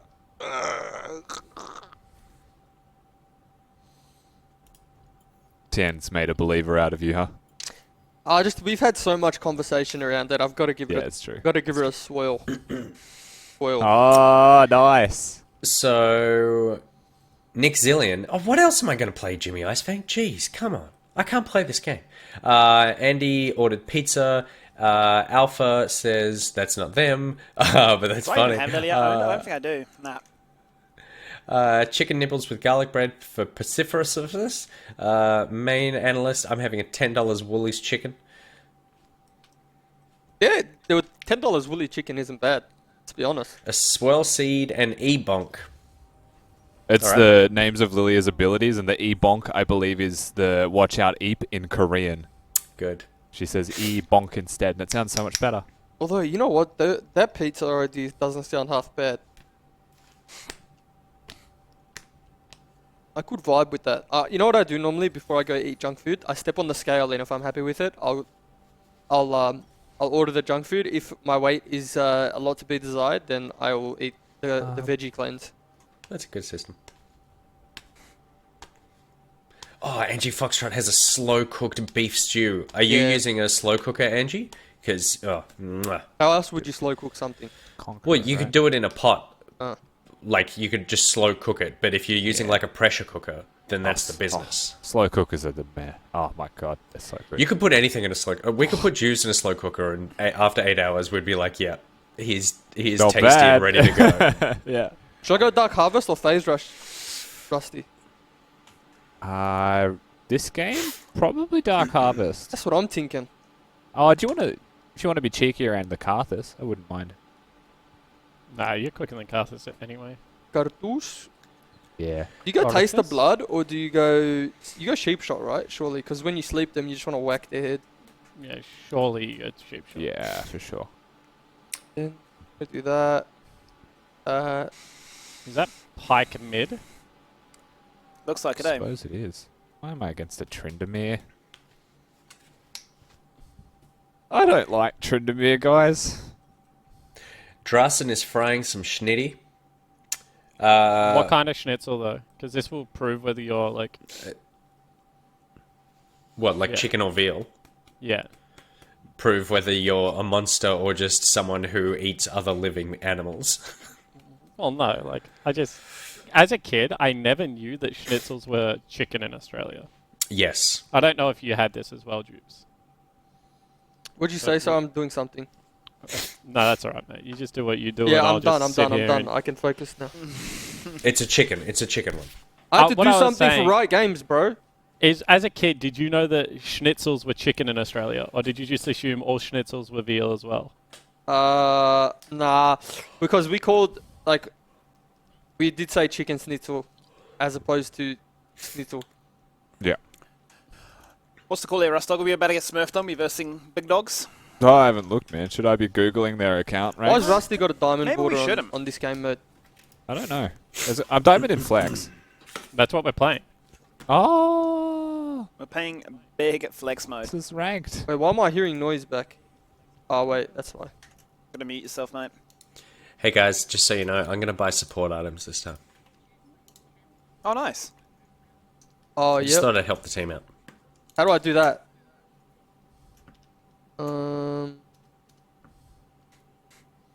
If you go into a... Alright, there is no way we Into lose settings. this game. That's Yeah, all where I'm is it? saying. Overlay. Oh, really? To That's answer exciting. Skibby's It's just got, like, a question. little option. That's exciting. There's no way we lose this. Okay, well, me and Nick are running heal together in the bot lane. We're just gonna hold hands and play this game together. I think it's off, right? I'm actually really glad I'm here in the bot lane with Nick. We can just AFK, just hit a few minions. Remember how well I played last time? Yeah, bro.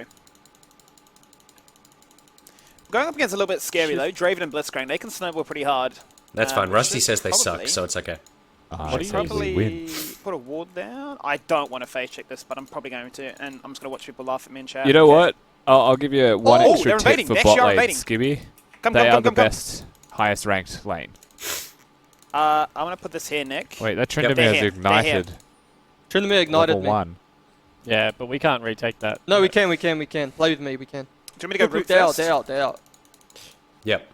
Wait, is Tryndamere mid laning? I'm doing Oh. raids, you guys. Oh, Wait, what look the at him. hell? What are you What is doing? that? The cross map play. Okay.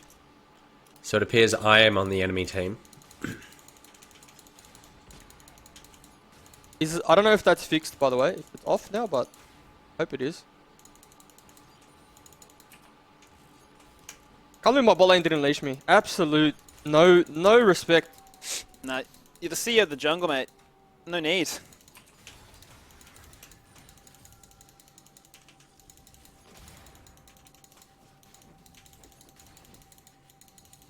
First thing a Karthus, hey. Yes, you are, my friend. Hey, does Lilia's Q do more damage the inside or the outside? Outside. Outside. Darius. I think Darius. Yeah. So far, I'm Do you want- smurfing really Do you hard. want ward up here? Yeah, would be fine. Alright, so we're going to a Karthus. Raptor's still up. I might get ganked.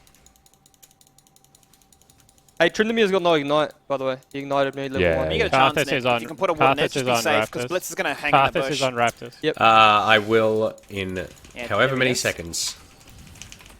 Pop heal, pop heal. Oh, I popped flash as well. I fat fingered. I hit all my buttons, but you lived. Did you pop heal too? Oh, You did. yep. Oh, no, you didn't. Okay, you kept your heal.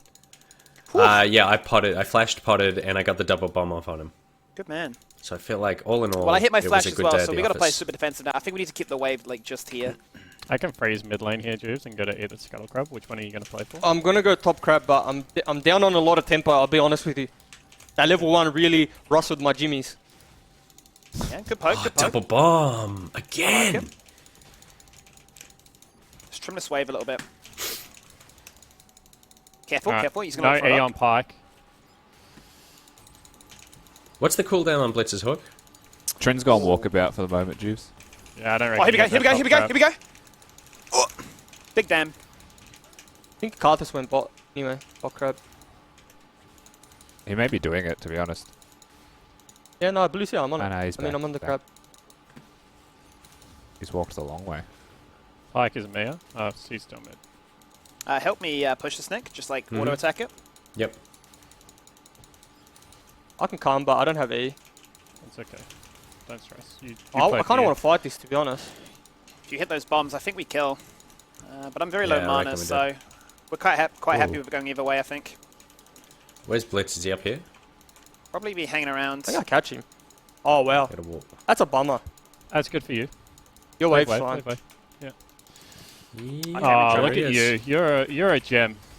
You're a bloody gem, Juves. Maybe, maybe. Oh, he just hits max range. Ah, damn. Damn. How did that miss, man? That's what I'm thinking. I got Rusty. too overzealous there. I think he's gone.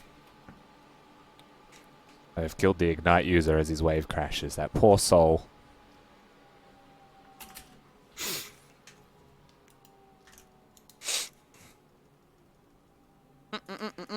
On my way, bot. Let's go. I do be Fair snagging enough. these ones, Jakey. So Yeah, I we're like super far that from behind, you, but actually. I think we just have to That's play big. super passive now, Nick. Yep. Trent's back on the map. I should just get perma prio now. Man, Oh, look this at this CSing mid. this character is pretty fun, I'll be honest. It's good, It is hey? a pretty good design. Do you reckon Yeah. that fun champions just get played more in comp? Yeah. There's got to Maybe be just some have more garbage hours on champions it, that were maybe. played just because they're fun. I mean, Faker Yeah. literally did A to Z in LCK. It's true. Alright, Carthus going topside. Help me push this wave. Just bomb the minions. Trent's free to move. I just got back to top. Yeah, nice. Where you been? British, Where Carthus went. yeah, top Oh, side. damn. British Let's back champ off. moves so fast. I'm going to put a control with a nub brush. Cool.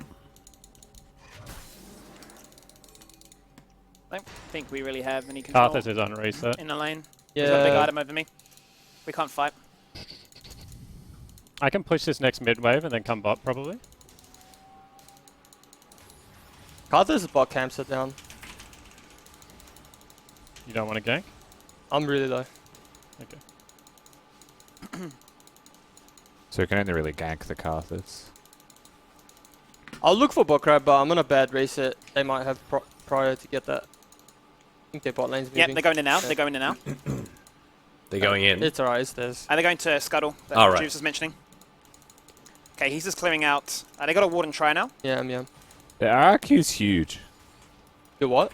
I mean, there's no way that this lobby of 5 people loses a game of League. That's all I'm saying. I can go bot. Like, let's fight this crap. Okay. I'm nearly 6. I might get 6 off this. I think that's gone, or you caught. Carthus is bot. He's at drag. I'm just gonna get 6 and then we fight. I'm nearly 6. One more Okay, creep. I'll wait for 6-2 then. Like, I need my a whole wave's wave good. though. I'm here, just I'm here. messing with him. I'm Look coming. at the cobs. There's a dog. I need a whole... okay, back up, Nick. We'll just play off our Heal. team. They're making a play You mid right sleeping? now, so we'll just Yeah. chill. I got move speed. Go on. Actually worked out well because you got out of the file. Yeah. But did he take crab? I didn't see. No, he didn't. I'm just gonna dip past mid. Yeah, I can kill this guy as well if he steps up. That's okay. What's this guy doing?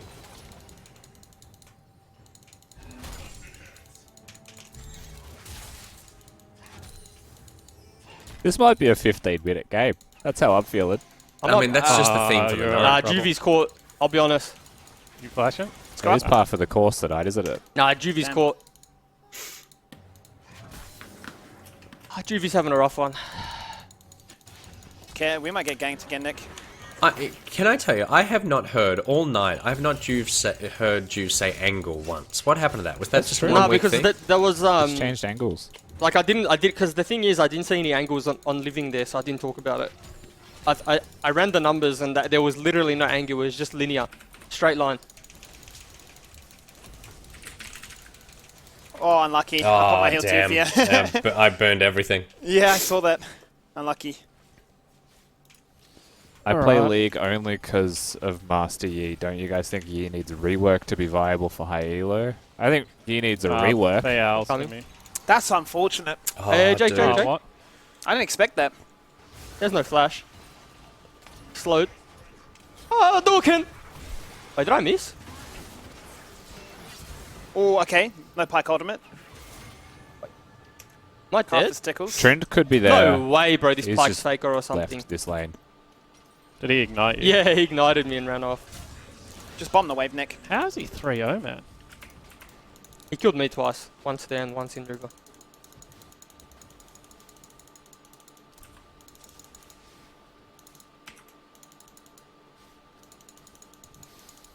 Rust Dog's having a good time in the top lane, that's for sure. Yeah. I mean, my pike has 30 CS, but he just has 3 kills. This doesn't want stuff. Did I miss my W on Carter? I swear it did no damage. We'll just last at these minions, I Nick. didn't We'll just see. chill.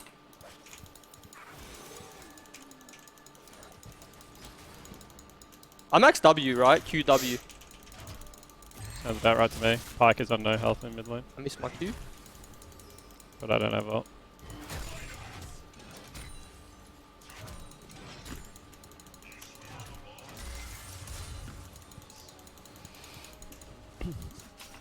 I think bomb this this wave, Trendemir pushing him. took his teammate's red buff to sustain in top.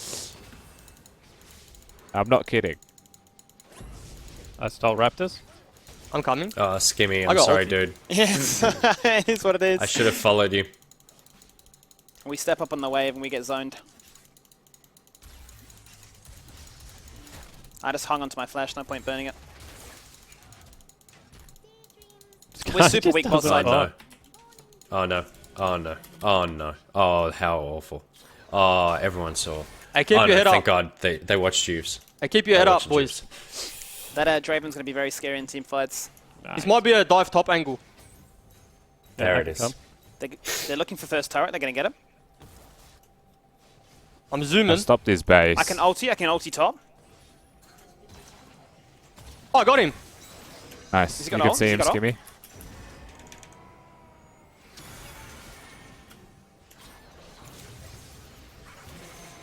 Okay, nice. I think I misplayed. They're here. I don't get this I'd say it's champion. worth because we're smacking his turret. That's what I'd say.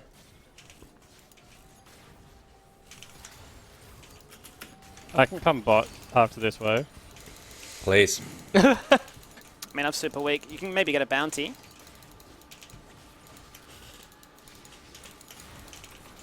Alright, I'm coming. Oh no. No, he's alright. Oh my God! Just like 2-hitted from Blitz. Oh, How does that no. hit me? Jake, I'm coming, but I don't have ult. That's Could crazy. Could be very like a dangerous. bad time now. Can we This is a kill them? bad time. I don't know. I don't know what my champion does. Alright, let's try. Alright. Lilia has no ult, by the way. Juice has Let's no look ult. for it. He's coming for me, the Big big man dog. Spawn going for the suplex, flashes on forward, brings him into Juves. Juves going to look to try and do as much damage as he can right now. They can't put him to sleep, but they can do a lot of damage. I'm actually going to Okay. perspective as the fight That's a continues. big Jake combo. Juves. Bumps him on the head, says Bambiel's the book to read. If you haven't read it, then watch it, because he is putting on an absolute bloody clinic. You guys should go mid, by the way. I think. There it is, boys. Yeah, it looks like cute the Jimmy? way I run I around. can't play, but Nick. I can talk. We Yep. have that. Yep. Look how cute I look. I'm so cute. I'm Is so this You wanna the first do- time you've? Is this the first time you've played? I them? think this is a Yeah. Rift Herald angle. Second. I think no. I think Alright. this is just a cuteness angle. Jake takes bot. I always go mid and AFK and be like redundant. I'm into, like, so 40 kawaii minutes. desu! I can run up for Herald if you No. want. I'm just gonna go AFK mode. God, I wish I had TN telling me what to do right now. Wait, this is a kill angle here. I misclick. Let's go up, Nick. Let's go up, Nick. Yeah, with you. Look at this guy. Oh, He slashed. nice, Juice. I'm pretty sure my ult's broken. Yeah. 3 seconds CC on as many people as you hit. Yeah, I'd say that's broken. Oh! Okay. Nick Boy's got ult. We play around Nick Boy's ult. For sure. No. Alright, it happens. We died. Sometimes we don't use it. Draven's gone from bot, so he's probably coming mid, so just be careful. I'm coming for you. I'm coming with you, Rustdog. He's going to slow down. Yeah. That's an angle, bro. Some say... Okay. Okay. You defy the laws of angles, bro. You're a shapeshifter. Draven's mid. Like he has to be. Yeah, he is. Draven's got no ulti. Pyke does, though. Hey, guys, what's We're Twitch losing. chat saying? I can't have it open because... Makes my computer lag for some reason.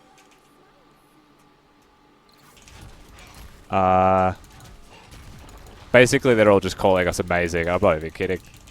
Wait, the one time I don't have Twitch chat open, I'm not getting flamed. That's actually insane. Oh, okay. Bro, I ulted as you went into the death row. I'm like, well, this is awkward, isn't it? You guys, can I stay on the map? I've got like so much money, but I also just want to wait my Leandris. Just stay. I've nearly taken bot lane turret. I assume someone's going to come down here eventually. Yeah, let's just AFK push mid. You guys cover mid, I'll go top. This champ, I'm actually gonna lose all my LP playing this champ in ranked now. I don't care what anyone says. I'm literally only playing this champ. I'm playing this champ in all 5 roles because I'm pretty sure you can use this champion in support as well. Yeah, why not? Weekend 2v2 kill bot. Come bot. I've got 3k if you want. I don't care. It's pink warded. Let me clear the pink ward. Okay. No, they'll think I'm basing. I'll channel base after it. You know how it gives you like brief vision? Lingering vision, yeah. I like that. Yep, I'm coming now. Karthus has no flash if you see him. Just Pyke mid. It was bot. Pyke missing. Pyke coming bot. No, he's No, he's still mid. He's still mid. He's still mid. He's still mid. Alright, we're out. We're back in. Nah, he's still mid. Thank you. I'm huge. I need 1 jungle camp for Leandris on first base. That's huge. Pyke's coming. Okay, Rust. Oh, boys, I'm sending a bowling ball down mid. Ready? Tell me if it hits anyone. I'm coming to this fight mid. No one hit. Bummer. No. They're all hit. They're all mids. I got 3.1k. I don't want to fight if we can avoid it. I'm fighting. Rustdog. Yeah, nothing I can do about that. Have you slapped him? Yeah, I slapped him. You slapped him. I thought in my head it went. I saw Tien do it. Oh my god. I saw Tien do it. I saw Tien do that and it worked. Okay. Ooh. That happens. I got Leandris now though. Alright. Rusty, when you said there's no way we could lose, were you lying just to like up our confidence? No, we win. We win. I'm just trying to be a positive Paul. We for sure win this game. I'm serious. I'm really strong right now. Right, we're going to see what Spawn can do here in the 1v3, holding on the mid tier 2. We're going to try and find a situation in which he can look to try and pop Wait, off. Jake, Doesn't have the ultimate, but does have style. Does actually hold on to the opportunity there as they make Jake, the I got a GM ball. for order. I Missed. don't know why I Juves put on goes an accent. bowling. I've been corrupted by Juves. Sorry, I'm trying to win the game. I got to put on the accent. I got to sound like this when I commentate. Okay. Where are they? Not there. We're actually going to run it down mid now. Group with the team. I see a shot down on my screen. A nice smile from I side don't know to why I just side. did that. Let's do Herald. Happy days, happy plays. Fantastic out of the blue team.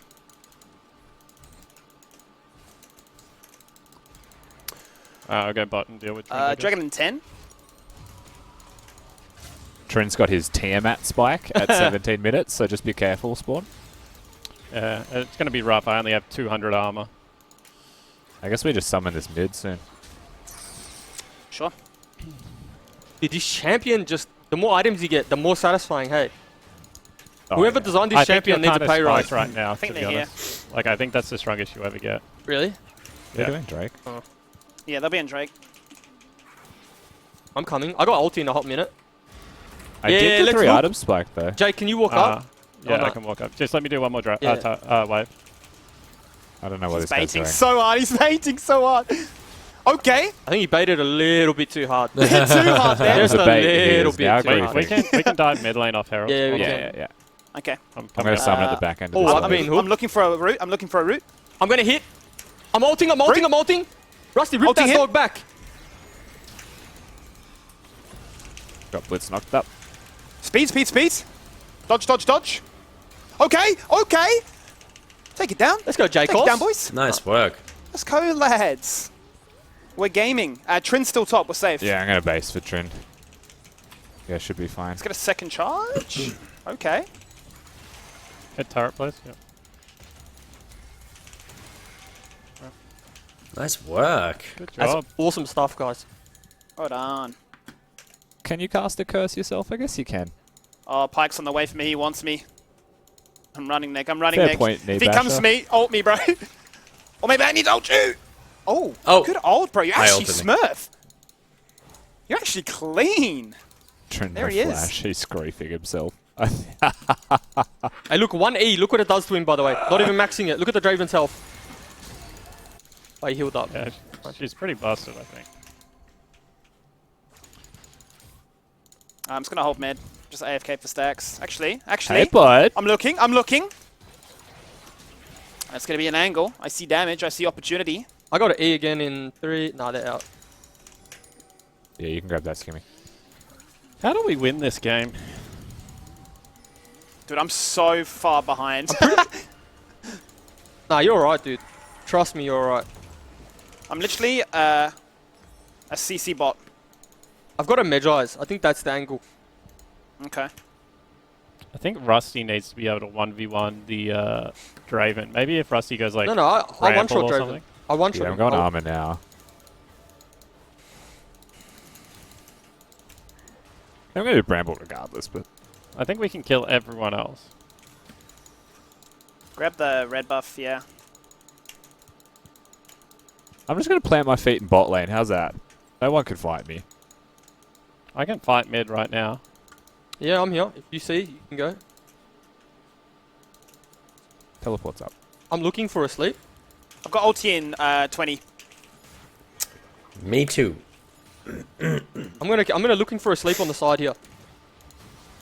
I'm looking. Am I hit? I'm looking. It's the wrong target. I got him. Okay.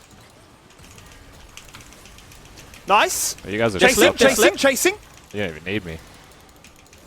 I am a Nice. monster set, bro. I am such a good set. Go, go, go, go, go, go, go, go, go, go, go. There it is, lads. There it is. I don't have even need to actually teleport. We are the gaming. cleanest set.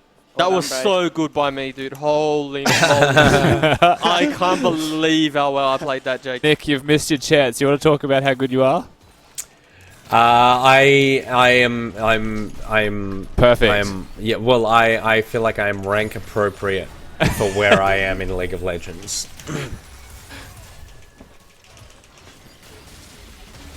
This has been a good tune-up game for the Lilia. Maybe I'm in trouble here. I'm coming, Jakey. I'm super low. I'm super low. I can't actually commit. Jakey, I'm coming. I'm gonna. I'm on the flankos. As Sammy D would Oh, say, I I'm on the. missed. Oh, unlucky. No! That's what I was hoping not for. Damn. Run, run. He's got no flash. Draven, no flash. Nice. He's dead. Careful, Juice. Oh, Oh, what? What killed you? Baron. No, dude. That's Oh, well. unfortunate. Guess we just go Bramble. This could be a lose dragon angle. They're on Salt Point after this. That's what I'm saying. Jungler's been terrible at securing neutral objectives, that's for sure. Alright, I'm running it mid. I can make it there in time, I think. Yeah, I had teleport. I'll get there. Oh, Rusty died as well. Who did Rusty die to? I was 1v3ing them at their bot inhib for no particular reason. I like that from you. But I got Karthus. So. I want to see if it dies from 1Q. Does that burn down? Nah. Pick those bullets up, baby. Yeah, bros. Look Alright. at that. I'm One coming, bang. Drag. Alright, Nick. Time to group up with the squad. Coming. You've got the boys below you. What?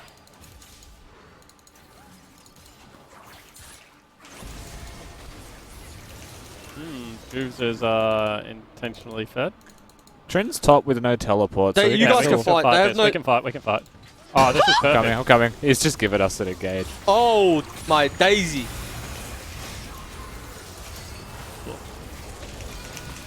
Pike's here on me. Pike's on me. Oh, the He's got no Pike ult. missed He's the got no ult. reset. The Zillion ulti's clean there, though, I will say. That's a clean Zillion ulti, young champion. Thank you. Thank you very much. Nice, bro. Well done. It's too clean. Well played, lads. I'll go deal with Tryndamere when I'm up. Let's go Baron after that. Let's go Baron after that. I want to see you guys run straight to Bazza. I just don't think you know how much fun I'm having Yeah, playing it's this crazy. champion. I'm going to push one more wave and I'm going to reset after that. No, I said how much fun, not how well. Oh. No, the set's really fun, dude. When you get Choose ahead. is insane. Scratch that immediately from height chat as well. Who said that? Height? Yeah. That's... Come on, Height. He was complimenting you and then you died, so I reckon it's his fault. It is. He's cast the curse to me. This Tryndamere is running from me. I'm chasing him the whole way, boss. Yeah, I'm coming. He's been hit. Oh, there he is. Where's he going? Oh! I'm on my way. Heal Nick boy! I got no ulti. Go, lads. This is a Baron angle. Oh, nice. I'm looking for a big time.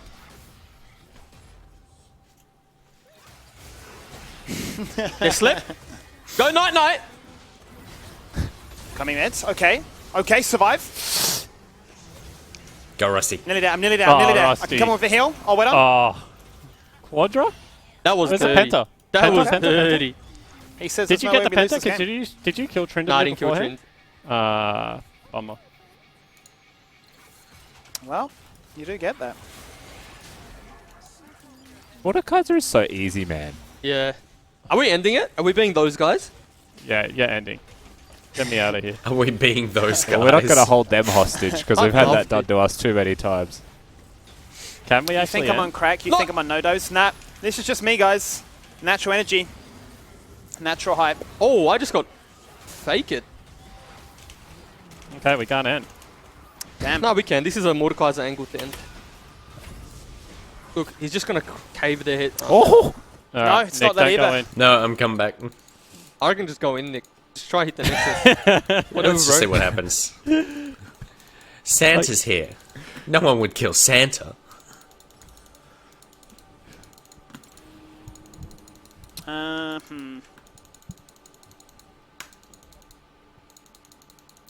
Alright, we gave over some shutdowns. That's a 6-item 80 carry at Yeah, 25 come on, minutes Jimmy. into the game. Yeah, stop doubting Nick Boy Zillion. He's a clean player. Yeah, how dare you?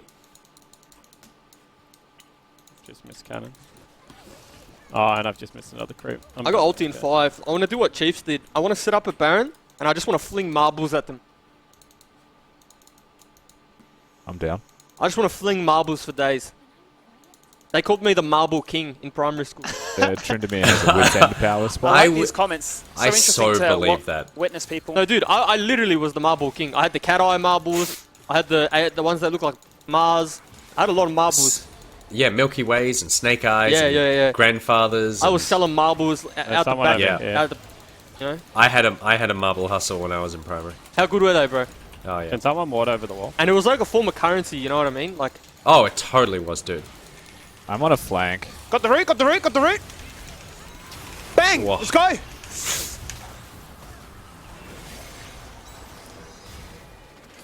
Goodbye, Carcass. Oh! Slept him. Huge. I think I died. Damn. Where's the Alright, Tryndamere, go bro? on, I'm actually go going to report this Tryndamere, by the way. Oh, He's here, whoa. he's flanking, flanking. Kill him, End kill the him, game kill it mid. all, kill them all, kill them all. Alright. How are we going to kill this End the Tryndamere? game mid. I will kill him, I will kill him. Minions are pushing mid passively. He's going to get I slept, reckon slowed he here. tries Yeah. to take you on. Why is he not trying to fight you? Can't. There he goes. Why are we not ending the game? We're killing him. Jake, I don't want this guy to have fun, bro. But he's playing with his idols at the moment, so of course he's having fun. He's ulted, he's up! Oh, there it is. I don't think that was an end angle anyway, Jake, if I'm being honest. Trust me, dude. God. Trust me. Yeah, alright. This champion kind of feels like it ramps up a lot, Jake. I'm not going to lie. Yeah, but like, if they're coordinated, how do you actually ever get in and do that? Zonya's, bruh. Yeah, no. So you can flash Q, Sleep, Zhonya's. Isn't that just ridiculously OP though? In a Yeah, team no, but like at level 11, you can actually you don't have to worry about being Skibby. one shot. Yeah, true. Come and get it. Grouping? Oh, you want me that? Okay. I don't want it. I'm going for the end angle right now. Alright, I guess I want it. Yeah, you have it, bro. You have it. I do Thanks, nothing passive. anyway. Mord passive just snags it from you. Yeah. I was trying to run away. I know. Okay. I'm on my way. I'm gonna be lagging behind. Jake is not mucking about. Yeah, He he's wants ready to have win. his din-dins. That sleep Alright, is so Big long, stun, man. Big stun. That sleep is so long. Whoa. That sleep is just Okay. too The long. inhibitor's up. Inhibitor's up. No, you're right though. I do kind of fall off there, I'll be honest. Do you want the Karthus or the Pike, Skibby? I can give Skim Dog the Karthus. You want the Just check his Karthus? skill. Give me the Karthus. Yeah, check his juking ability. Go Skimmy, 1v1. Go, Skimmy. Ish, Yep. ish, Yep. ish, Yep, ish. not the Oh, Nexus. he's auto the Nexus. Ish, ish. You gotta juke the autos, bro. I mean the Oh, Qs. Skimmy's got him. Yep. And we haven't that's ended the embarrassing, game. We're man. actually just Oh, trolling. I got the Pike. What went wrong over there? We're actually just just run, no. Rusty. You're gonna die again. I thought I'd outplayed him. No. Oh, Rusty's That's dead. We lose unfortunate. Dragon. I'm going Dragon right now. Oh, that's greedy. Oh, Should've you guys flashed. are I should've actually flashed it. just trolls. We're not gonna win now, dude. Actually, I've had enough. That's it. I've actually I've hit the yes. Don't do it, dude. I've hit the yes. I've hit the yes. No, producer's gonna. Who hasn't voted with me? I'm gonna get Me. sacked by the That's producer. so funny. There is That's so much so power funny. in our hands right That now. is Oh so my funny. god, we're about to So lose the much game right power. here. Now, Jake, I'm here. I can ult the Drake. Oh my god, deleted in one hit. Wow. Oh my god, we lose. Now they can't end, but we definitely lose the Dragon. And the Nasher. No. You think we lose Nash? No, Okay, no, we no. can- They're all bot, dude. Rusty's got TP. I'm just gonna vote yes so that we never have to actually face the shame of having lost I'm this. telling you, we'll win. I'm telling you, it's done. Do I look? Rusty, should I go the Frozen Heart angle? What do you reckon? Yeah, you probably could. You don't need to because you have Rylas. They're Oh, not on true. it. I just got that Death Captain, I think. Don't face check and die. Alright. What are we doing? What's the game plan? You know what? This is the problem with you, Jake. If I'm being completely honest with you, you're very negative once something goes wrong. No, I like the game. I Alright, hate they're on Baron, they're trolling. on Baron, they're on Baron. They're doing it now. Yep. As long as everyone's trying to win, I'm a happy chappy. I'm trying to win, bro. This might be a take Karthus angle. I mean, a Draven angle for us, dog. Or Karthus, yeah, I that just works. get two shot. Is there a Loki cat in the chat right now? I should play it a lot slower. We can fight them. Yeah, still. we can fight, we can fight. It's still pushing. Ult in, I mean, I got sleep in 5. I'm just gonna put Karthus dead for 40. I'm putting a bowling ball down mid and we'll see who it hits. It could hit actually. No, he's got. I popped his Alright, we ready? I'm Oh, that's big. Okay, Jake. Okay, and he gets the insurance policy there with the Zillion. There's no way you take this set out. My Alright, He God. gets a double. The I guess we boys just pop kill the off. Nexus while he 4v5. runs Think away. the Baron end this game. Let's go, boys. I think we shouldn't end personally. There's no FF. There's I don't no think this FF is an needed. end angle. No, it's not an Fuse end is angle, right. Jake. I've seen these angles before, brother. Let's surrender just to be safe. This game had it Alright. all. Kill the Karthus emotion. now. Oh! Jake's full You trolling guys my are game. such trolls. You guys are such trolls. Jake, this is my D4 promos and you're trolling. This is piece of shit. Can't believe These you are my do that promos. at the Nexus. Jake, that's my D4 promos and you're trolling. Unbelievable. Finished. Oh my goodness. That's a win for feels the boys. good. That was a good win. Was that your first time, Lilia? Second. You popped off. Good work. Yeah, Juice. Juice gets a steak call. Yeah, look at us, Judes. Look at us. That post-game lobby. Pike mid is good. Wait, so they're actually not a stack and they're just flaming each other. Oh, no, they're not. He's talking to us. Okay. Don't let his damage. Oh, the Pike did Really underwhelming amounts of damage considering he was 3-0. 9,000 damage. Amazing. All right. Well done, everybody. A big night. Well, not a big night. Like, actually the opposite of a big night. An early night for everybody, particularly Spawn, who needs not only the beauty sleep because he's found his youth and vigor again, but the beauty sleep because it's a big day for Order tomorrow. It's a big day for Chiefs tomorrow. It's a big day for the OPL tomorrow. And we're excited to be coming back. Everyone gets an early night. Everyone gets a bit of a relax. Feeling good? Oh, yeah. Loki Cat, did you see the news about Williams Racing being acquired? There you go. We'll talk about that later in the Discord. Who's Williams Racing? With their F1 team. Like, used to be good, shit now, terrible trouble, just got bought. That's literally me in a nutshell. Except I haven't been bought yet. That's true. Yeah. You don't want to buy me? Jews is also up for sale. We'll auction him off tomorrow during the broadcast, and we'll see what we can get for you. All right, cool. Thanks very much for everyone for watching. We will see you all tomorrow. We're out. Boys. This is life. Huh?